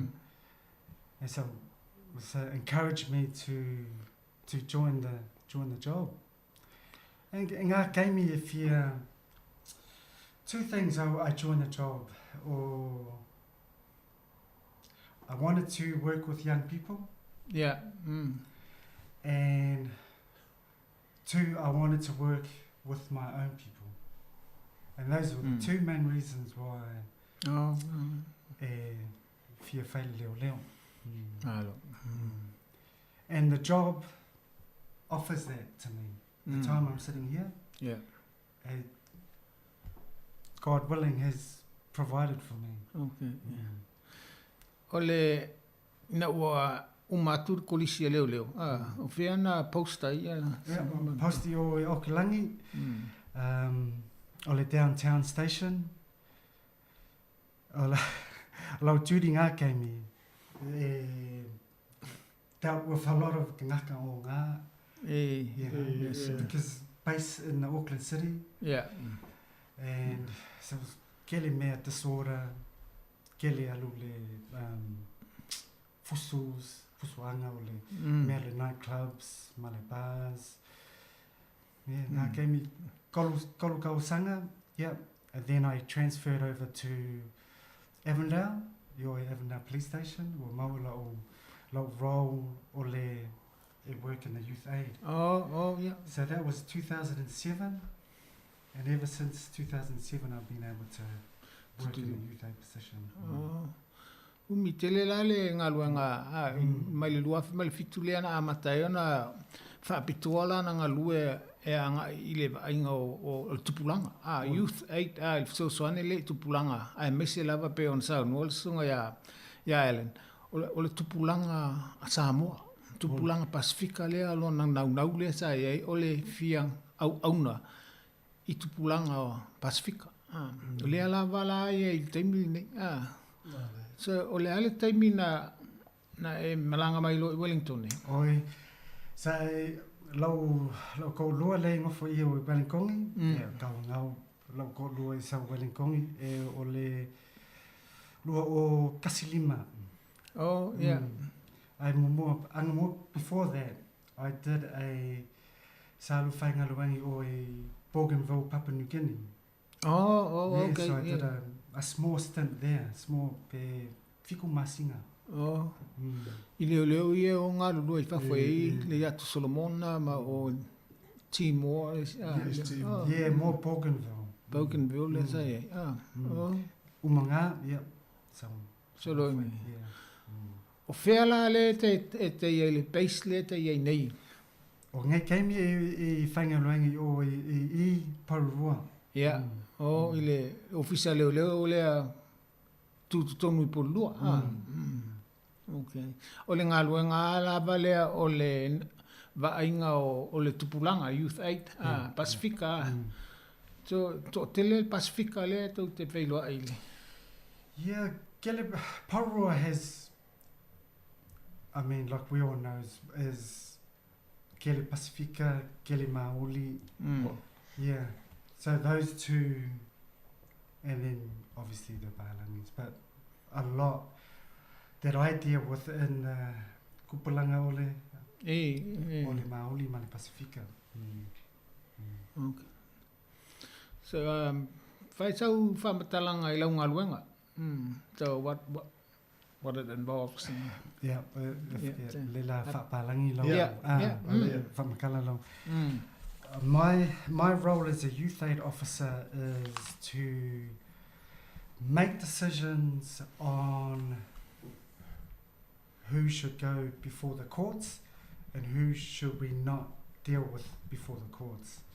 So what happens is our frontline officers deal with the offences or the offending at that time, and then a file is created, the lipoki, and then they pass on the report to me, which I read, and I decide if this young person should be placed before the courts, or can we deal with it outside the courts.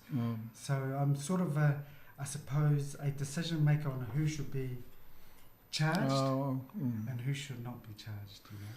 Pela ona sa no ia le sunga ya Ellen Leo. Ola na nga wenga le il taimi tu sa uia le e fai le fai unga fai le filfilinga. Po o ai ia e te tau ona ave ala tau solitu la fono i lumo le famisino. A o ai e te tau ona ta so e se awala i tua fo le fo il fa fitau a ona i o le famisino. A tu sa uia la le na te au mai uma fal ia faila ia o solinga tu la fono al tupulanga. Ia. Ona ia failo le faitau le faila fai filfilinga la le po ila avele i lumo le famisino. A o ai te tau na ia tu ia se isi ava no. Wa tal tonu mtaro le se sau no fo sunga ya Ellen. Pe fa feon avel tangata i lunga a o ia fa. So what is your decision based on? All youth aid officers and most people who work with young people, and I'm talking with Oranga Tamariki and the Ministry of Education, were all guided by what back then was called the SIFS Act, was Children and Young People's Act. But now it's called the Oranga Tamariki Act, 1989, which they renamed. And we are guided by the principles that are written by here. So ole kula fongo leo helps us decide on the decision making in terms of what we do with this young person. And you'll find what we're guided by is in section 4A, and I'll get you to translate it. So most of our decision making is on 4 principles, which is the well-being in the best interests of the child or young person. Is it in the public interest and also public safety and the interest of the victim? And then how do we hold this young person or child accountable for their behaviour? So those are the guidelines that we take into account before we make a decision into, do we prosecute or can we deal with this in another way? My question is, when you talk about the young people, what certain age are you talking about? Any age group? That's a good question. That's a real good question. So the young people I deal with, there's 2 parts of the Act. Half of the Act is called Care and Protection, and the other side of that is called Youth Justice, which is what I deal with is youth justice. So the youth justice side of things is from 14 to 18, and anything under 14 is pretty much covered over the care and protection. And obviously once they turn 18, then they're adult, then they get dealt with the district court. So I deal with anyone between the 14 and 18, then I would deal with in the youth court. We have seen and we've known that there are some young ones, they committed the crimes, like the serious one. Do you still refer them to the youth court and protection, or is there a way you can shift up to the high court? There's certain categories of offences where the district court would deal with them, but okay, so if a 14-year-old let's say commits a murder, then those things would be dealt with in the district court. First off would be dealt with the youth court, but then it would be transferred up to the district court. So there's certain offences, serious offences we're talking about, murder, manslaughter, but then other serious charges we can deal with the youth court. But in terms of a 17-year-old, it gets quite complex. A 17-year-old is still a young person, but if he commits a crime that is of a serious nature, and what we talk about a serious nature is a term of imprisonment where it's 14 years plus. So anything 14 years plus would be dealt with in a district court for a 17-year-old. Ola fsili lena failo atu mo sile fiele tunu si sungo vea elen lio. O i tonu wa tu pulanga i tele no ela ngalwenga. Ya leta ua i el sfulfata usanga sfulfaluta usanga ya o le youth justice na le fera mai. O le vangale sfulfata usanga i sabula loifu. Leta ule care protection. Ya lela lu fsili foila. Ua e fua la topo o i ave fa msidonga o i fofo to fa ngalwenga mo i. Ya afa pela i se tamaititi sfulfara dunga ta usanga o mali waisisi. E ona fua le la tope ave fa msidonga fa tu malo. Ya so. Ja, ole pe ole siva engale le sa tal noina o a wala e mfai ona fai unga no il fai unga ya pe ole me mo wala ole ai le tangata le wa soltu la fono ole a se a wala e mo ai lo na sango le mu mo na ya ona so o ile to ai po le a pe e fa ina le sango le mu ole lautele ale public il ngaio inga le fai ia malesi me ole ai fo ile tangata le wa fai na so tu la fono le po le al tu lang olo ia mai olo na fala e te tau lava ona ele fa pe ole a solo fu le mele tu e te tau lava ona ia se fa salanga tu ia e fu la po le al fa salanga tala fianga le ala ia le o me na fa le e va ia la tu ia mai leo veo mal talo noina fo ila le la fa silena ia ile vaenga le su valta usanga pe o ia le youth justice le mo ia o ia le ia vaenga le As a Samoan, a Pacific Islander, does it help you with your work dealing with our Pacific young people, young Pacific? I believe so. I think being raised as a Samoan, I mean, my parents installed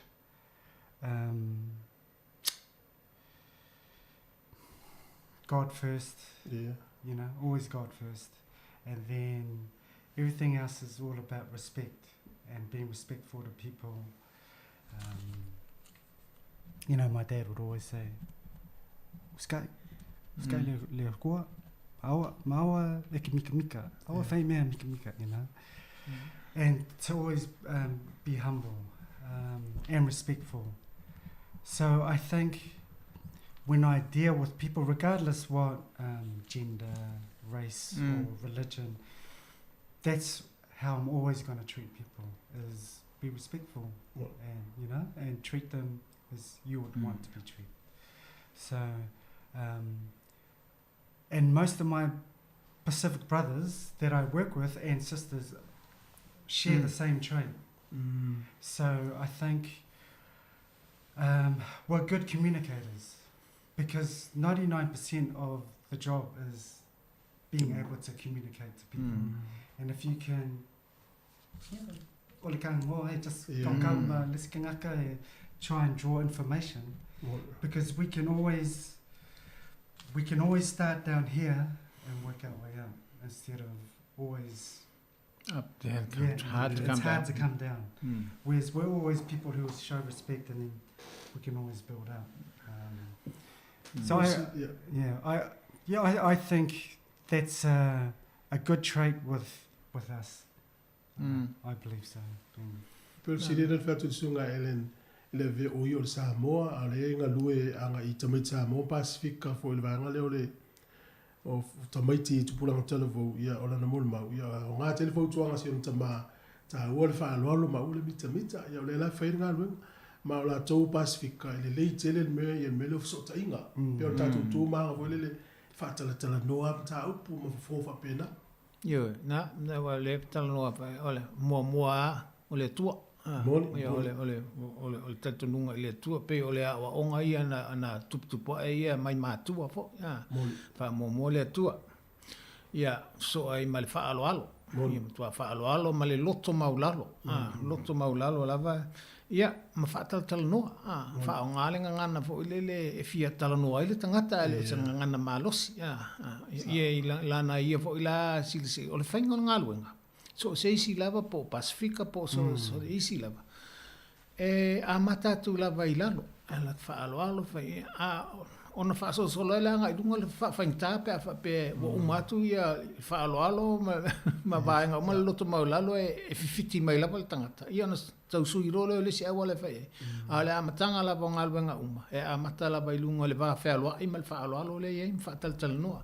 I upu fo le madiele e tam fai tala no mai tangata ale upu mama fa fo le fa o Sofia le to ta mai ya e mana fo wa ta tonga uia ole o ngalu ale le se ngalu fa ngo fie fo le wa le ole tele wis tangata e fia ngai male le ole mana ola ia fa tupu le se fa la fa tupu se fina nga po se misa ia ole to tele le voleo ia la tonga ngai wenga le amata tu la bailalo fa alo pena la ai tu tangata le ya e te mo e te fa alo la vai te vanga na la wa umatu ia va nga ia ele fa fo ia fa vitauli ona amata le tu atu lunga le ia le tu ia va tu langa e un fai fa vitauli. We have learned, me as a member of the public, we have learned a lot from SUA with this program, and we give credits to the police department for dealing what you guys, how you deal with all of this hassle. If we compare us to America, it is very peaceful here. Faftaia toi foi la sungali ola ngala fai nei tatfana Pasifika. O le si facilitate fia sili foi la sungai. I lo fia ngai mangalu ngai te lo ele singa lo fai ngo fia ba se tupulanga ole. E telelani si tupulanga wa o toi suyo la tola. Le galvera le ile to te fai le do you have a stats to prove that the work you are doing and you have done, especially you're the part of the is successful, and the people, the young ones that to turn around their lives from? Yeah, look, most of the young people that come to our attention, the way that the act is written is if they come to our attention and they get put before the courts, then the judge directs a family group conference. And what that entails is invites all the family and the victims of the offence and myself and the lawyer, and what we do is we get all together and we discuss why this has happened. And for this young person to get to this point here, there had to be a breakdown in the family here.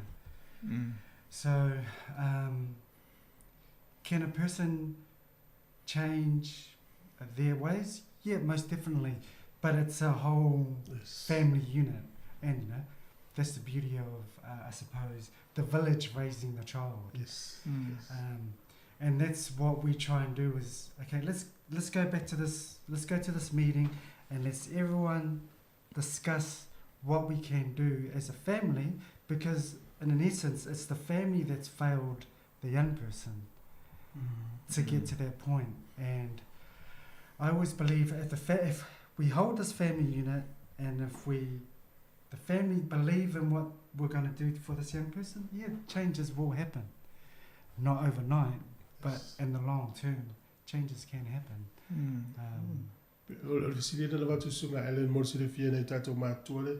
Fa mamonga foi lo ila to e fili wa ina le langa ina wa avela lo tu la fono im tabune la utalavo.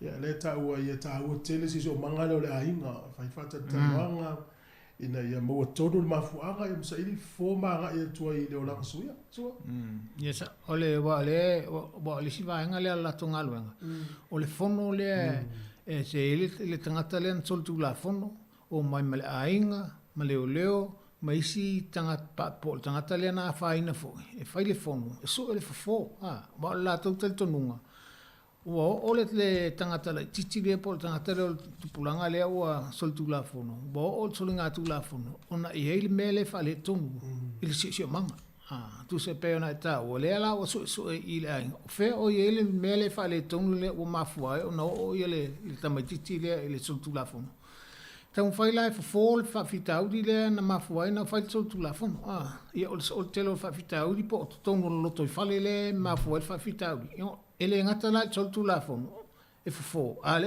fo atu fa fitau di le lo to fale tu sa wala o ye mtanga luenga e se malo e so so ane il vaenga le ia awaila ni to tupu mai le ia le sol tu la fono vale wa ye ni si le family group conference Yep, so the family group conference has obviously the family of the young person, the victim of the offending, police who have the information filed against the young person. Then we have a representative from the Ministry of Education, someone from health, and then other supports of people who can mentor this young person. Because what we do is we get together, we discuss the issues, and a plan is formulated. We do a plan, okay? If he's not going to school, he needs to be enrolled. If there's health issues, then we put him on a doctor's appointment or something like that, or get screened in terms of his assessments. And obviously the police will express their views in terms of, well, your friends that you hang out with, you can't be doing that. So we put bail conditions on, and you can't be going out at a certain time.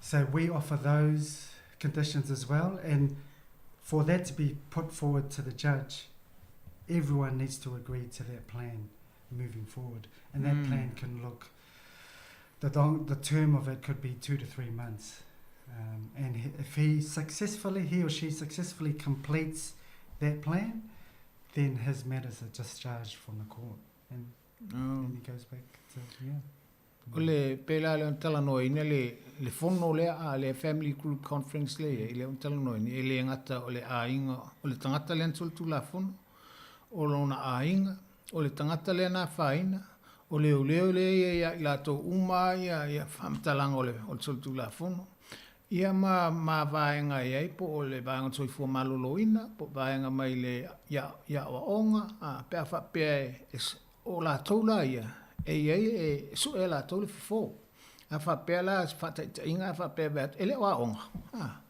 no va ile ngo mai le ole mtanga luenga le ofisa wa onga e ave fa su ela onga tauna onga a fa pe fo yo le o tu e fa ina ono le tulanga le soi fo maloloina o la ele mtanga luenga soi fo maloloina e va ia pe o il fo mai ela ave la tu fo e fo ila fa fita uni me ia ele ngata la ele a vatu fo ila male so sani le pe fa pe atu o ia inga ia ole taimile le talai oi e sana e aru fale bi fafole taimi ole po pe sana I to e ta fa ta sima tangata ia wa le ilo to ile mafua ile si mafua anga le ala ina tupu il fa fitauti ia ona faile la to le plan la le tau ona mulmulita ia tangata le ia telea lua tolu masina fa tino le ia le vaenga le ia na abele lu mol fam sinunga afa pe ole o talia uma ma io uma le ave lu mo le si fa le to no mo mulmulita ia le ia ai inga uma nei ia masalo ona ile se apa no fa pe fa mangalo pe to mai tua ile so ngatu la fono le mai mo fam sino. So the family is very, very important to play their part, you and the family, to collaborate together so we can reach that solution with this young man, this young woman's life.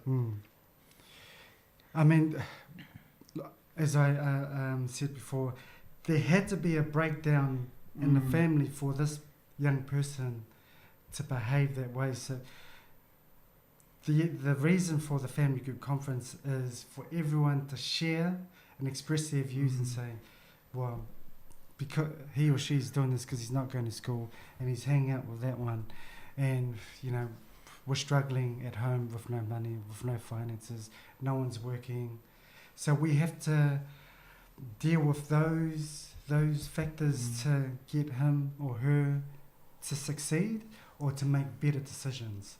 And it's because you can't say the reason why young Johnny's offending is because of this. It's not just the one thing. It's a whole. It's a bigger picture. That's what we say. There's a bigger picture to this. So in order for him or her to succeed, the family and everyone have to get on board and formulate a plan to him to succeed.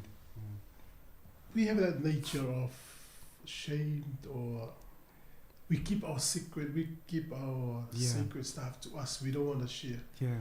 So from the family's perspective, do they trust you to keep those information if they share to you? So what's said in this meeting, legally, what's said in this meeting, in this family, no one can share outside of it. That's good. So it's by law, whoever the people are there, which they are called entitled members, they're the only people who can discuss it, and they're not allowed to share it with anyone else.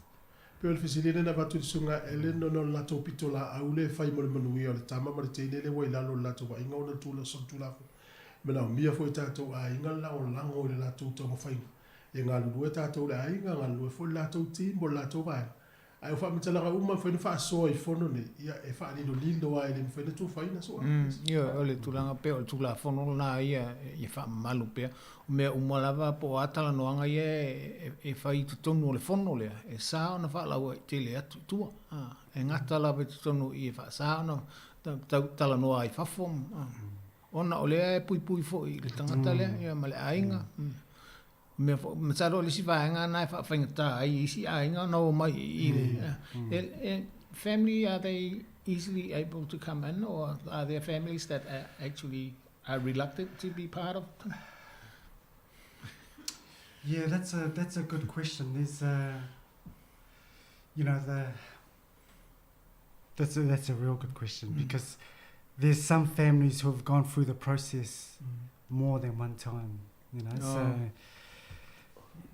yeah, so we get our usual people coming in at the time, but the families who do take it on board are successful, you know, and we never see them again in court. But we do get the same families and the young people coming in the court all the time. And to be part of the family group conference, you can only be invited. So it's not like anyone can turn up. You have to be invited by the Ora Tamariki Youth Justice Coordinator. And if you turn up and expect to be there and you're not invited, then you won't be sitting in that meeting. It's like youth court. Youth court's only, it's not open to the public. It's only for the young person and entitled members. Ma ole sa doa le sunga di opolisi na va tol sunga su. Ya ole manuia yo le tau fainga le pe ala lango le a inga mo mai tala no fa ta silela tu te mai tau. Ya ya fa ye pe tu ma fu le ne a inga efectana la tu fa fa mtala fa lilo ya la tu pe e va ye so a inga ye fa misino. Ma le ye tele le fa no so a tu na ta se pe se vai foi pe fa mo pe. Yep, ma le fo sai. Yeah, I say if I foi start pese, we'll have a break or play this piece of music, then we'll continue on. Thank you. I love it.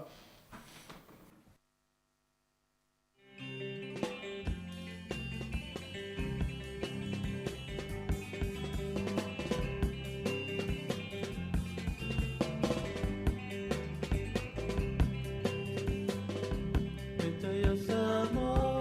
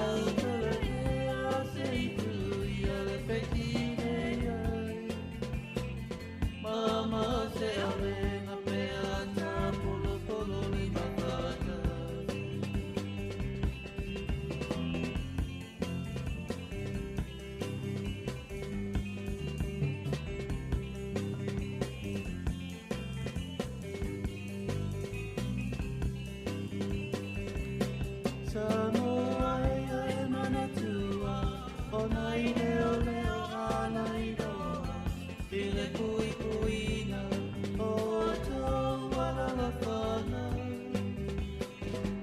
Ai ao atu sui suena, aua e o soi lo wita, ai ngā loia o e lei o me a muro mena.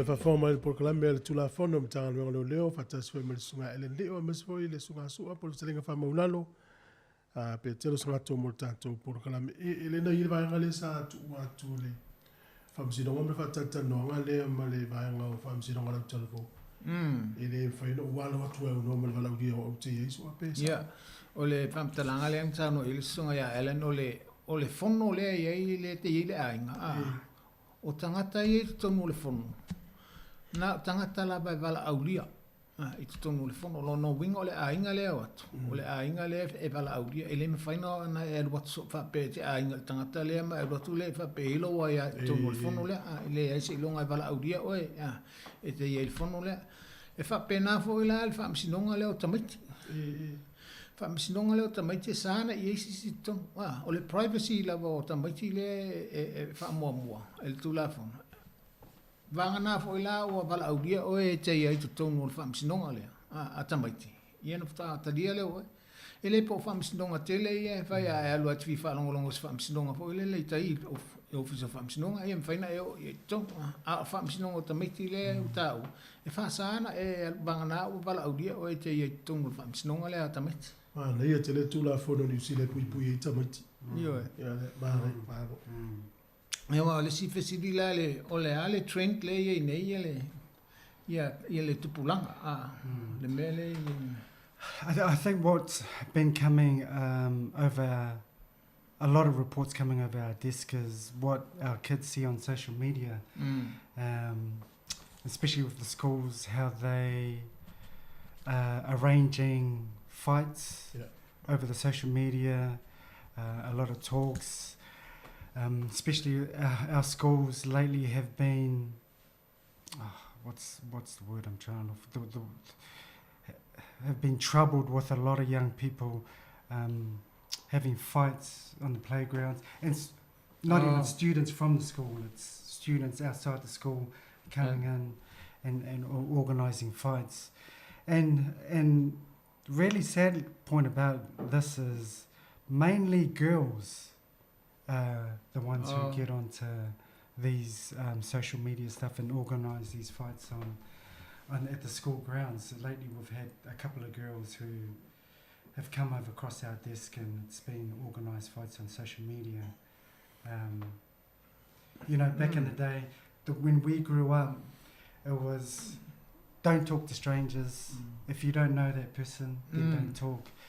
What social media have done now is it's open for you to allow to talk to strangers because we we do everything online.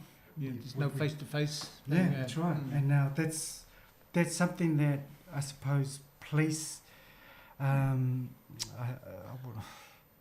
coming in terms to.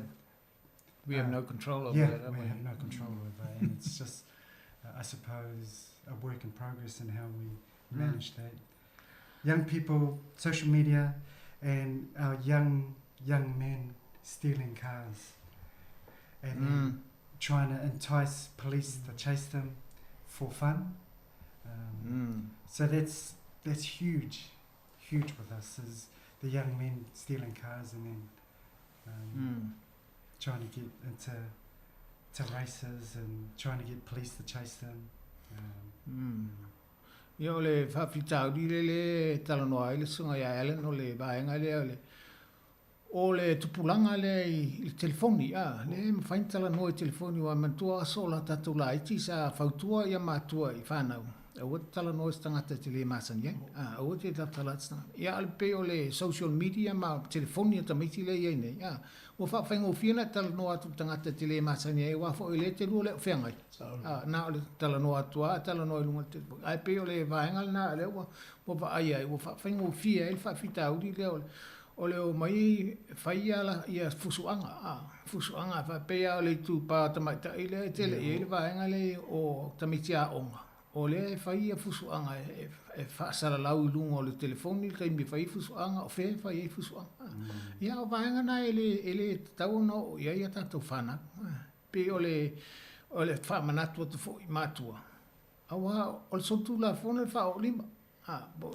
o le solitu la fono fo e lau whaamisa po lau fusu i lunga o no fuanga whaitele pe la whaate te inga wha pe tau atu leo la e whai fusu anga e me whai o noro ka umal to lua nai po tangata umaya i le fusu i lunga o no fuanga whaitele wai whaasa o le tula fono e whaasa ia na o e le vaenga leo wa uma mai le tulanga na e o le tulanga le o le whawhitau di le tula tele taimil nei o le vaenga la o tamala o le au vaenga la iti le o le ngauinga o tawale ngauinga tawale o na whioa i la ia lea ia ma le tua mantua la o le tula fona leo le ie o le mwhaionto e tuli se tawale o na ole o le au la iti le pe whaalili leo o le wailoa le mwhainturia la to ia pe o se fiangal na le ie nei ia ai ngaloa ia la tu o lo e ono a whaina e lo la tau saunga le mu ma le saunga le mu isi tangata i lunga le awala ia e whawhea fo tangata e ona le mea tō tino le o whaalenga ina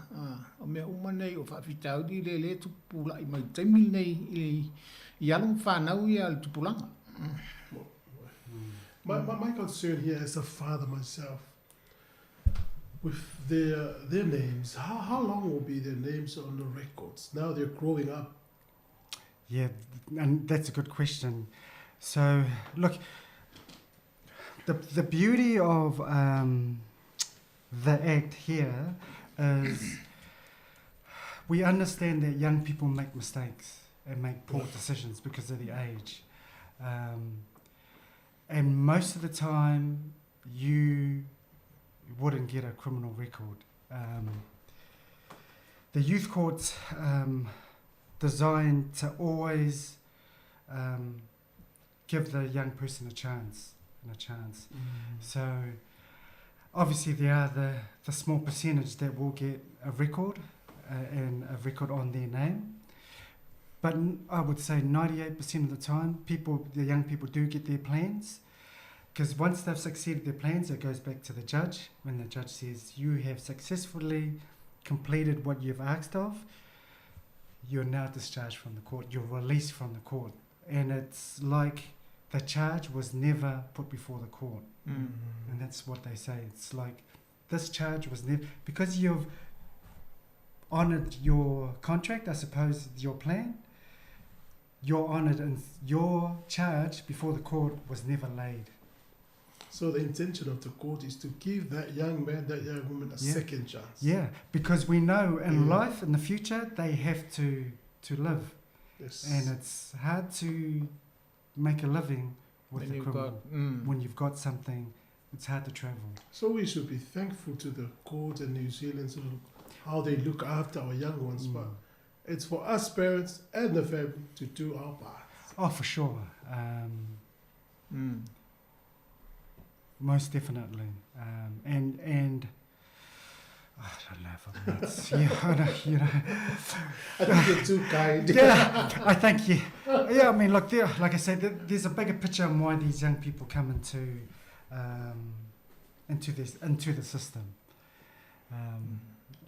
Ia le nafsi le sunga li oe. So ni mai wale poleng o matua. La tali le titi le te le lu mana ile fa tali mai. Ale wole anga le ngoi e mau i pela lo na ngoi fa mo nga tula songa tula fo no New Zealand. Ia le fa le sunga ya ele. Te le yo nga lu nga fai na ia so e umai te le la to fa mama le ngo e mastal fi na. Ia e wa yo tamai fa tute. So ni fo i.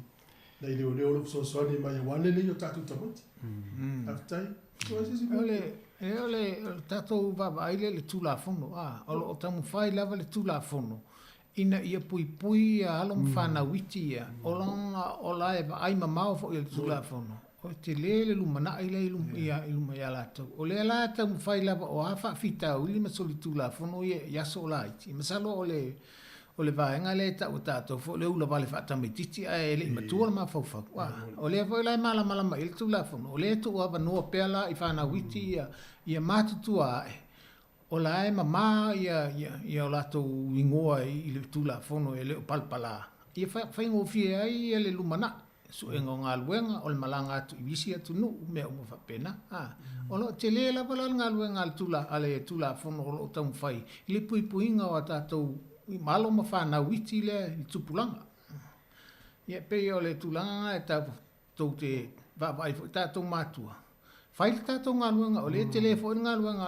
al malo le ma le tulafono le fai bea la e umae le o manuia le olang o le tamaititi ia tatou vavai le po fe wale tau fai ale tulafono ia e mamoli atu le latou aunanga ia tatou vavai ia tatou whanau po le ale lumana o iai tatou titilo fo pe po talawhiangai ia ngā luenga ia tatou te whaia mō latou pe le ai o istaita ia lumana i tamuiti io wa o to telefo i latou sa ula vale ia so io lait ia a le o matutua ia wa vea tai maulu mata ngā luenga ia ana o le o langa lava tangata ia e le i matua le mawhau taimi le o tupu ai ia o na matua ia fa peola ia masalo e tele ina fa tai tulafono le to amai e dungo o makaleanga ia o sola ia mamanu ele mo tulanga le le wa il temine wa usui le olang sa o le ia o le fisili Ellen o te tal tonu lava lai tupu ai ia tatou ai me tatou fa fainta fo o le aingo o alum fana ai me se lava te mile o tuanga wa onga o le ale tausanga o le tamaititi e mawhai ei o na nofo na o ia. In the act, I don't know what the section is, but the age is 14. It's furuwha. That you can leave them at home on their own. That's the law. Yeah. So anything under 14 is you would be. O le tamaititi le wa whai o na nofo na o ia. Sifuru whātausanga. E ma whai la o na wa ai e le sifuru whātausanga ia tamaiti la iti ai la. I would have to double check, but I would believe so. Yeah. I would believe so. What about the night? When some parents choose to go work and leave, right? That 14-year-old with her or his siblings. Yeah, there'd be some concerns there. There would definitely be some concerns raised. I would say no. Yeah. I would say no, definitely. Even the 14-year-old. Maybe just a short period of time? No. Yeah, I would say, I would recommend not to. No. You know, it only takes a short time. Absolutely, yeah. It just takes a short time for something to happen. Na whaafonga mai la ole tūla whonoa ia. Se furu whātausanga whato a mawhai o na nofo na o le tamaitisi na uia. Lalo ifo, e le mawhai na tu ua na tamaiti na o la tau. Ia, wafo, e siliana tātou nofo malama i tūla whono. Ia, a ole whai unga lava ia i tātou. A tātou manu ia tātou whanau. O te le tu ua ngala o la tau. Wa ole whawhita uli. Masalo a o tamaitisi le nofo na uia. A tupu mo se whalawelawe. E le mawhai le tamaititi le pe mu le whale po le ale. E male tūlanga fo le whapea na no te mo e toa i le fale o loa ale mo te le loa le e mo le mata le taimi e tupu le fale la a tupu la se fale la tonu po le ale pe mu le fale o le ase tulanga i pe o se faia le fale e te le o iai ia sta mai te mi ale na e fa tamalai ale o te le fa fita di le o mai tato mo pel tato va ia ma le o tato fa na ia halo mo fa na ia pele ia tato po le ala tu la fono atam nau lava ile saunga le mua o la fa na we bile tati le va tu la fono fo e la tanga yo fo e lo ta lo fa about to the table I have seen it Tasilia Ellen, what sort of advice will you give to our parents that they're stopping their young ones from joining the police force because of their concern is about safety? You know, I mean,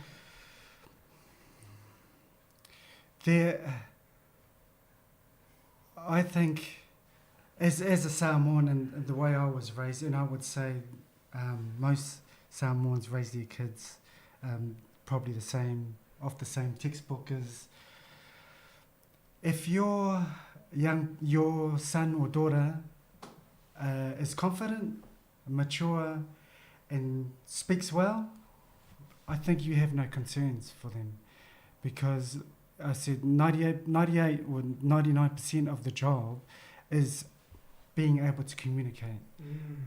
And if you can communicate with people, then you're safe. You know, I think, and if your young person is intelligent, or not intelligent, but mature, I think I have no problems in encouraging, absolutely no problems in encouraging them to join the police. It's a good job. You meet good people, you have your ups and downs, but that's life. Ia whaftai o sirena la watu i nei mātua e pāpore pole I whanau e whio e leo no saonga le mu e leo sao no sunga e le leia o e le wāwhelo I whaso ia o le vaenga pito sili ana I le seme te pole saonga le mu ia sua ia o mtale ata ia o mtalo o la whai o tatou po karamele so ia e mole tu whaftai le sunga LND o I lo wava noa mana ia fo I la whalongolongo atu ai me se fo I whafonga anga ma le sila le maro le tunu le telefo o tu la fono o whea ngai mo oe mai o te o tu la fono nei se asa tatou loa pe tatou whalongolongo iai o whamatala e sis ia o le anga fo tatou polo kalame o le tau mwhaile whamalama matu le maro le tunu ia ngā luenga leo leo wa talitonu a tatou malamalama o mo fo I mafu anga o tula fono mal mafu anga ya lai o nga yo I le official leo po mtanga luenga leo I o tatu nga luenga fai fatasi e le me fai le official po mtanga luenga leo ona la to tausil tula fono na la to e fa moe I le tatu nga lue fatasi ma o to umala ma le malu le tunu tatu ti sa nga le mu umai ia o fa tai fo tau sunga tu fo fa be fo le malu le official fa sala lau I le ava noa le nei vai asa o mfai tatu tatal noa ai fa manuia tele le tua le sunga le Ellen sanga upu muli thank you for this time to allow me to sit in and hopefully offer some advice and some information to our people. So happy to be here and happy to come again to answer any questions that may be offered next time. So thank you very much and God bless you. Much appreciated. Fa tele le sunga Ellen fa le sunga tu foi manuia le tai te lava sua tai ele e le fa fo mele tunu to sa wo ele se siaso ia mun vinga le go fero iai tai lava tai me fa fo e ta fo lu ta su lua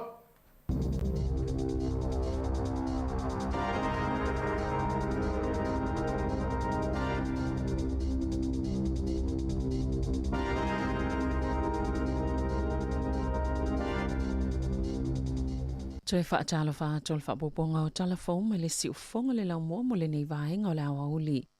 Wo foi na atol faltupel Kiwi Bank I tangata whaatau o lato fale le tasi pasene mai a lato nono ngā tupe fō mo fale o se sauwhanga le al faltupe o atu ili se fulu a wheta la e whaapitoa le mo talo sanga fō o nono ngā tupe mo fale e o atu le asolua se fulvalo uni ma e ei fo I ona tuunga e te tau le tangata le fia nono le tupe mo le fale o na tolu se la wa wheta la le tupe pito ma wa lalo le nono ngā tupe ma le lua se fulu pasene o le equity A whaapeo se nono ngā tupe 5 a fe tā la. E mawhai le tangata nono o na mawaina le 5 tā la. Na tā oe Bip Maxwell o le Kiwi Bank o le ofoi pe ona tu inatu ina ito e mawani si tupe i tanga a tangata ni usila. Ona o le taimine o lo whianga i ma le taunga tā po le sitia o le tau o le soifuanga. Na sitia al fal tupe wha leo leo le pasene tolo i o tupe. E tau whaafetau ia le sitia o le tau le soifuanga, le olo ia i le ono tesima le iwa pasene. O le Kiwi Bank, le isi whale tupe na sitia la tau tului, mō nono ngā tupe o whale, i le whai ungo le masina o me.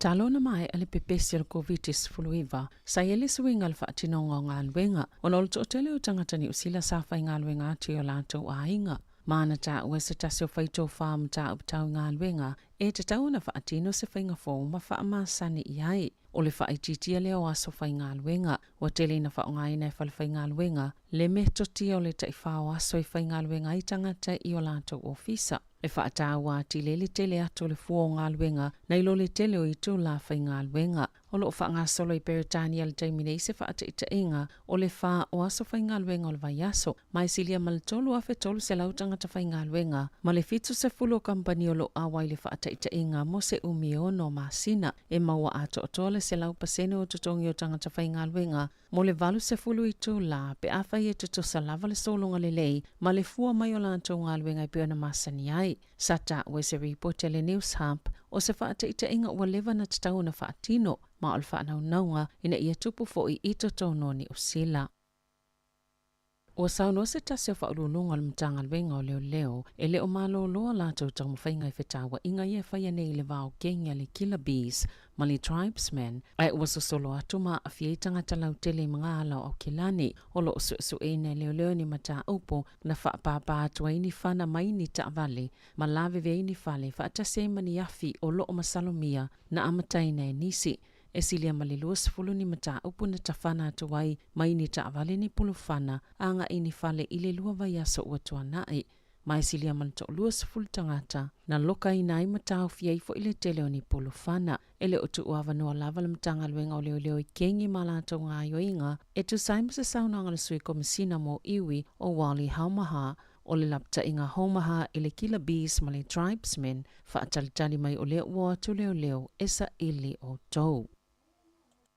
Ua tutusalama walalo wapa u iele tau whale ma le taimi muli na vaayai ile masina o November na ta waifa mamonga le House Price Index e lua tesima le 2% na pa uile tau whale i tutono. Na pa uile tau whale i tutono masina e tolu e o mai le whai unga o me pe afu ele tolu masina e o mai a aperila sa se fulu tesima le 5% sa mawalunga tuaina ilo le tau sanga watua nai pa u mai le 0.5% whaal tau sanga i se masina mua atu.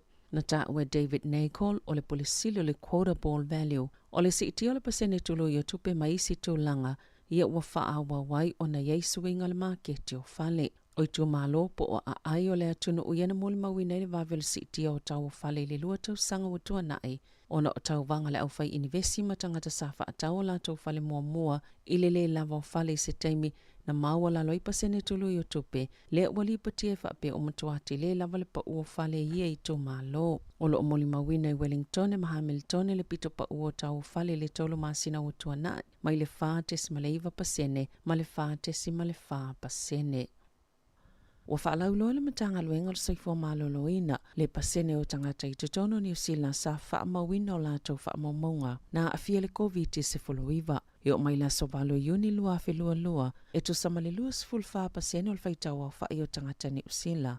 Po le tasite simale 2 miliona o tangata na whaamawina na afia le vairusi. Peita ina ta ua le matanga luenga e fōlinga mai e mawalunga tulu whainu mera sao. O le suinga peo na whaia e tangata taitasia lato lava suenga mai rats whaatasi e masuinga le waainga po le pulenga o tangata sa lata i na afia le vairusi. Whaapea e masuenga po o test i le tali atu le Omicron. E ilo ai e te le mama atulu whainu mera o tangata COVID-19. E le mawhai ona maua ia lātou ripoti pe ona tā ua ese so upola matanga luenga. E to ofitu wafe ma le 5 tangata whauna whaamaoni e le COVID-19 Pe ona iei whaamaumongo i lea solulu I te tono ni usila, e to otolu se la wono sfultasi tangata o lo tāwhia I whale mai. Ai o lo o awhia le vairusi, e to sfulwhai poto ngase tinga aina, sa wha silsila fo I le matanga luenga, le to olua sfulwha o tangata maaliliu, to sfululua na maaliliu yaso e wha ua tuana iatu,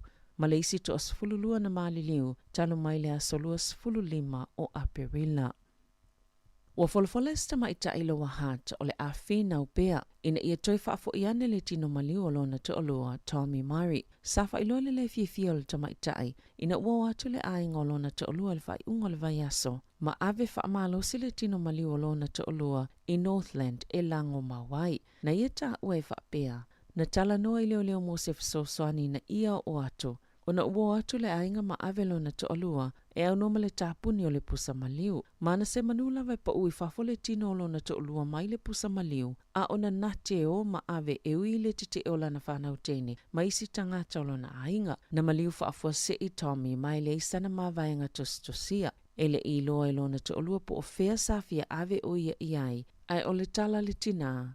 A o soifuolo na te olua, sa whailoa lava ia te e fia no foile mea o iai, a ia whaaliu e fuefulo na tino, mana ta uel tina e mana oina ia whaaloalo I mana ongolo na te olua. Peita ilva yasone ina lango mawele tino maliu Thomas I Northland, lea sa tupunga e ai, ele I fia tala nuolo na ainga I tustala, a ele talitonunga, na avelo na aingalo na tino maliu ina ia lango mawe to sai mala tu maanga. Na ta ue Shane Jones o se tasi na avia mawhaipulo le pahalemene o New Zealand, mai manino lele I tikanga Maori, o se mata upe whainga tā tele, na whaalia leo o mai ona tala noa mai tu e lua, peita I ele se mali leanga na au tasi iai, ma ina ua mai ona o lātou tā pāina ni whautuanga whaalto la fono, sao lātou whaaliai, ele mana na o e toilanga ilunga le tino maliu. O le atale peina I lalo se poloko ni fale le pule ngā nu o Wellington e whawai si fale fōmo tangata I to se lau fast full wha. Na whawina fale no fumau tutongi Cranville talo mai le vaitau le awhiv se lau onos fulu ai o le wai e nei le mali le ngā le pule ngā nu o e ta lepe I lalo ma e ele whaamoimo I o atu I le masina o me lua whelua wha. O mai ona tu ina I lalo ma ave e sea, a mai ona tu e whaafo I leo le anu whanga I le mana whenua, mai le whaala potopotonga sali si ia I le pule ngānu o le ele. O le mauani se lo mau tutongi ai, e peila wa o lo ulu whale I te tono se pusa aisa I le malu ulu o whale o lo ono whai. Ma o lo o whaitio I nai le pule ngānu o I le whaatuwai o le polo kalame, le o lo o whaale le iai whale. Wanga luluele City Housing, leo lo wa aya mapule ina fale sa ili vave, ni no whanga mani fale e ave pe whaase I ei tangata, o lo ono nofo mau tutongi ai. E bitu tele atu fale o lo umia ina le pule ngānu I Wellington e mau la lalo lātou tau, pe a male afe ono se lau, leo wha ingo fale, e no nofo ile tolu afe 5 se lau, o tangata no nofo mau tutongi. E tolus fuluano tausanga o finau Allen Hall, e whaasanga I molianga na tua inai o ia le whaseo tangata whaamoemoina, peitai o aliliu nei le whaamsinonga sili le whaiunga, ma whaalea o ngā ina ia molianga, sa whaasala inai, ina ua whaailoelo ia le malo, na seseo na tua ina Hall ia molianga. O le taimi nei, wono sfulu tausanga le matua Hall, mai se fulu iwa tausanga, sa nofo sala I le fale pui pui. Ono tua inga I le whaau ongo leo ti whaamoemoina, I le tasiva valulima ia Arthur Easton I Papakura, I Aukilani I Saute, o se tasi o sasi te leo le whaimea tono I totono New Zealand, e tu sai male ripoti, ma o ana nafilena awa ei Hall malona ainga, e whaafunga le whaiunga peo na whaalea o ngā ina I molianga, matua inga na whaia ia te ia, o le whamatalanga hole I televise, o ia ele o ita, ai mana o ina ia tali na atua na fesili, ma ia sue ina I lātou sa whaia lana mata upo, ia mō lia fo I lātou na whaalavilawe ngāluenga le whaamsnonga, ma e yeise tasi o le toi leo na whaiato ia te ia, ina ia ioi mō lianga le whasiotanga ta whaamoemoina, peitai ele I ioi iai, o le luasful tolu tausanga o Allen Hall na whaasala inai I lea mō lianga.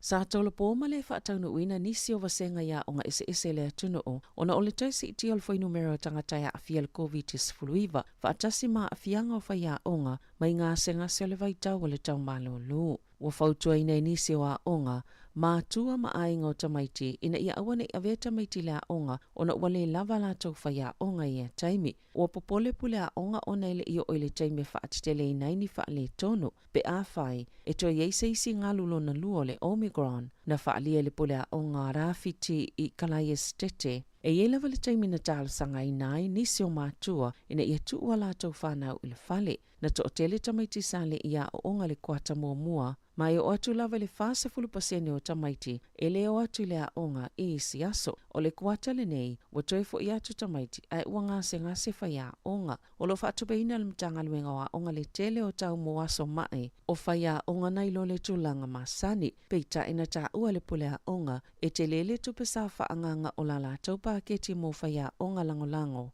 Whaapei maaso mai o le au whainga luenga. Elena o le paule o le a onga o lo whianga i maia whaafita oli i le taimi nei. Wa whaalauloa ina i leo le swafal taule le a Samoa na tino maliu i se paka i Kendala i le asolua o Damien Peters e whaalua tau sangalo na matua. Mai nofo lava i Kendala o le tali tonunga o leo salu le taule le e whaasavali lana tai whau. Mai le o masalo mia i se isi tangata i lona maliu pe tai o lo wha wau pea ia ia lantau suenga o le soe whaapa ia i tū maanganu o wha Maori. Le nofanga o le Odell Reserve le na mawele tino maliu o Peters o lo ofia mawofo i leo se fsota inga ma so se tasi sila fia ni wha amatalanga pe na wa aifo ia Peters o whaasavali lana tai whau i le aso. I ta'alonga, sa manu malo le awa le Stars i le ta'alonga ma le Northern Mystics ono tolu i le 5 le pa ua manofo i le poana po. E sa i le awe ta'alo ma le Central Pole sa Wellingtone mo le suenga siampini o le ANC Premiership. O le avanuolo na lua lea mo le aune tipolo le Stars e su siampini ai ia ta'alonga. E le ito e whaia ina le Stars ma yana ta'alonga i ono ua mawai atu. A o le Mystics, sa fea ngai mawhaafita auli ina ua manu o la lātou tongi polo o Craze en Weke. O le aso sao le asa ili le siampini o le neitau sanga i Wellingtone. Na manu malo kuini selani ia ni usawelese ili ta'alonga momol ta'amil sango le lakapiliki ili vau awelua le State of Origin ili poana po. Ai fai ul ta'alonga sifulma leono ili sefulu o la lātou manu malo momole isini taloma ili tau sanga ilu afi sifulfitu na ta uefa peo se manu malo ua tala fia ngai lelei ma le nei talu fou ili Maroons ili ta inga le faya onga o Billy Slater. Tala fawia malesi ufonga le lau mua mo le nei vahenga o le awauli.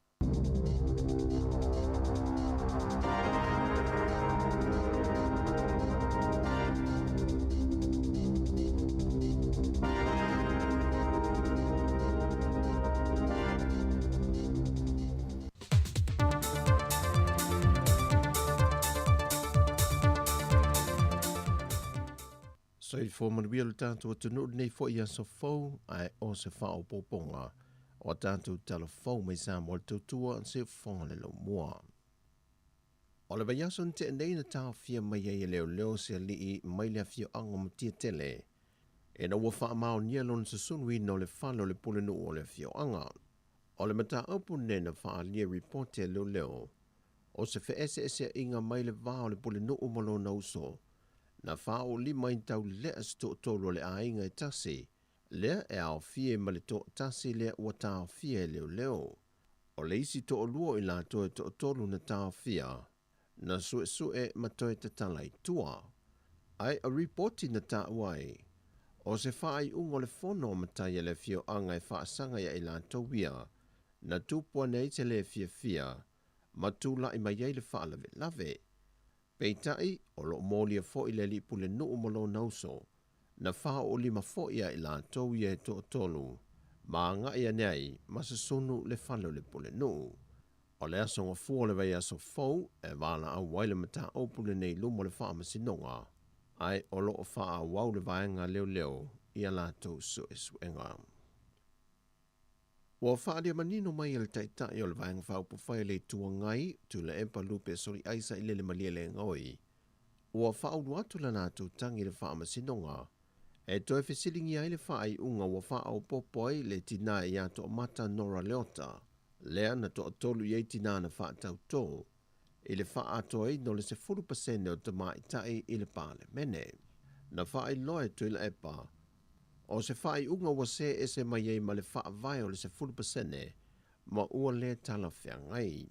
Mai nei sau no o le fitu wa iai nei, ua le talawhiangai ma le au whai o whai pule le mautafono, mai whato a mawhai o na wha popo se isi numero e lunga atu e pei o le fitu wa iai nei, pe ato e wha popo nisi sui whai pule o le pale mene. O le vai aso nei na wha alau I loa mai le vaenga faulo na lua, o a o onga wha amtata ese o lo whatau tei e l'Universitea wa Samoa. Ma le wha alau I loa ina o le sotanga ma whainga pa anga wha a wau, o lo wha atupe mai e ia o onga whanau, e alef so swani mai atunu o I fafo, e peo ni usila ma au se talia, ma le wha alapo putonga o ngā ruenga wha avao ma lo le ILO, ai mai se foi le langalanga sua company ma pisinese, o lo tutu whaatasi ma le Universitea o Samoa whaatasi ma le vaenga le SQA, mo le whaatupe no le wha awa wino ia poro kalame, mo le lumana I o along ma whanau le atunu, o loa o onga ia matata ese. O le fionga le suipa le mia, le fionga tuala te vanga Iosefo Bonifacio, na ia sau no le sau noanga au tu, e taiwala atu le matanga luengo pisinisi ala manuia maleipa, e whaalawi loa isi la asanga fau ia polo kalame, o lo fisoswa nia tuai foi male malo, ili Universite au Samoa. Ai o le tala whaate tau au tu o le tupe lua fe lua se fulu male tolu, wa fola sia ilu mo le pāle mene, wa manino mai ele toi ave esea o le isi iwa miliona tala, mai tupe whaanganga sa tu ese mo le Universitea wa Samoa, e whaanga yo iaia na poro kalame ma tutongi au whainga nuenga, mo le tausanga nei, ma le tausanga fau. O le malanga mai o le tamaita e minista o le vai fafo a Australia Penny Wong, na ia whaadia e whailoa inga ma le tamaita I palemia, o loo wha wau o na ilo le leina ia mautun ta iala, mo le wha ta atia ino se isi fuafuanga ua fuafua I ele whainga ma loa Australia, e mawhai au na apalai se foi numera wha atulanga ino tangata Samoa, e le sitiseni no fa maulea atu no. Ta ue Penny Wong, o loo wha ngasoro pele ilo I longo a wala taitasi ma vaenga uma, e mawhai au na wha atulu ine se manuia lea fuafuanga, e na ia awa ne tula e mai leisi whaafita auli e pe o lo iai fo I tangata Samoa, o lo apalai mo sitiseni isi atu no, e le to tele o le whainu mera tusi talo sanga, peitai e le au sia le afo le whainu mera na saini whea ngai ngai atu no ma Samoa, e maua avanoai o tātou tangata Samoa. Ua wavala mai moe mitinga o le tofio le tumalo vaisi ngano numero mo mua, le whionga niu ava eti malolo, o le fausia ilo se fale talavai tono lo nei tumalo, e tua iai le to telo mamalo le antunu I le moto I savai, ma whaafai ngō fie fo I mo le fale mai lea o tu I tono le tumalo. Sau no le whionga le whaipule, o lea whainga ina ia whaafai ngō fie mo I lanto e anga I ane wa ai le fo mai, ma anga I sao lo I le fale talavai, nai lo le uma ma wa ai o le fo mai o na toi malanga ma maule I tua sivi, e whai ai le talavai. Ai wa iei le fuafuanga le whainga malo o le atofu le fale mai wha ai tu malo I le atanu, o polu masavai, ma fo mai o le anofo mawai, e ngā lulue ai mō ngā se ngase mana o mia le fiso sohani. Wa whapea foi se fina ngalo le tofio le tu malo vai mongo numero mo mua, le whionga sula manai atau ili tui vasa, e le mai asai ni ai o le tailua se la wafeta la moa ti nae, o le ato e sila iaia la tau komiti whaavae, e na ia fausia ni ati nae tala whia ngai mata ua, moa la tau I tu malo. O tātou tala fauia mai sa mō manuia ne yaso, whasoi foia.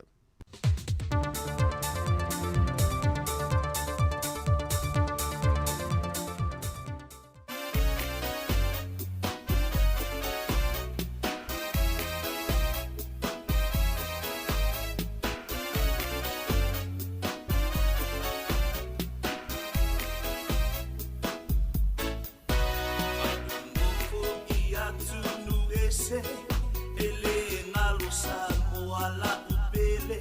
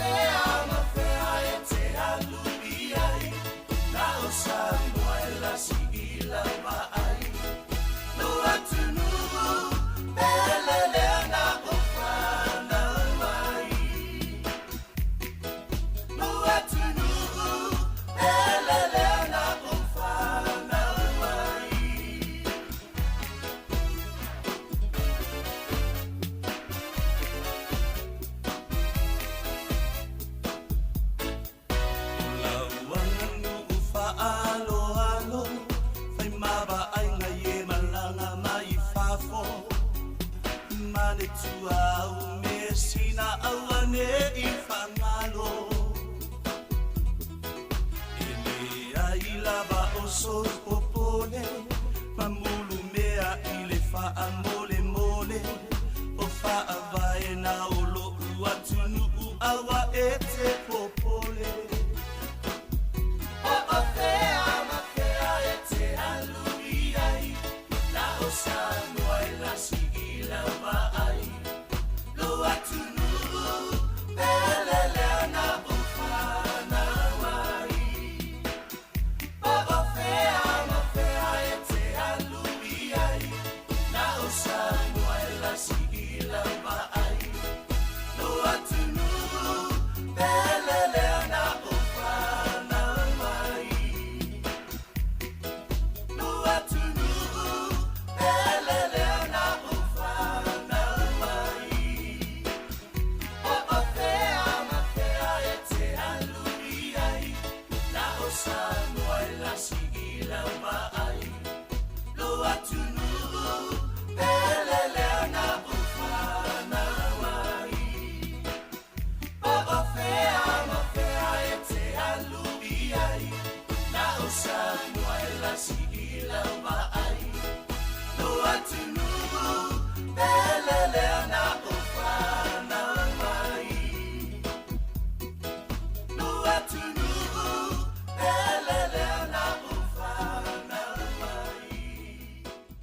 Ia, whātalo whātu le tātou o tunu nei tūlao le hawauli le fōua tātou se mai fōi nei teimi no o mai a fōi ona a wina tātou proklame o le tūla fono pe on fitai tū ngai le sunga le malo le malo ia sua sangato pe telo ia whapea fōi tātou malo pe ona sa whaala wilo atu teimi o whano le fō mai aon toi a wina tu tātou talafou i wha moe moe tā le lua toi a wina tu tātou talafou ia awa fōi le toi fonga long pui ali o tātou o tunu i le tūlanga o lo iai me tupu tātou o tunu i Samoa me se fōi ia i le tātou o tunu nei New Zealand.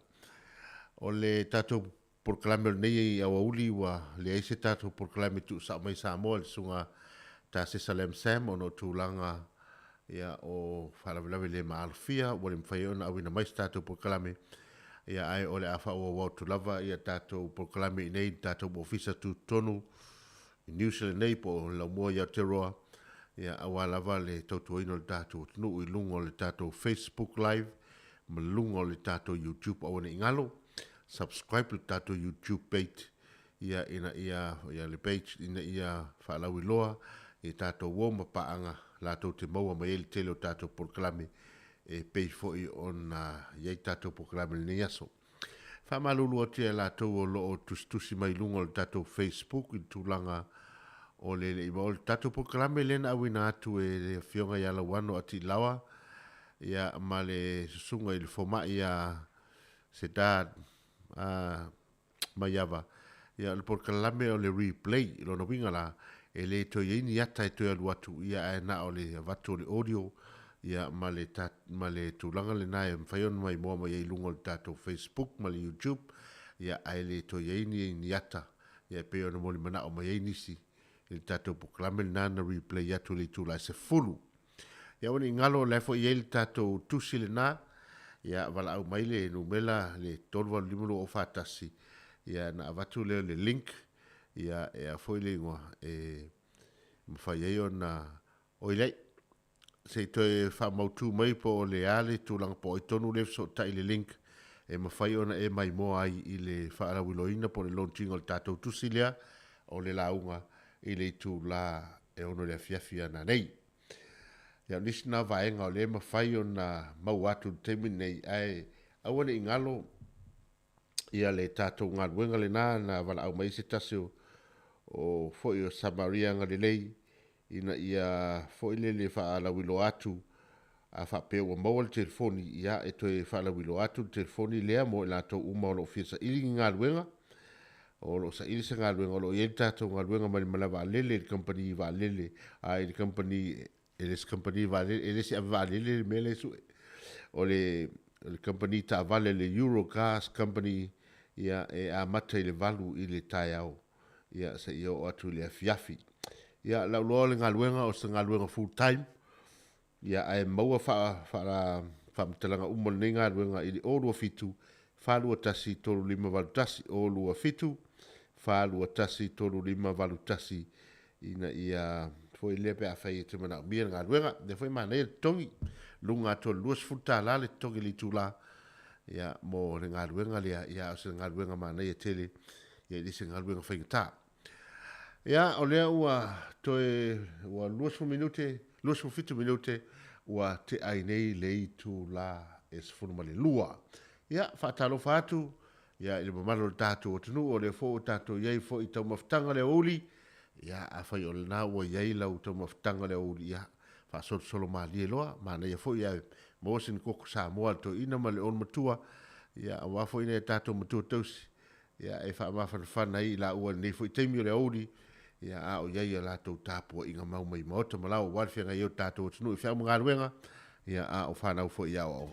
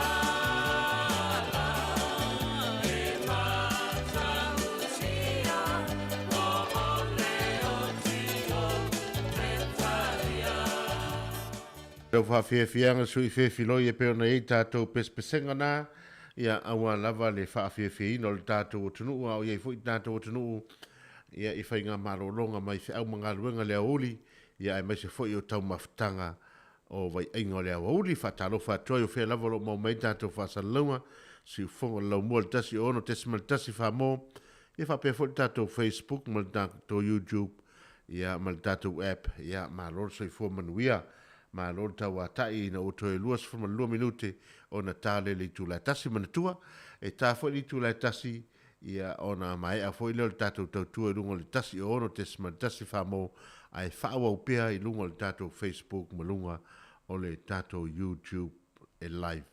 Mantua o le eisi tātou whaasalalonga tu sa mai sa moe pe o na iei ia stofi i le sunga ia tā Sesalem Sam, o na o ni tuatuangia le ma alofia, a le la whaawa o pele ma tautua, sunga tu fue fiso, ia il tātou lau mua nei Wellingtone, le ai whaatalofa i tamam tina mātua, ma lor tau atai, ia ma lor fwoi whātua toa, e me se fwoi la tau whengai mga aluenga le nei aso, whai mali o tau aso, o le ai wawai atu i whaamaumaunga, ia me se fwoi o tala au mai i le vaenga le med service, le au vai fitu, le vai tau, ia o loo au maini la pata inga mo le tātou o tunu o le tūlanga o matangi, ai mai se fwoi o whaititili, ia mawila e emo solo i so se vaenga o New Zealand nei. Ia peila o lea e fōringa mai, e le fwoi a mai le la pata inga mo tātou i nei Wellingtone, i le tūlanga o se lolo vaia e ono tupu mai, ono le ama losi lava le suatimu e pa u mai, ia e le na o tātou e o lea o New Zealand atoa, lea e lapatai mai tūlanga o whaititili, ia mamatangi, ia ai mai se fōi ia o wila, ia ma le pa u malosi mai o le suavai. Le 10 minute taluai le na tau pē mai el pao al tātou whale nei, ia e pē fōringa mai o lo tau a fia, ia tātou el tise, ia ai mana ia fōi le vatu whaalapata inga ina ia whamanatu atu, ina nei te ua pēle mori, pē whaafose ia na pēle mori le malolosi o matangi, malolonga mtimunga, ia e tā pena le lei, ia whai o ese mori karasini, ia whao ngāle mori karasini, ia whai, ia o ieni mori ngāo, whao ngāle mori ngāo, e whaatau fo ese mori wila, ia mana e fōi e lua ni mori wila i tono o tātou whale, ia awa lava, ia nei o tātou matua tausi, e me se fōi o tamam tina, ia o lātou o loo iei o lātou mai tu mau, ia e so soani e ili tū lua pō mahau pe au ina pēre mori, ia o nei vaenga nā ma tātou le au malolosi, ia le nae tau ngō fia le Pannings po warehouse ia tātou mori wila, a mai mori o loo i whai ma mori o no whao ngai karasini, e whai le wha leo ni te ua, ia me se whai o i lātou o loo taulanga, ia pepe, ia i lātou o le whanau, ia o vaenga o mana e mana o mihai, ia ma toe wa ai lei tafta whawhale po iei ni la au, e te tau o na wha lalo ni la la po, ina ne ia fia fo i o tātou mauta malawa, ia o leo tātou wanga i atu i le vevela o le tau malulu, ia e pei fo i o na iei nei vai tau. Ia o nei lapata inga nai wha manatu atu, ia e manatu atu langa ai e tau mafue, ia ele o se tu langa fo i le tātou te pole mātua tu wale ai, pe a whai o se mafue, a whai o tono le whale wa ai le lei, lalo le whai toa tu ai, alo nā, ia o na wa ai leo lalo se lau, e molu iai, ia o na wha tu leo lima fo i lea, i nungo lo uru, wha pena, ia ma tali lo uru awane, ia whaina lo wau, ina ne i maua tātou se wha mai, ia ma whaina i tātou, i le tūlanga e peo na iele ni vai tau, wha mo meo wha wrau tupu wha fosei. Ina i lapata inga nama nei wha manatu, mo le nei lava o uli au tātou se atu, to e 4 minute, o na tāle o le tū lai tasi. Ia, wha o tātou wha whiwhianga, sui whiwhiloi, i nei fu i tū la le uli.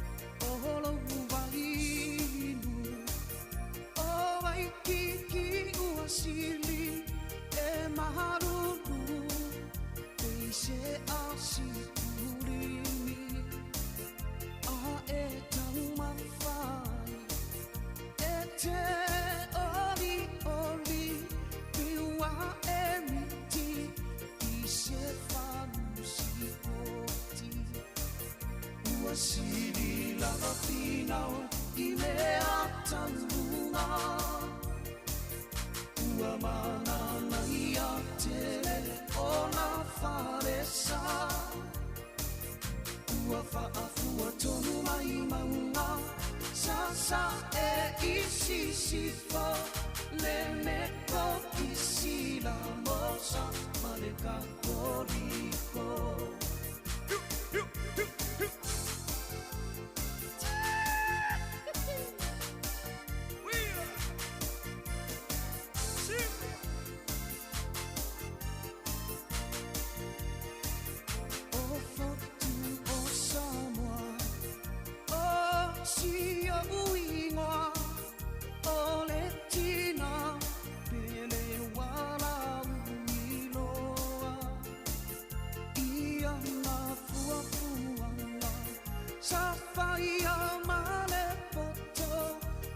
Whai ai aku, whiangai ngā pule ono Whaasolo I totonu, o la umai moana E te waia, o malu sa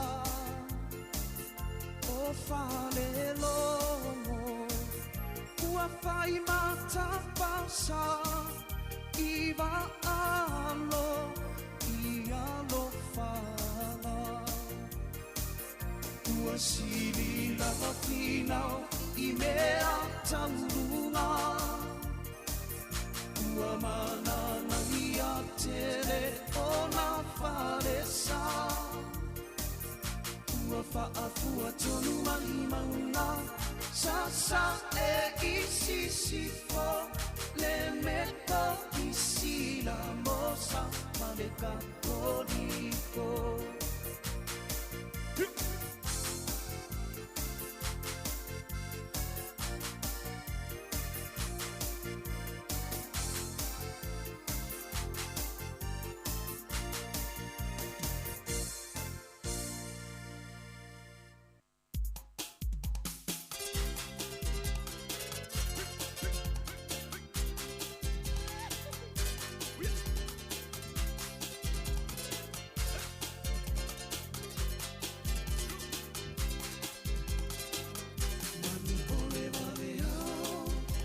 Sangi funga au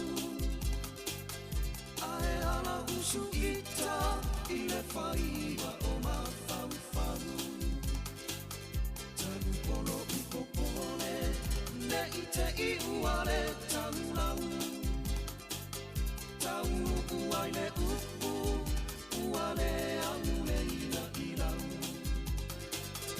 Au e ae Se I whai mai sau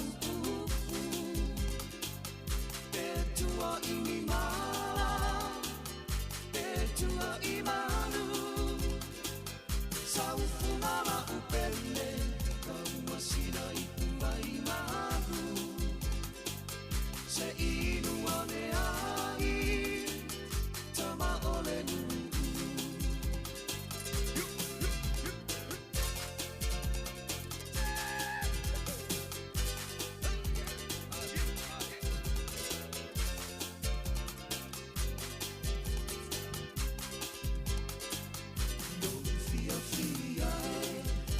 Teine petua inia O usata whai Ole au a mene irunga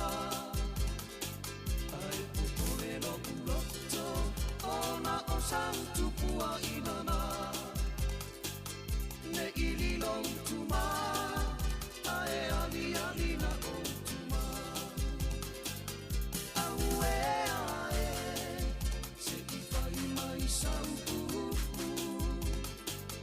Petua ini mala Petua imalu Sau fumala upele Kau masina itua imalu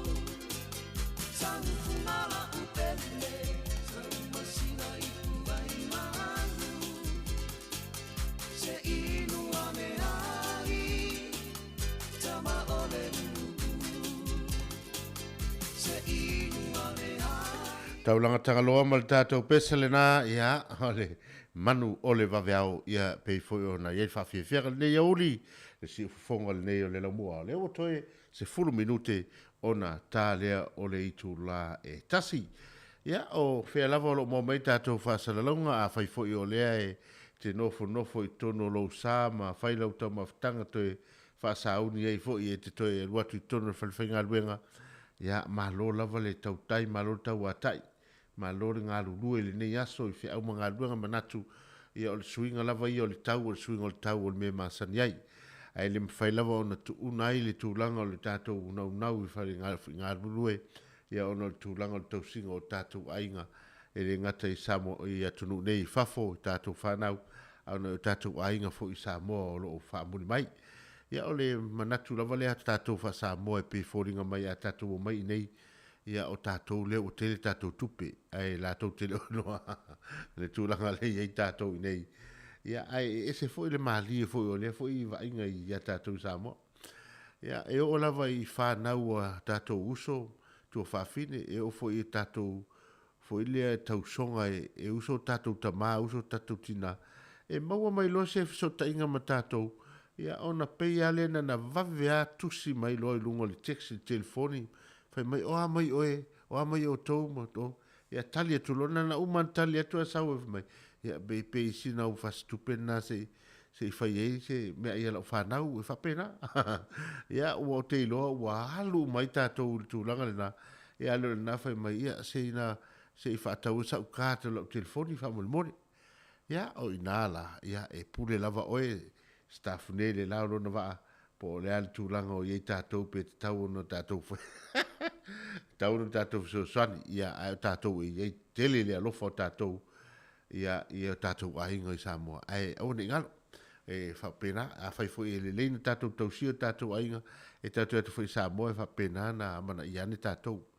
Ia ai fo i lātou, fo i lele tātou whai mele leia tua i nei, ia ai lolo tatino i Samoa, ai wa atunga i le taitai a ali ane teimi e whai e, ia, e te ruatu ai.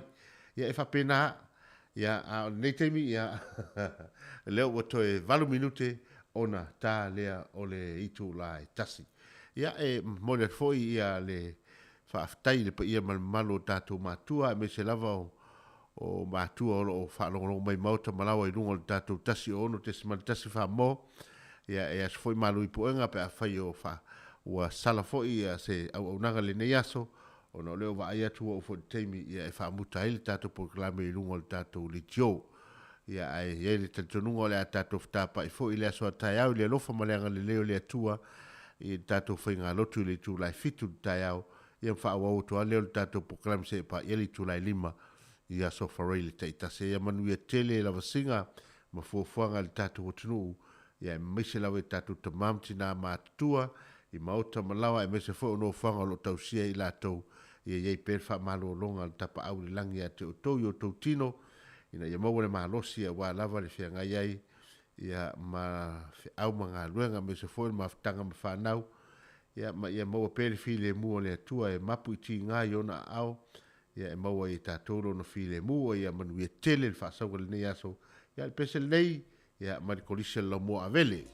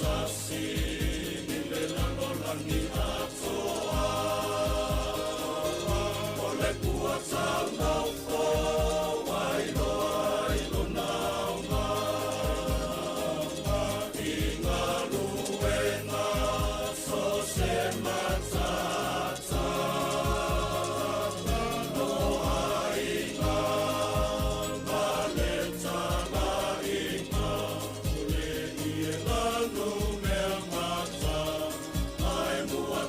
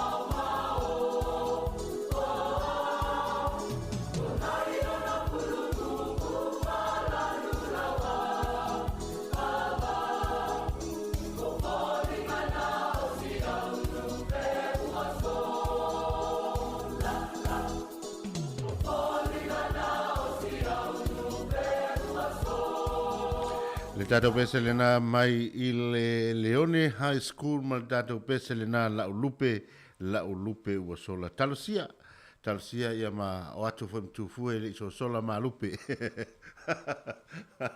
ia o tato iei le uli ua 2 minute ua te ai le tu la tasi fa o pe tato fa fianga sui fifiloi le fo ia uli ia fianga iei pel ma malo le tato ua tunu ma tiute ma faiva o lava singa o le nei aso fe au mga ruenga ia malo lava le fatoto malo ta poi manatu ia o nisi foi o le fo ta sauni foi ma ta pena ia le au mai o fa nau mai la to wa o onga le nei foi vai aso ma le nei aso ia manatua a fai o susu le wala malolo wali tau ia fa le mu lalo a fai o le wala 5 km li sa i le tula tu te isi foi lalo le fast food 5 por fast food minute i le tula pe a fai ele o le leile tulanga o le condition o le foilea i le o le awala le tulanga o le awala ma ona e mase se ia ma seki foi pa o lau tavale le fta o matu tu la fono ia le pokalame tu la fono seki pa o lau tavale po le lei ia ma seki foi le pepa lau tavale po le lei uma tulanga ia a o tele i fiaro i wae fo ia foi le alo tupe tongi i sala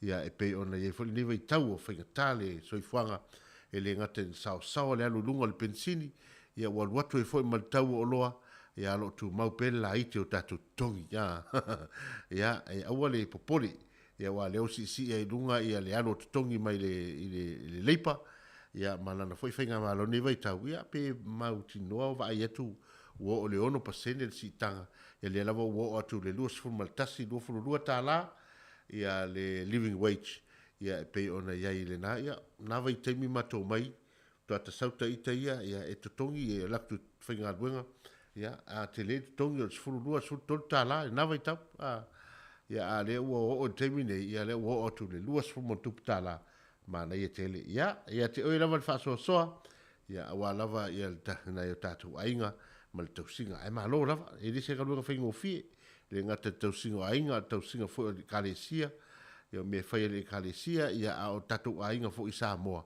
ia la fo i tu i mai mo panga ma isi mai a tatu ia ele tatu au ma wai ma sa inga ma lo ne aso a oni ngalo tatu tusil na le launga ia e pe ona fa silatu le launch te papa le po na nei le fiafia mo fo se ma vanoa ia sa vali fo ia ia e mana tua lava le tulanga i tatu Samoa i tatu fa au fisa fasala le tu ap ia mantua ia nei to ina ia e ta lau tala noa o fuiono fai waso o la vea levi ia o Ioane Solofa ia le foi sai ai mal tato sui fasala lau le sunga ia lawano ati lawa i lona foi vai teimi ia le fo wo mai ia estamo pet mama ia le winga lau tala e i loa la pet mama ia i le tele o na tala pupu fa Samoa le o to mai ia le tala lea ina ia mana ia foi toi to manatu mai la to foi e whaalongolongo so ni tala ai le umale malia mal mana ia ni tala o lo yeisa o ngata ua ia e vai toi foi o fa fonga anga tatu tunu i le tulanga i pe ona ia le tatu por klame o fa fianga tatu tala le nei mai ia pet mama ia ma le tala le nei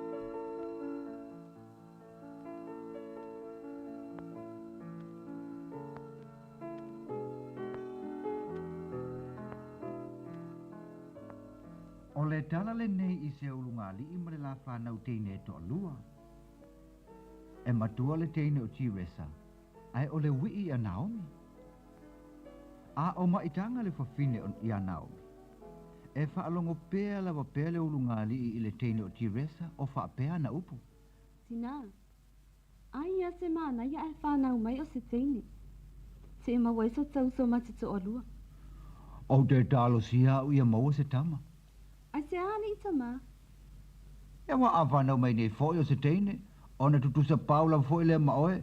Na ole ai lava mo ai fa fo po pole polo. Ai alua ue faile saka. E ese ama o kouia. Ala winga ala o lua. Ia le ale mea ole au lua vevesi ai fua isi au ta. O ele tasi a fiafi. Ma ai ole aso lea ole a fo ina mai ai ele tua le pepe fo ile ainga. Ma wai ai nele fa fine le fale mai. Ole te au le tu lai tolu ile vave au. Na o lai le tina. Ma ole teine lana tama. Pe ai on ole le ma losi le ole tino le tina le teime na o lai. Na fatua avane ai lava lana pepe ya teia. Ile tai au.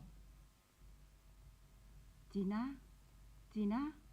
Ala mai e lunga fa asu si au tama ufia ai. Na lo longa uma tina fai lele fa apeali ima tamai tai fo mai le teime ole tai au. Ina ua nofo ane ilunga le fa fine mai lona moenga. Ma te pane ilana pepe. E fai o le mea uli, ai to e tupu le patu ilona isu. Hei, tamai tai fo mai, sau, o le tamai lea wai au mai ai te au. Fa pea ai au te valea. Sau ave esa tu nei al pepe lea, ele ola o pepe lea, avatu pepe. Tamai tai, awai te ino il mea lo fa lea tua ufo ina mai a te oe. O lau lava pepe moni lan whanau mai lo manava. Oia wea ue. Ua sili ai pe ana awane I whanau mai le neita mai titi lo manava. Ta lela va a musia I tai tangata le nei pepe. Matua I mea uli te le neita mai titi. E ui lava la ile le fia o le fafine. Aina te alava I tua ilona ainga malana pepe. I le tupu a o Naomi to tono le ainga, e matua le tutu sa lava le tausinga, ma le tausinga lo fa ele teine matua o tiresa. E tau fio lolo mai la ia winga le fia le ulungali a Naomi, na ilo le teine matua le o tiresa. E o ile tai au e o ile aonga, e le mana o tiresa la te sava vali fatasi ma Naomi. E o foi to tono le aonga. Wa fa asai ti resa ia Naomi na ia awa lava ni tau talana ia te Yesu o se teimio le aso. I le tasi la fiafi, ai fa atu alu e se atu lava le tina o le ainga e whaingalo inga po. Ai wa na o le tama, ia fa pe ti resa, ma le teino Naomi lo lanto fale. Na sa valia ne ailo nei ti resa, a o solo le lau a Naomi. E Naomi, e si liona e alu e su e se ainga e tino fuai. Po oiloa le lei lava le fia o mātua ia te oe. E lei lopo te tama ai, a o lea o tinga ina fua o mātua i tausi. Ti resa lo uso. So ia te whai mai nā tala ia te au. Ai a whai lava o lo loto le nā. Ia wale lei, ai se I saulo tāti nā. Ona o wha mā vaele I ai. Ona o walu ese ai lo lea. E leo sau tina lava. E rei lopo ai son tina ai o lea ua fia tina fua e lau tina. Alu e se ia se me e tino fuai. Ti resa. So ia te whai mai nā whaamatalanga ia te a ulo uso. Naomi. Ola ale me pisa lo ngutu. Ola ale me utupu. Malia lo loto tama. Ua o te I le whai mai o ti resa. Ele o au o so na uso. Ma ua te tau ai ono o walu ese mai le fale. Ua omo na o whai atu lo se tina, e? Se ti resa so ia. Naomi.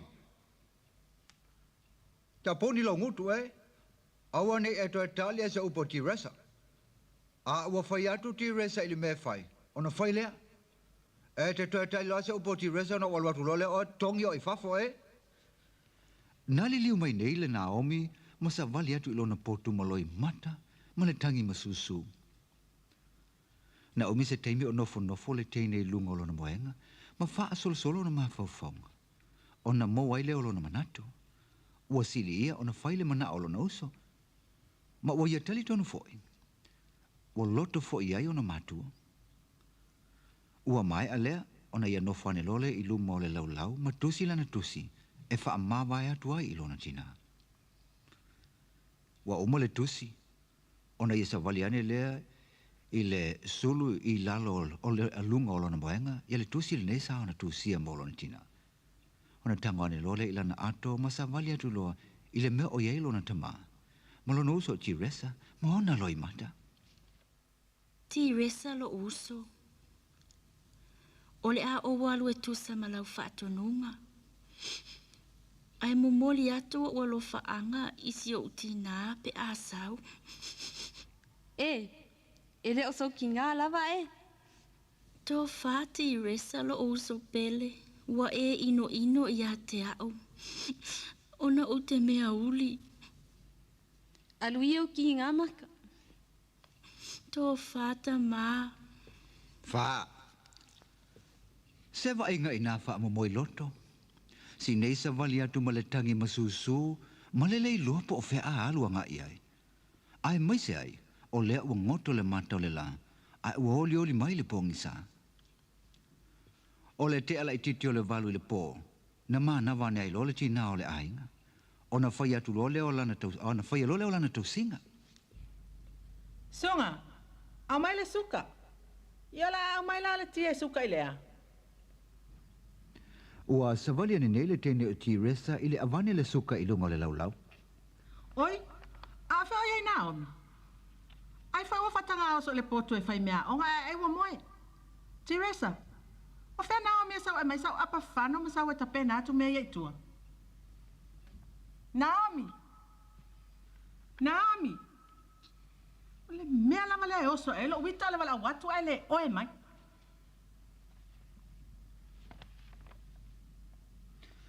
Na, tu wha fo se ia ni lunga ia le whawhine, ma sa wali atu lo le poto o Naomi, se isiaki po whea o iai. Sei wa aia. O whea walu ne iai. Naomi! Sunga Naomi! Oka.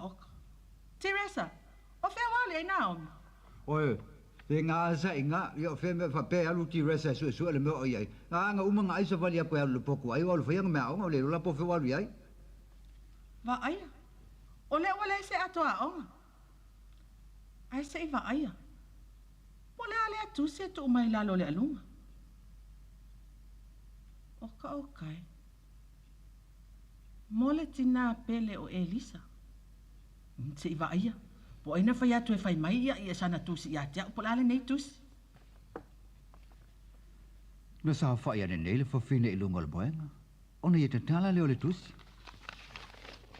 Ma amanta lo na whai tau upolo ia le tusi.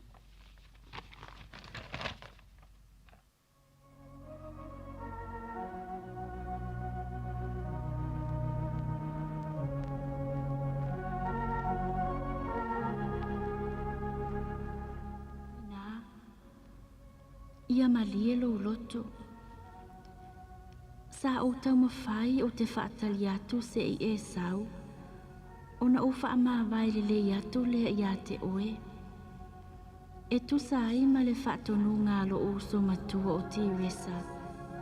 Ina ia o walu ese mai le tātou whale. Ua o tau le mana na o ia te au.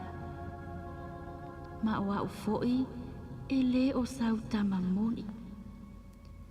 Tina, pe ai se ana e le fasiotia ia te au a o upepe. Po o pe nei, o te leo o mai I le nei mawhatianga ma le matuitui o le malo lu o le nei po I lalo le nei la au. Tina, e ui lava e whaapea o le whaatonu ngā Teresa. Ai, ua o tali tonu lava. Olo o lua mana o fo I lea ina ia o walu ese. Tina ea. Amu ia se teine I titi e pei o au. Olo o ia ta oto ana I le nei teine e lunga o vai mawhana o lona tina. A o selu e lona tina lona laulu. Amu ia o tau ma Teresa. O le a o tau momoe le le I le mawhana o tau moenga. Ma o tau a ai le lei. Ai o ita. A tonu lava o le a mauani nai mea ai apa I te tonu o la pisi. Mātou te tau whaoina ma ta I whauta te ai ai. Tō whātina. Le e pēle lo uloto ia so uma. A whaita te le toi whailoa e tina. Ia, tā whailoa I le langi. Tō whāloa. O Naomi mea uli. Ua outou ino I ai.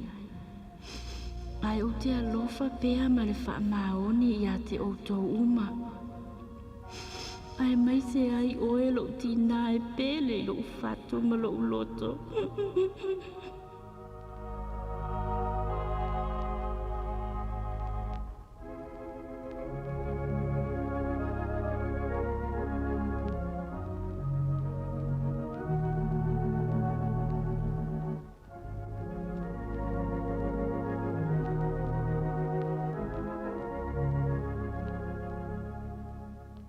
Oi oe. Naomi e lau tama. Wai ea ua whai ati oe le oe o sau tama.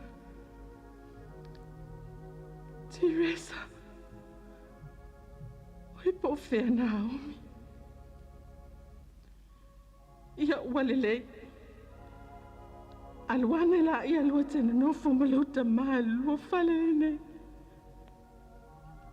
Ai ole a walo suela Naomi. Ale mo Naomi. O te le to e foi mai la mele nei ai.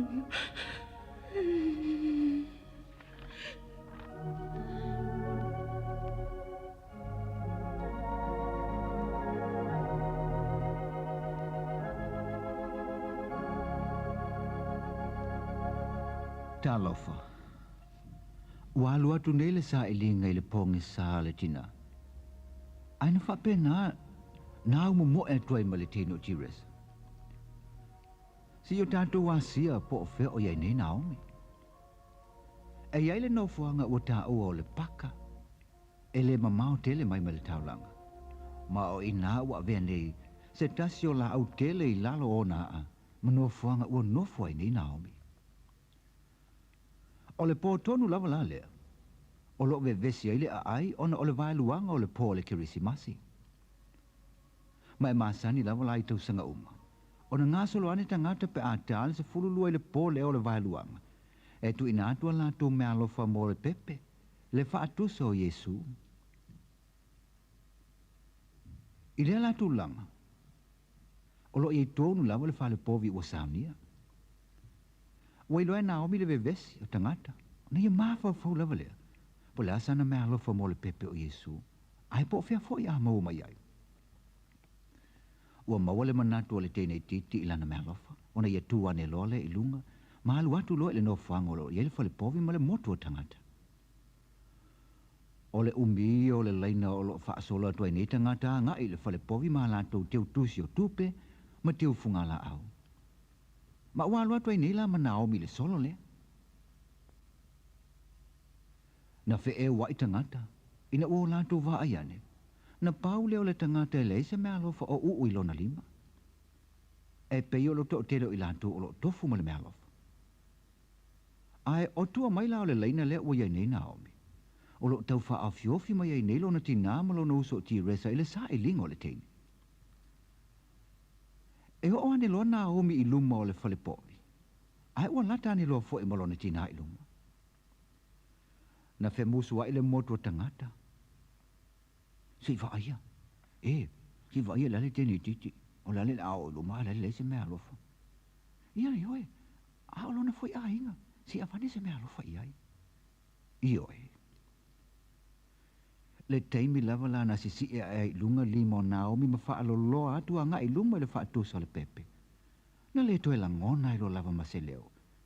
Po se ngā se fo I o se mea lava e tasi.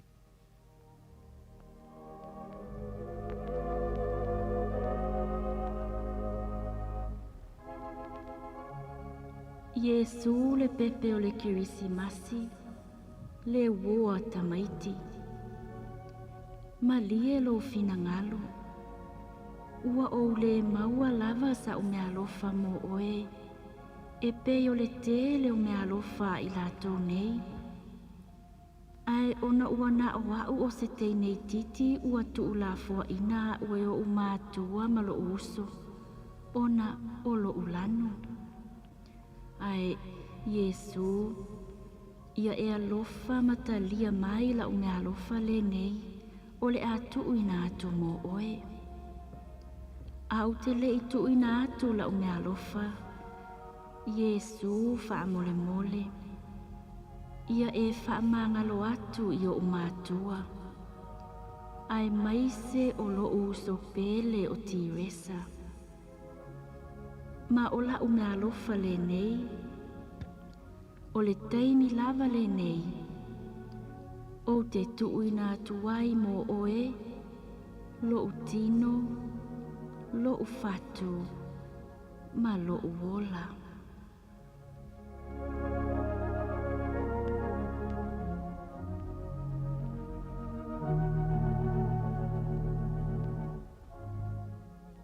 Se vainga ina matau tia I lea taimi.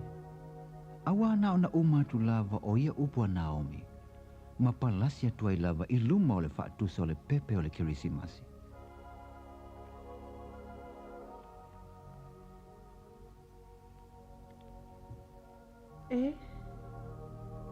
Teresa. E leo lau Naomi e ha o lo ta tia mai nei. Oi lea li e. O lau Naomi lava lea. Oi Naomi. O hala le po o sa ili ate oi. Naomi lava tama pele. Watanu lava lau umpuna tusi lau tusi. Tata le tue wheilua e. Tata wheilua e le lang. Naomi. Naomi. Tina. So ia e te tangi. Awa ua vele nau. O le loto o lau tamba ina ia ofo inatu lo na ola, mo lo na tino atua, mo le mea lofa I le pepe le kirisimasi. Mai tu ua matapongi ai ia. Ai olo o ola pea o ia.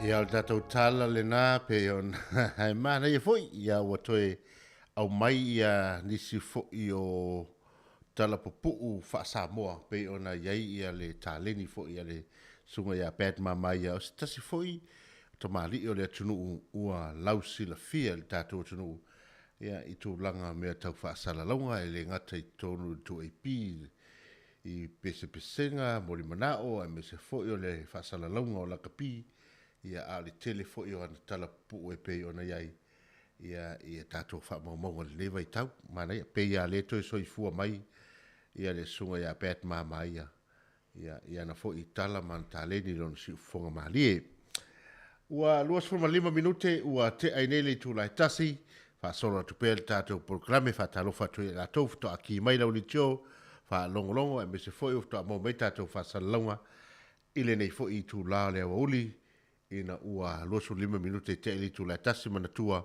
ua leise tātou programe tu sa mai Samoa ia ona tu langa lava e peona iai ia le maalo fio tātou fisa fasa lau pese nei mai leone ia le kolisi leone ma le pese le na ole ua au falongo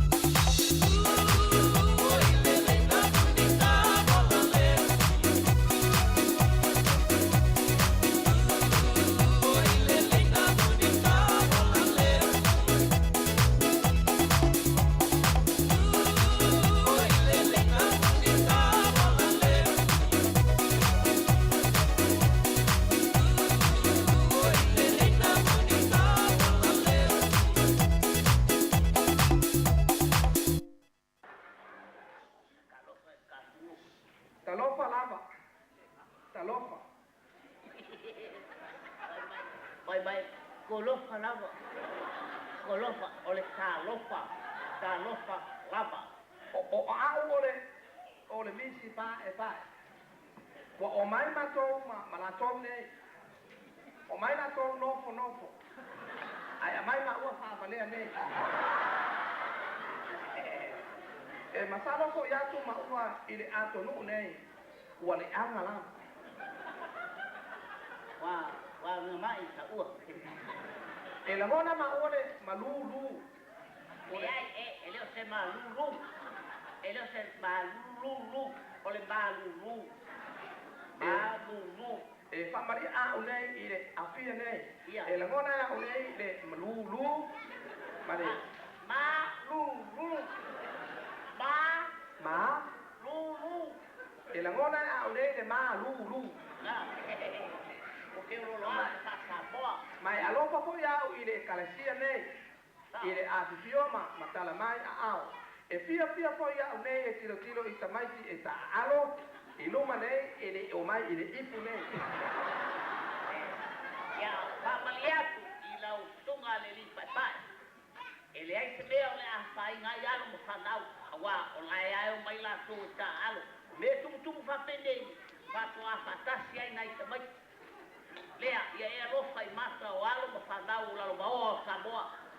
O le tātunu. Mali ai lo fina ngalo. O au ele si Samoa. Oi, awa te ololo lau wha Samoa. O au ole misi pa e pae. Na sau au i Samoa. Na tusi atu le e whaife auto ina nei. O Samoa o se atu alofa. Alofa. Alofa. Ai leo se alofa. Alofa.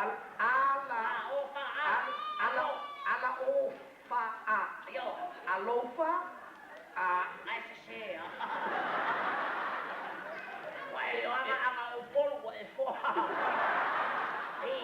Alofa. Vamos lá na tocava. Atonu alofa. Ika au makalaya. Se atonu anga lelei.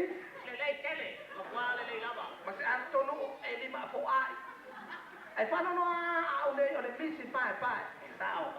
E fa pito mai tamai tina iti iluma. Ai lafi le tanga matua. Ona tango ai le tanga matua ilana ato. Mamane mai ta isene. Ole, ilau sunga le lisi pai. Ole ngā tūra ole atunu. Samoa, e pei e amelo na nganga i ana whamau. O nā watule e o tupe laiti, ai tupe ia tupe tele. Ole ngā tūra lava la e o sio o atunu o Samoa. E leise mea ole a whainga i pualo fina ngau. Lau sunga le li pai. Ole tau pai po. Wa manawa le amata loa le lotu nei. Ia waka kau wa maka. E amata nei pe amata vai asolea. Amata nei wa afifi mai le e kalesi. Lau sunga le pisi pai. E lua winga le upu amata. Po le whabai o le lotu nei po tai au. Pe amata loa la le lotu.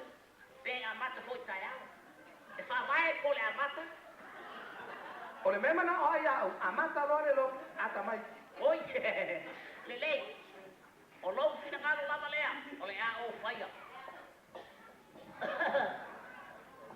Susu mai lau susu ngā le vai au e pae.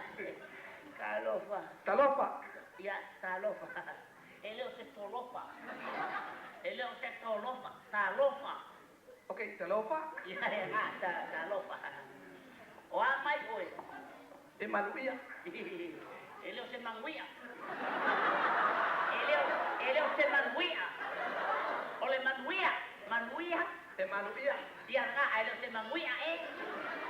Ke wasasa senga ia oe.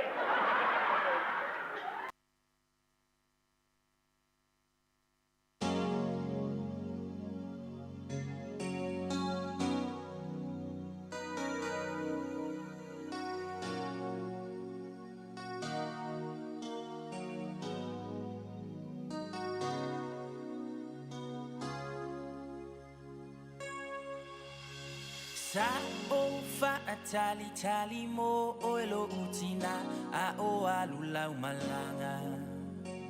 Memu o ulau ngutu matatalo mo o e a o ta vala vala.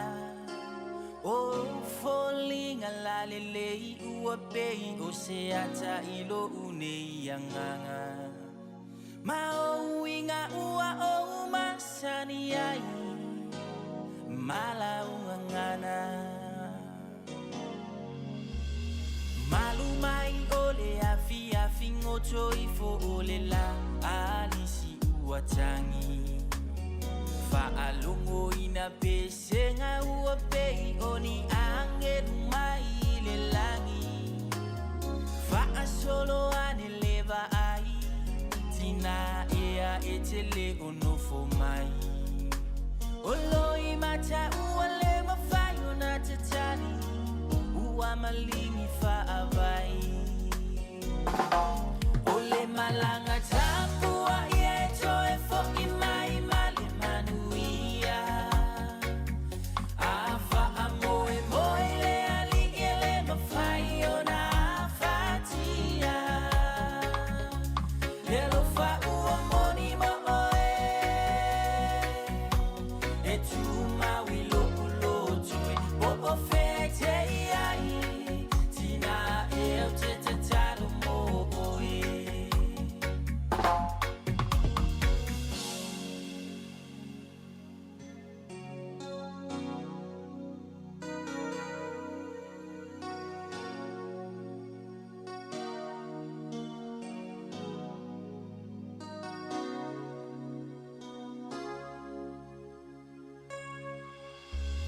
Aluaso ua sa uole po ta fia fa alumo.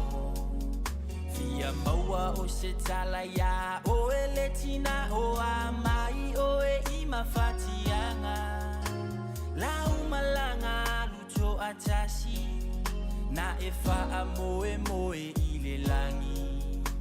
Iletina o le feso so ani tuma na te tausi o e malave ai.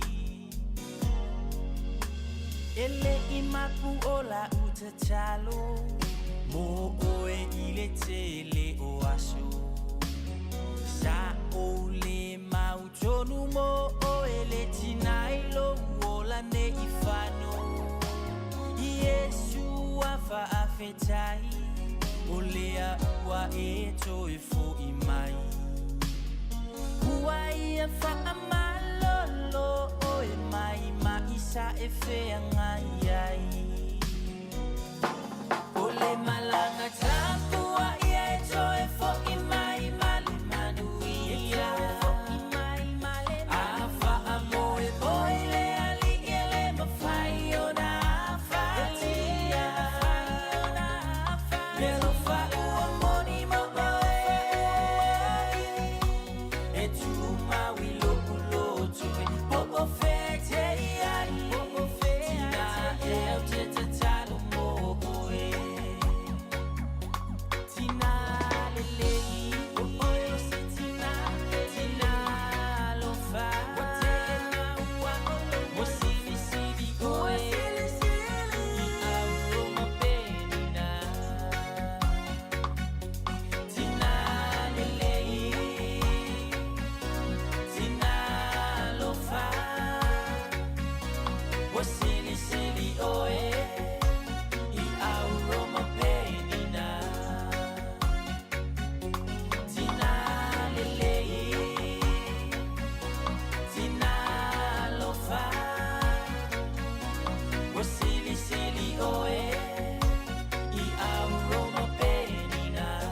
Na do pese pesenga nam fa fie fianga su fifiloi le nei fo ia uli ina ua to e se fulu ma le 5 minuti ona tā leo le tula lua tali tula lua to e wina fo lea o tatou telefou ia me se fo tatou tala mai Samoa nei fa fie fianga na pe fo na vatu tatou tala pupu mai a pet mama ia e me se fo o tatou faleitu mai a pe telo masu meo ia o tamari I fo I wala wi lo manu me le tasil tulanga fai faleitu fai mea mali e it's tono tatou o tonu I Samoa Ia me se fo tatou pese le nā le tina le lei o whaatusa i le pēnina o le pai ma le auli whaapenga o manane o tatou tina. Ma lo foi tina ia te o tōlu tō foi pito la au ia ua lava le tautuoina ma le fautuoina o tatou ainga a wai manatu lava o le iwa sa fulu pasene o le ati nae ma le whaatinoina o ngā ruenga i tutonu o tatou ainga i maise lava i tamama whanau o lo i o tautau au o la o tau foi ngā ruenga o lo o manuia ma whamanuia i nai foi ia whanau e maise foi o ainga i tutonu o i lo te tununga i leisi se foi lea e te e la o whamatalanga le whai atu o wā o tina o la tau lava ia o lo iai ia le manuia o se ainga a le lei foi le whautua e fia foi le ainga ia mamautu le lei uma mea uma e a whale tonu le tina ia lona winga o se ainga e ta ape ia pe o le tūlanga le nā ia e pe o na mānei foi pesenga i la tō foi whatu pese ia e iei pese ua whatu ia e langi ia ma au mai foi le fe au fa malusia i petina ia pe foi nei la to por kalame le ina i lawatina ia so for il tai au foi lo pete u to fa fonga ia ina tato tala mai le ina i lawatina malo o le li poti la ta mai le fatu a o so mai lungo tato pengo so ta inga mai so fu malo roina ia o li poti lava i New Zealand o tato cases new community cases la so le nei e fitu afe iwa se lauruas fumal fitu afe iwa se lauruas fumal fitu le COVID-19 ia wale faa maio io mai po fiale Delta fiale COVID-19 fiale PA2 PA1 PA4 PA5 lewa iai ia manisi a foi a to inga variants ese lewa iai ia a le lave au mai e lalo umal faa malu tamale o COVID-19 ia lona winga o leo a fitu afe iwa se lauruas fumal fitu ia i latou ua maua le wha mai le nei taimi ia ai lua se fulu ma le fitu ia i latou ua mali liu ia o se tala wha noa tele lua se fitu i latou ua mali liu ia ai tolu se lau iwa suma le tolu i latou o lo tawhia i le whale mai ia o le tolu se lau iwa tolu la tolu o tawhia whale mai ia mantua a tau lo whale mai ia o so se no fuanga i tono ni usila lo iai ia ma le to se furuma le lua o lo i tonu o le intensive care ia po le ICU pe on ma sani ai na to se furuma le lua lo no winga la ia i fōringa mai ala o le alava o tatou o soifua maola whaatasi tatou o tunu ma le wha mai ia ai o le lapata inga lava na pe fo na whalongo ina i le mātou foi e kalesia i le mātou foi toina i le suon toina ia e la patai mai lava le e kalesia ina ia whao ngā ia le foi le talifonga taimi uma ia a watu whatsa whao ngā talifonga ona la o le lava e le ialu ese le virus ia a fua iei le nei aso ia fitu afe iwa se laulua fitu tele au te loa le umana wha mau lalo i la tau mau wha mai wa nisi le li potia lo la to ma ya la to test na fai o positive ya na fo ya ngai tono fa fa nga luenga ya me se fo yo ainga ya matulanga uma i tatu fa poptonga fa la poptonga ya wale tatu no foi ma ola mal fa mai ai o tatu pole paula vale vai nga fo le tatu malolosi ya avel tatu fa mua ele ngata yo tatu matua matua tosi ya na tatu fa na laiti foi ia pe ona iai whanau pepe. Ia wa leo mo le tuio la tau sfuma lima tau sanga ngai lunga. Ia o lisi vaenga i lalo. Ia e fōringa mai. Ia o le lava e. Ai nau tala noa e stasi fo yo o anko i Amerika na po. Ona ia ta uele. Ona na finfuto a fai fo ilo na ia pusta lo na lua. O no mauti noa ile. A ele heila. E i fo ila lisi fo i pusta e. O la ua walo i Amerika la tau. Ya e fai atu le o le ala ni o le tala noa i le anko le wa fitus fulu lua tau sanga le matua alon soifo. E le ala e fai le pusta. Ya ono le nau ta inga ina ia pui le whama. E lua la lo na winga o tātou le New Zealand le e tasia le pusta le o fai. Le pusta le o fai a o le o fatal no te Amerika le o sau le lua. Lo na winga la. Ya au fai tātou te ipe a halua e toi o mai a tātou ni. Ia wa o le si fa mo mo le tau matamata tu ye pe a fa pe e tau nu. E fōringa mai e lava la le pusta e fai tau sanga uma. E pui me ata tu fa mai. Wale ni fai ngā tui e peo na ye le tui mua mua ma le tui lona luma tui lona tonu. A le la ye lava le pusta e fōile le tui e fa o ngā mō tangata.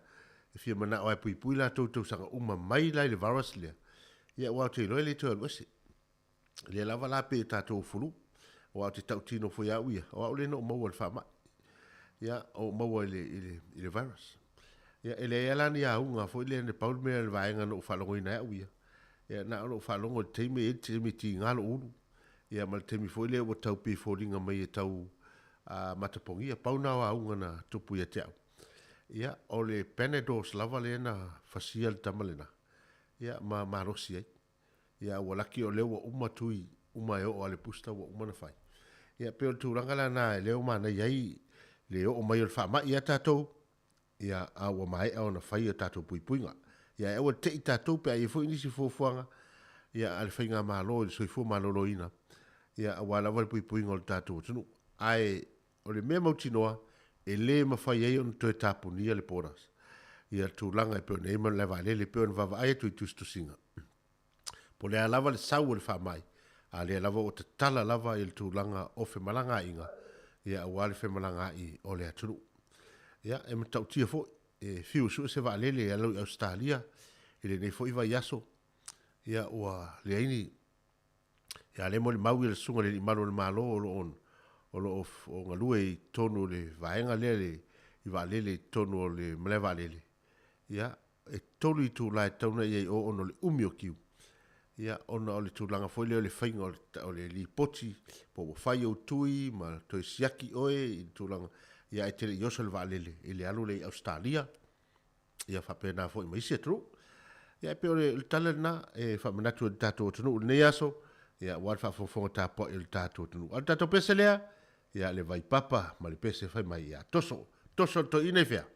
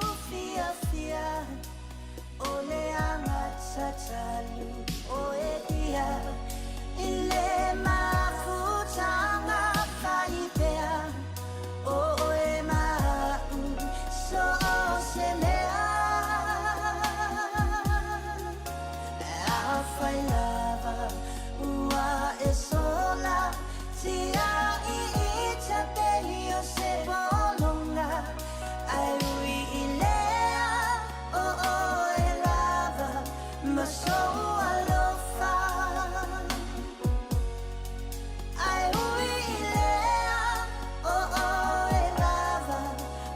alofa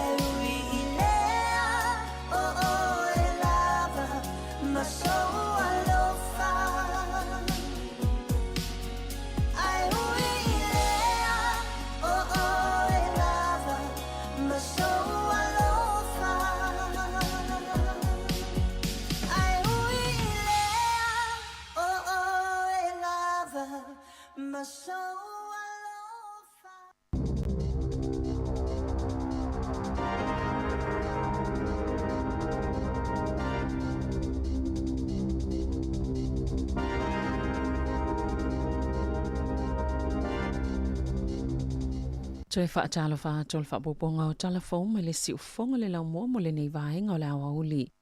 Wofo ina atul faltupe o Kiwi Bank I tangata whaatau o lato fale le tasi pasene mai a lato nono ngātu pe fō mo fale o se sauwhanga le alfaltupe o atu ili se fulu a wheta la e whaapitoa le mo talo sanga fō nono ngātu pe mo fale e o atu le asolua se fulu valo uni ma e ei fo I ona tuunga e te tau le tangata le fia nono le tupe mo le fale o na tolu se lau a wheta la le tupe pito ma walalo le nono ngātupe ma le lua se fulu pasene o le equity a whaapio se nono ngā tupe lima se lau whaas fulu a whe tā la. E mawhai le tangata nono o na mawaina le lima a whe whaas se lau tā la. Na tā oe Bip Maxwell o le Kiwi Bank o le ofoi pe ona tu inatu ina I toi mawani si tupe I tanga a tangata ni usila. Ona o le taimine o lo whianga I ma le taunga tā po le sitia o le tau o le soifuanga. Na sitia le faltupe wha leo leo le pasene tolo I o tupe.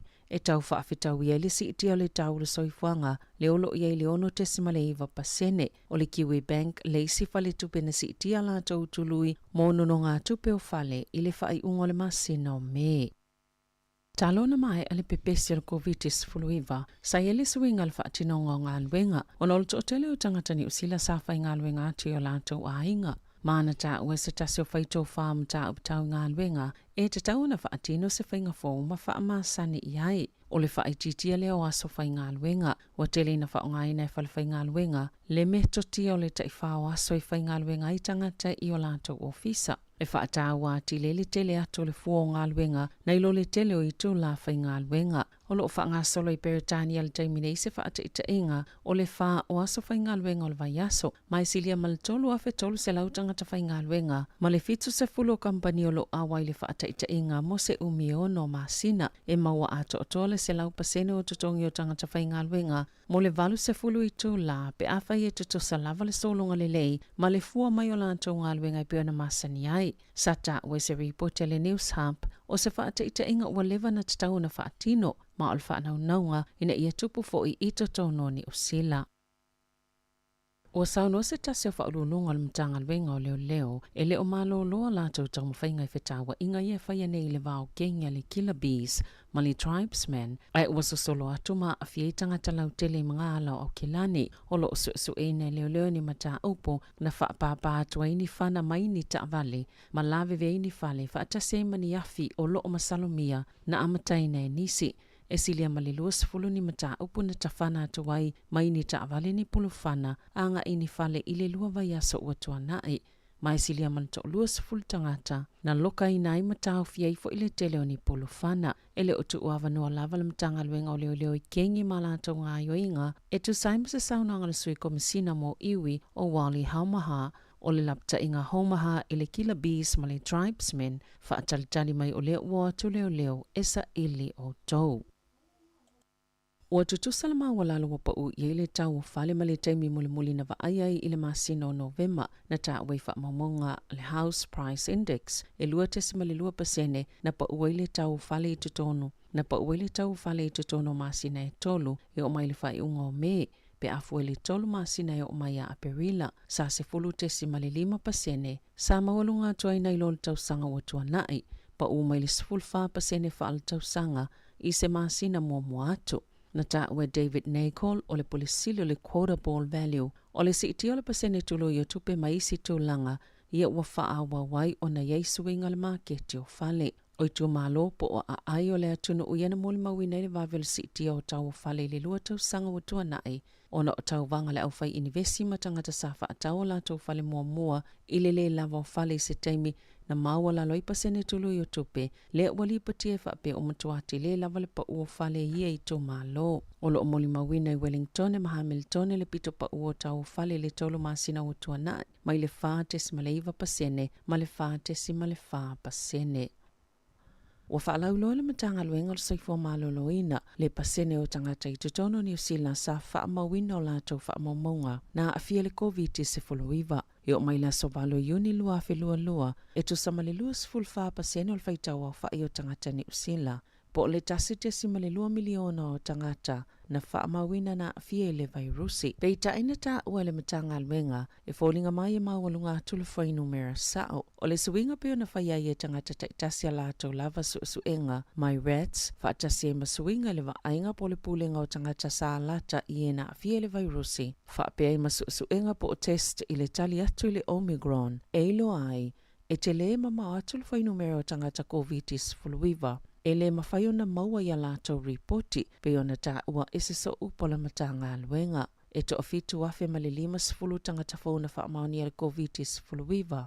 Pe ona iei whaamaumongo i le asolulu i tutono New Zealand. E to otolu se la uono sfultasi tangata o lo tā awhia i whale mai. Ai o lo o awhia le virusi, e to sfulwhai poto ngase tinga aina, sa whaasilsila fo i le matanga aluenga, le to olua sfulwha o tangata maaliliu, to sfululua na maaliliu yaso e wha ua tuana i atu.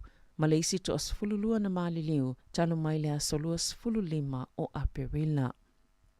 Ua folfola esta maita ilo wa hat o le awhina upea ina ia toi whaafo i ane le tino maliu o lona te olua Tommy Murray. Safa ilo le fia o le tamaitai ina ua atu le ainga o lona te olua le whai unga le vai aso. Ma ave whaamalo si le tino maliu o lona te olua i Northland e lango mawai. Na ia ta ue whaapea. Na tala noa i leo mo se fsoswani na ia o atu. Ona ua atu le ainga ma ave lona te olua e au noma le tāpuni o le pusa maliu. Mana se manula vai pa ui whafole tino o lona te olua mai le pusa maliu. A ona nate o ma ave e ui le te o lana whanau tene. Ma isi tangata o lona ainga. Na maliu whaafua se i Tommy mai le isana ma vaenga tostosia. Ele i loa i lona te olua po o fea safia ave o ia iai. Ai o le tala le tina. A o soifua lona te olua. Safa iloa lava ia te e fia nofo i le mea o iai. Ai ia whaaliu e fuefu lona tino. Mana ta uel tina e mana o ina ia whaaloalo i mana ongo lona to lua. Peita ilva yasone ina lango mawele tino maliu Thomas i Northland. Lea sa tupunga e ai. Ele ifia tala noa lona ainga i to stala. Ai ele talitonunga.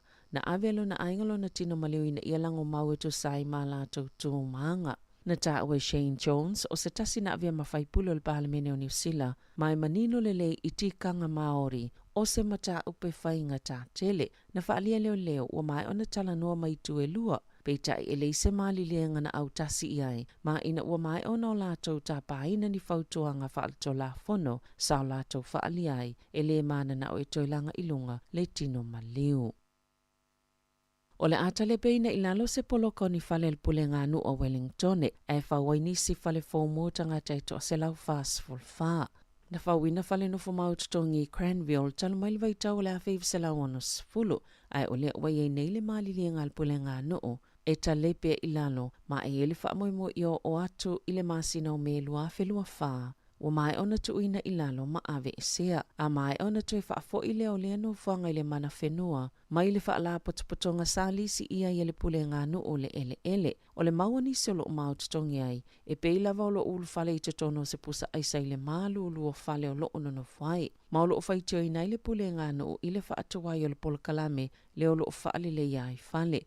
Wanga lulue le City Housing, leo lo wa aya mapule ina whale sa ili vave, ni no whanga mani whale e ave pe whaase i ei tangata o lo ono nofo mau tutongi ai. E bitu tele atu whale o lo umia ina le pulenga noo i Wellington e mau la lalo la tau. Pe a male afi ono se lau, le au ingo whale, e no nofo i le tolu afe 5 se lau, o tangata no nofo mau tutongi.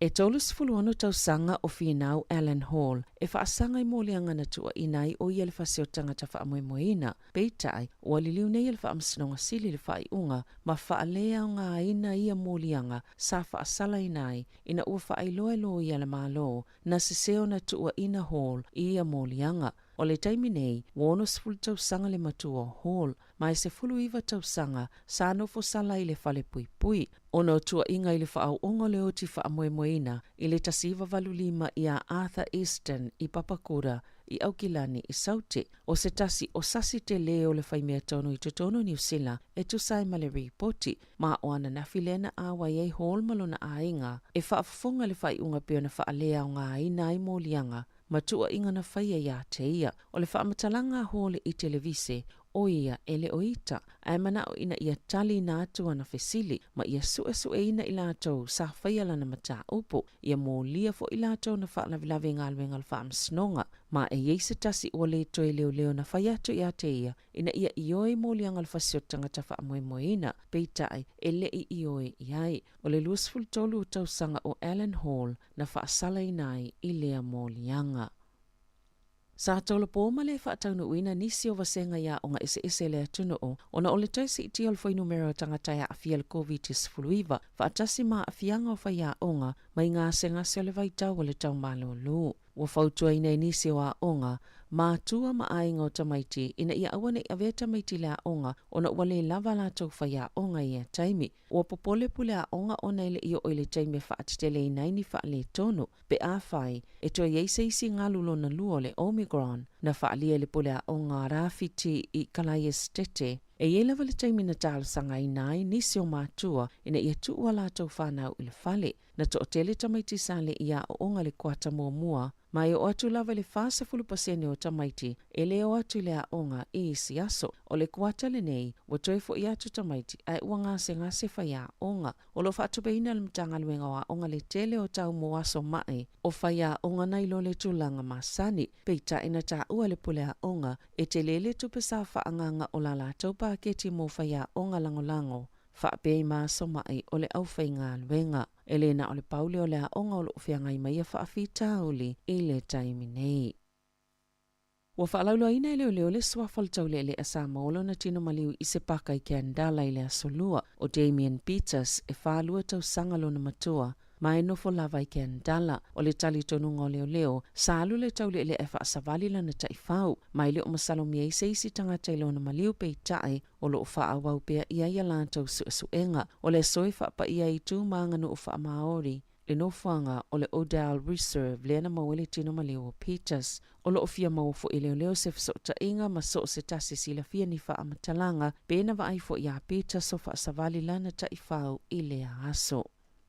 I ta'alonga, sa manu malo le awa le Stars i le ta'alonga ma le Northern Mystics ono tolu i le 5 i le pa ua manofo i le poana po e sa i le awe ta'alo ma le Central Pole sa Wellingtone mo le suenga siampini o le ANC Premiership o le avanuolo na lua lea mo le aune tipolo le Stars e siampini ai ia ta'alonga e le ito e whaia ina le Stars mai ana ta'alonga i ono ua mawai atu a o le Mystics sa fea ngai mawhaafita auli ina ua manu o la lato tongi polo o Craze and Weke o le aso sao le asa ile le siampini o le neitau sanga i Wellingtone.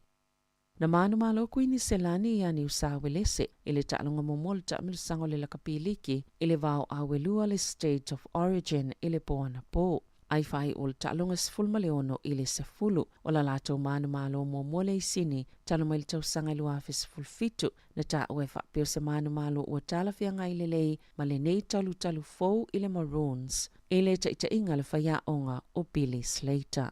Tala fawia male si ufonga le lau mua mo le nei vahenga o le awauli.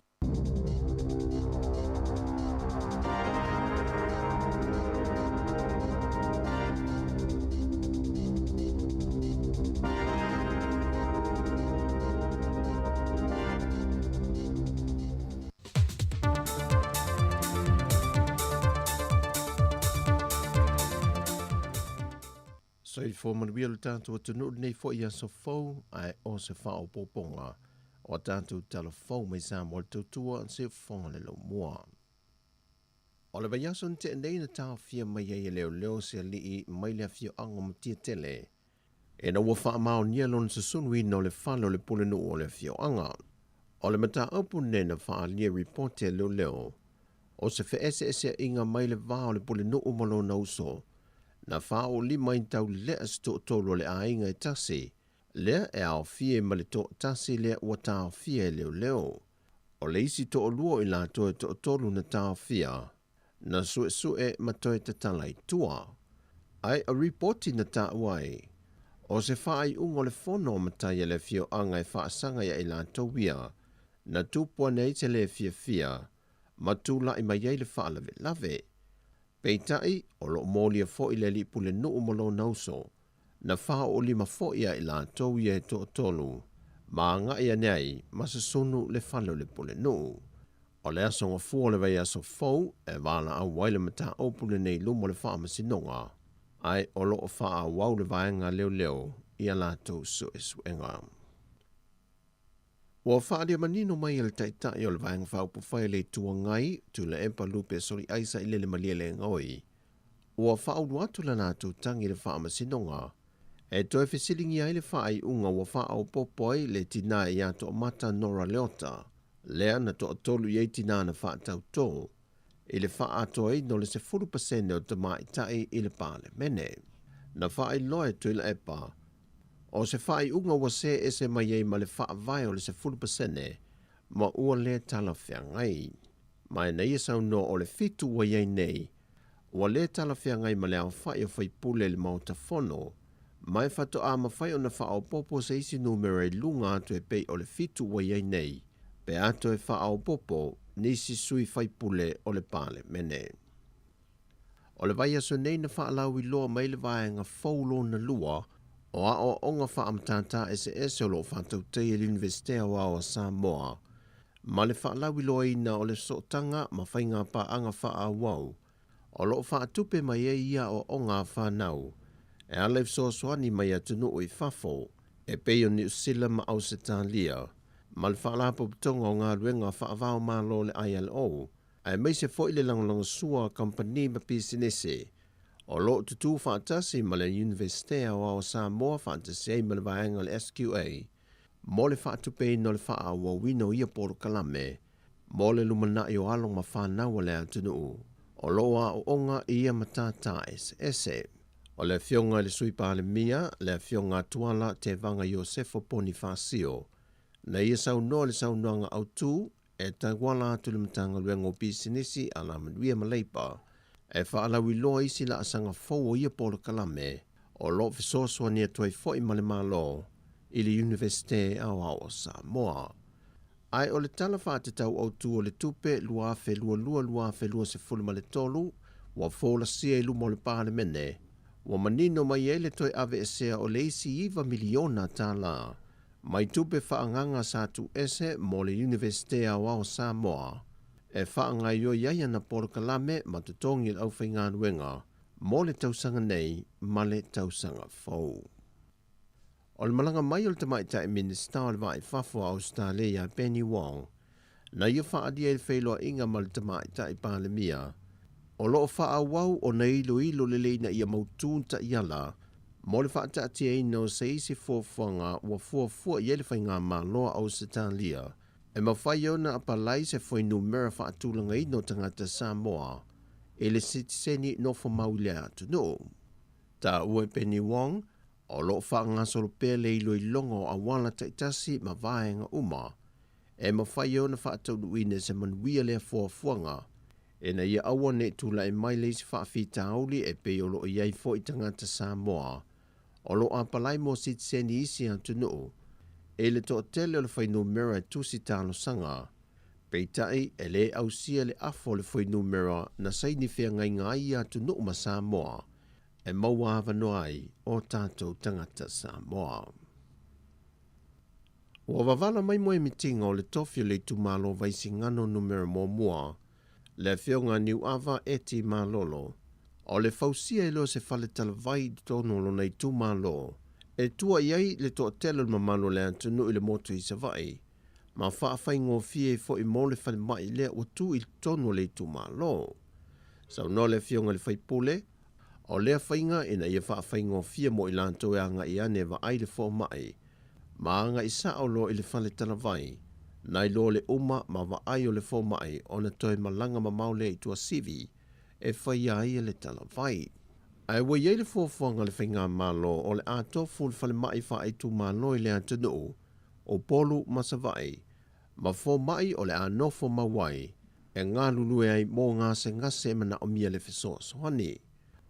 Wa whapea foise fina ngalo le tofi le tu malo vai mongo numero mua le whionga sula manai atau ili tui vasa. E le mai asai ni ai o le tai lua se la wafeta la moa ati nae.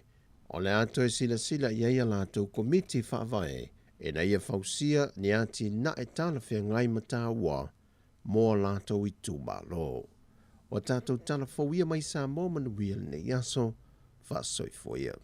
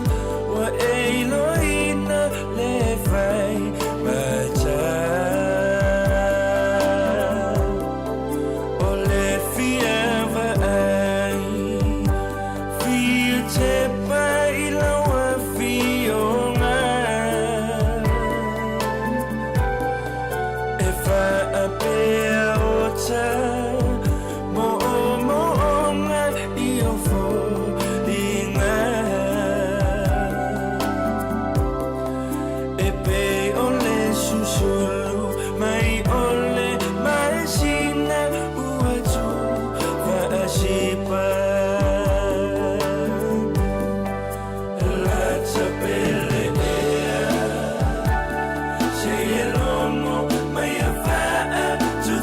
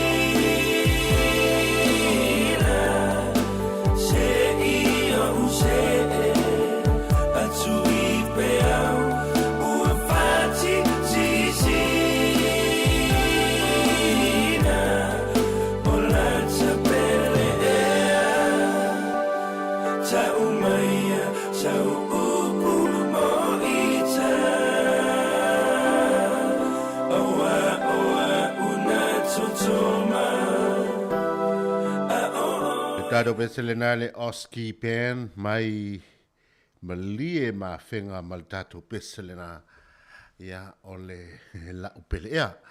Ia, toi whatalofa tuai tātou atunu o leo ua mai a mai ia tātou telefou ma tala mai Samoa a wafoli toi whaafonga le tātou atunu ia ma i lātou uma whatoa mo mai tātou tala o na sa whainga ruenga le tai au ia a walawa la au tau whaafonga anga. Ia e whatalofa lusu 5 minute o te elitu lai lua. Ia e whatalofa toi lava ia i lātou umolo mo mai tātou whasalaunga mai tawhai fia le lalolangi e whamaluru atu foi.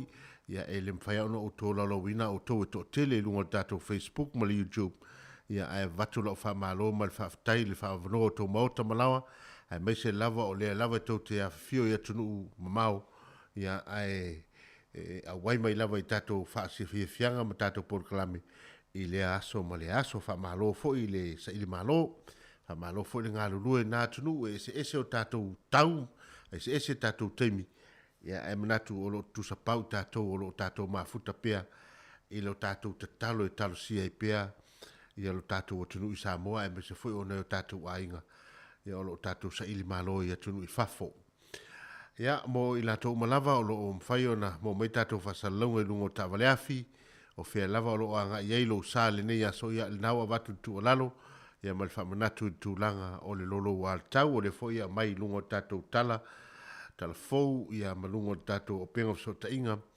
Lapa ta inga mo le tātou o tunu i le tele o te malolosio matangi e me se fo i ti munga tele o la mawhai o na fia i tātou o tunu. Ia i le ne foi fai unga le vai aso. Ia fai foi le ai. Ia. O le vainga lava na matau matematenga na ai la tau o le poto ia ma le poto whapitoa le vainga le tau a o le fina ngalo ai o le atua e pule au lava le atua ia pe o le ali tūlanga i le tau o le aso ua langi le lei o le aso foi ua timunga o le aso ua matangi ia ma le aso foi ua matua toa le savili ia o fofuanga mamana le na a le tātou tapa au i le langi ia wa o ia lava o le atua foa o le atua e pule au i mea o lava ia tātou. O le statou pule. O le pule le atua. Ia le tātou pese lale nei, ia ua toi fo i tamasawai, ma ia waino lai.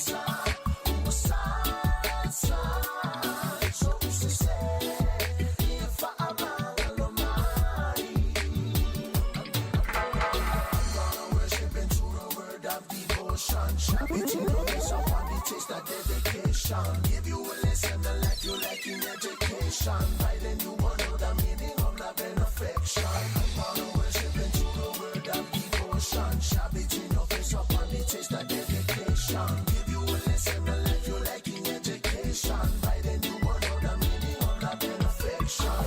We so well offer. You are all feely. Only I saw it for you. Let's have a safari. I told you,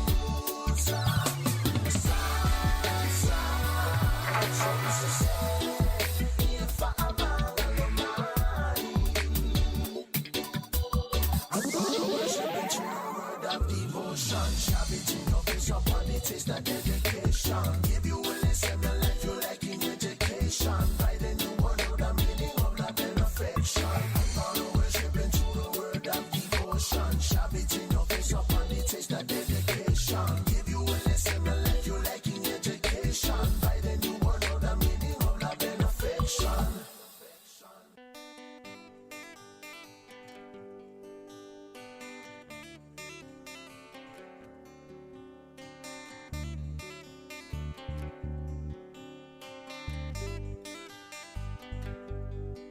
Se sole uso awale popole ai.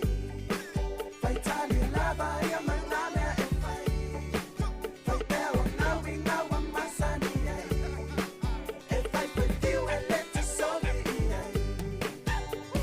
Tangi tau tala le mafai o senga ngana ya mionga ale au tupulana. Wa maua ile lanu ole ai se manu fa alo tumawanga. Esa o aile upu ale isi toya ina umalava ile tufasisila. E amataile pese fa ai ule kalepe o telelo ai e ana le fale ese. Sole uso awale popole ai. Fai tali lava ya maname e fai. Fai beo nawi nawa masani ai. E fai tiu e lete sole ai. Se sole e a musica nga mole au fa basi ngai bai kai sa sa foi bale au mama I fale mai ale au kole bale au ia pani bika bai beats ai pala lankali e bai ai ole au afakasi siba mai ai ole au osilangi lue be makali kali yanga ile langi bele nei mai au pese ile ea back se pisa ai fa ka fea ma fulo lo ko ngai ele ile au fai pese fa fea Sole master awa fai au fika maua lava fea I ai ma fai falele. Sole uso awale popole ai. Fai tali lava ya maname e fai. Fai beo nawi nawa masani ai. E fai tiu e lete sole ai. Give me the tricks, nigga, you always at the first pick. But homie, now it's time, turn it to your last switch. You try to shove, hook, you try to down my skill. Believe me, homie, I'ma make you lyrically ill. You try to bust your rhymes. Be sure a nigga know how to rhyme. Be sure a nigga messing with the rock guys. Can't run till it up, nigga, ain't guys. Better plug in your earphones, nigga, I'ma sap ya. One mistake, I'ma get ya. Messing with the raw people, messing with T-Clan. Homie, I'ma call you a bubblegum rapper. My flow sound dope. Niggas like it cause you always talking about flows. This year, nigga, ain't no joke. Rhyme, sipping on Hennessy and Coke. Sole uso awale popole ai. Fai tali lava ya maname e fai. Fai beo nawi nawa masani ai. E fai tiu e lete sole ai. Fai au fika, fai fua ika, samolo o sila. Mangu yau me singa suia miu ma suinga ui. Lofa sole fai se mongi puu i ai lofa mau. Dia fia I ai ma fai falelei. Sole uso awale popole ai. Fai tali lava ya maname e fai. Fai beo nawi nawa masani ai. E fai tiu e lete sole ai. Sole uso awale popole ai. Fai tali lava ya maname e fai. Fai beo nawi nawa masani ai. E fai tiu e lete sole ai.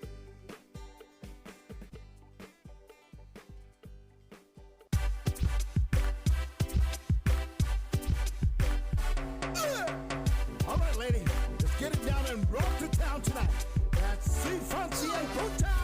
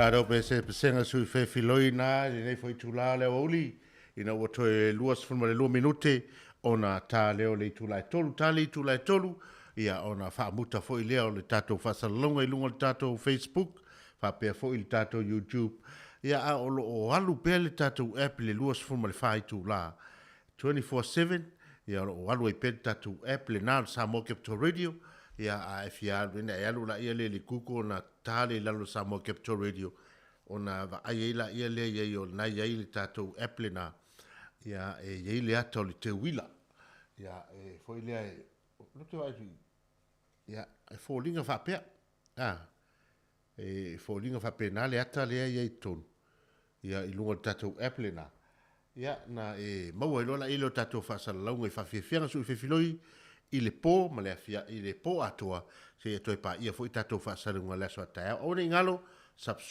subscribe le tatou YouTube ia wa lava le fa la uloi na to tatou le George fongo le moa mai Wellington o le reti o mua i tono ni usila i le ngana fa Samoa ia pe o le tulanga le na ia e numelo mua ia le tatou le George le mo ni Wellington ia e pe ona ia le tautua ia il tasi o ono tesi mal tasi fa mo ia ai sai le fitu valu tolu a mo e pe ona iai ia tal tolu ia ona to e winatu le o tal tolu ona fa muta lo le tatu fa salanga to e luas ful minute ona talia ole itu la e tolu ia winatu pe tatu fa fia so filoi ia ile ne fo itu la le fiafi ia wa fo ile fa ga solo atu mana vonga duenga ia ai tainane foi ia tatu fa na ua mai mai foi ia onga ai malo tau dua malo foi tau tua malo foi ta puai na ia tatu ta mama tina matua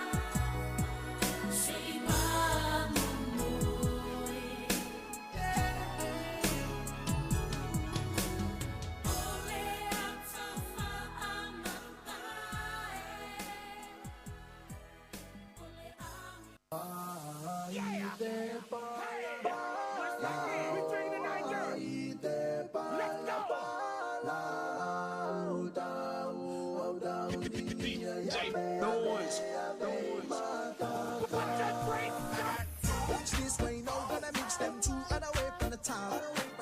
Okay, now stand up, you keen to be the one who first out. On the way to a thought who from up here, now that's what's up.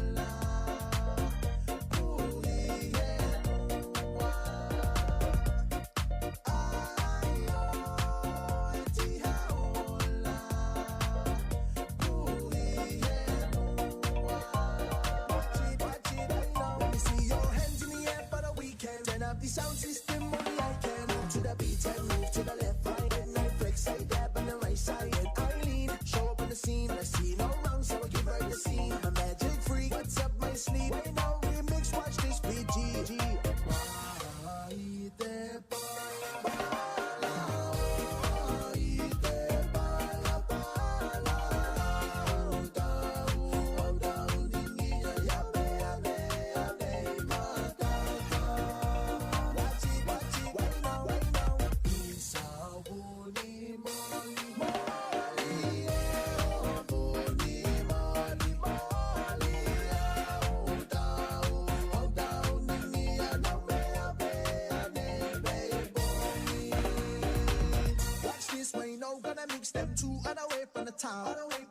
Okay, now stand up, you keen to be the one who first out. On the way to a thought who from up here, now that's what's up.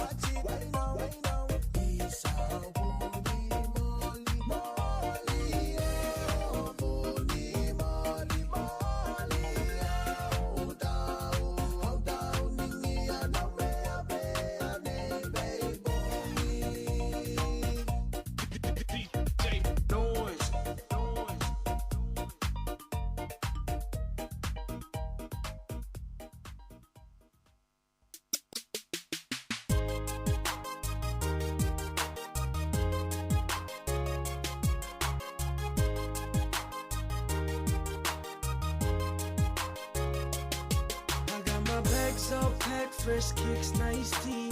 Gotta look good for my family. And now I'm headed out the door, leaving my troubles behind me. The 10 a.m. fight is where you find me. I'll be up in the air. Anticipation's killing me, and I just wanna get there. My return is much too late. It's been a long time coming, and I just can't wait. I'm coming back home, back home, back home. I'm going back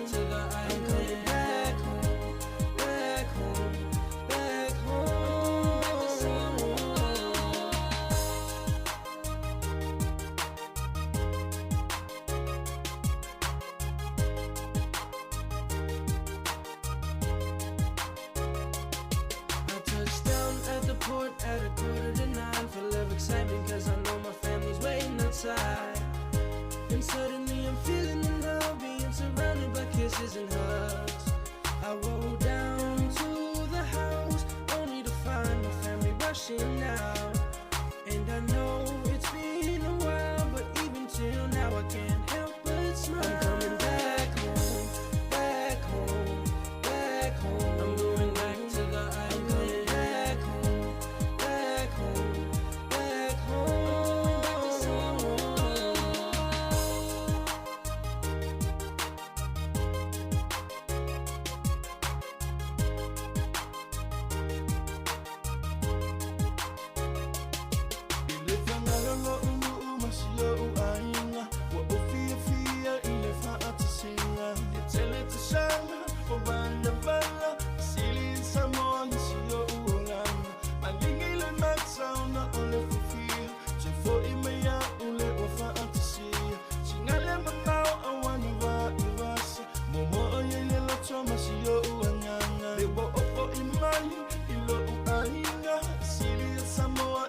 I'm coming back home, back home, back home. I'm going back to the island. Back home, back home, back home, back to Samoa.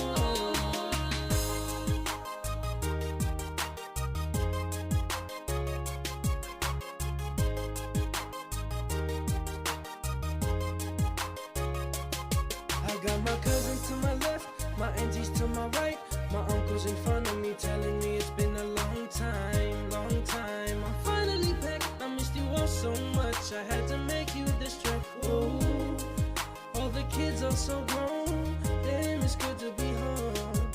I'll be down at the beach, I can't think of anywhere that I'd rather be. Palm trees, blue skies, it's gonna be hard for me to say goodbye. I'm coming back home, back home, back home. I'm going back to the island. Back home, back home, back home, back to Samoa. I'm coming back home, back home, back home. I'm going back to the island. Back home, back home, back home. I'm going back to Samoa.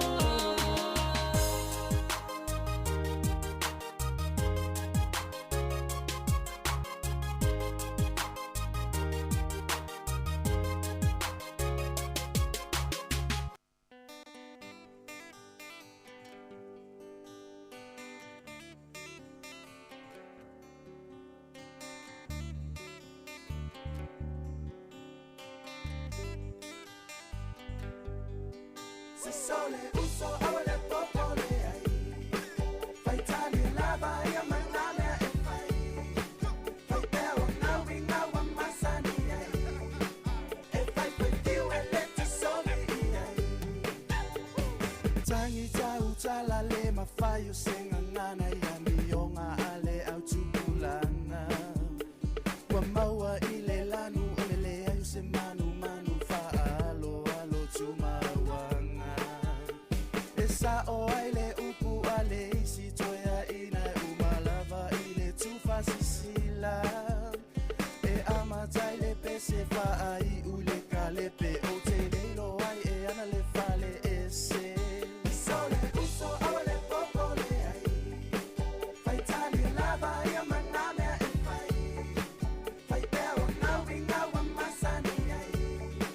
E fai tiu e lete sole ai. Ya, se sole e a música ngā mole au wha wasi wasi Ngei mai kaini, sasa fo i male au mama i whale mai Ale au kōlea mani au i apangi I mika mai beats, ai pala langkali e mai ai ole au a whakasi Siwa mai ai ole au o silangi Lue lue me makani kani anga i le rangi Pene nei mai au pese i le ea Peki se pusa ai whakawhea Wafi fulu lou loko ngai e le lea I le au whai pese e pese whakawhea Sole masta awa awa fai au fikai maua lava fia fia i ai ma fai falelei. Sole uso awale popole ai. Fai tali lava ia maname e fai. Fai peo nawi nawa masani ai. E fai tiu e lete sole ai. Give me the tricks, nigga, you always had the first pick. But homie, now it's time, turn it to your last switch. try to shove, hook, you try to down my skill. Believe me, homie, I'ma make you lyrically ill. You try to bust your rhymes. Be sure a nigga know how to vibe. Be sure a nigga messing with the rock guys. Can't run till it up, nigga, ain't guys. Better plug in your earphones, nigga, I'ma sap ya. No mistake, I'ma get ya. Messing with the raw people, messing with T-Clan. Homie, I'ma call you a bubblegum rapper. My flow sound dope. Niggas like the country always talking about flows. This year, nigga, ain't no joke. Rhyme, sipping on Hennessy and Coke.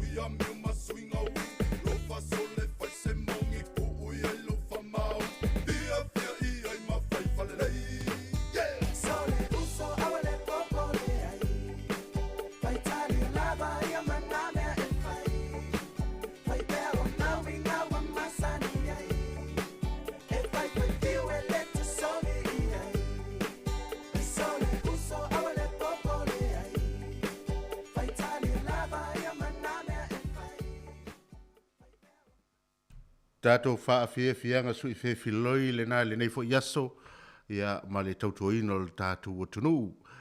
Manatu fo i o lea ua o mai fo i le tūlai whaamuta ai le tātou whaasalaunga i lunga le tātou Facebook Live. Mai se fo i lunga le tātou YouTube page. Ia a o le tātou app e whaawau pēr le tātou tautua se ia pa ia fo i le fitu le asoa tai au. Ai pa ngā lea tunu ue. Ia e lava se whaiva e asa ma se mau e talitonu foi e poto lava le tautai ia ai le atoa i ai le liwalona waa. Whapele sa mātou tala ia whamangalo se wha le tonu o le au whinga luenga e se tautua foi ua pa o vale pe pa o papa i la tau whaafonga le nei aso ai mai se foi se mātou wanga o sala i la tau silisila ia whamangalo so mātou se ia e te tonu ia e mo moli foi le whaaftaima le whamalo le tapo inga maul pa ia le au whinga luenga tofi le atua e tai nane fo i ta mam tina mātutua, le lolol tātua tunu whaaftai tele i tāpua inga tatalo, e mese fo i tāpua inga mau, ia o al whaiva fo i au tama whanau, e mese fo i o lo watunu, whea lava se tafo le larolangi o lo whainga aruenga, ia ma o tawina ai, ia whaaftai tele lau tau tāpua inga, ua manuia i fo i whaiva, ia ma ngā aruenga ma tiutu o whea ngaima si o tātua watunu.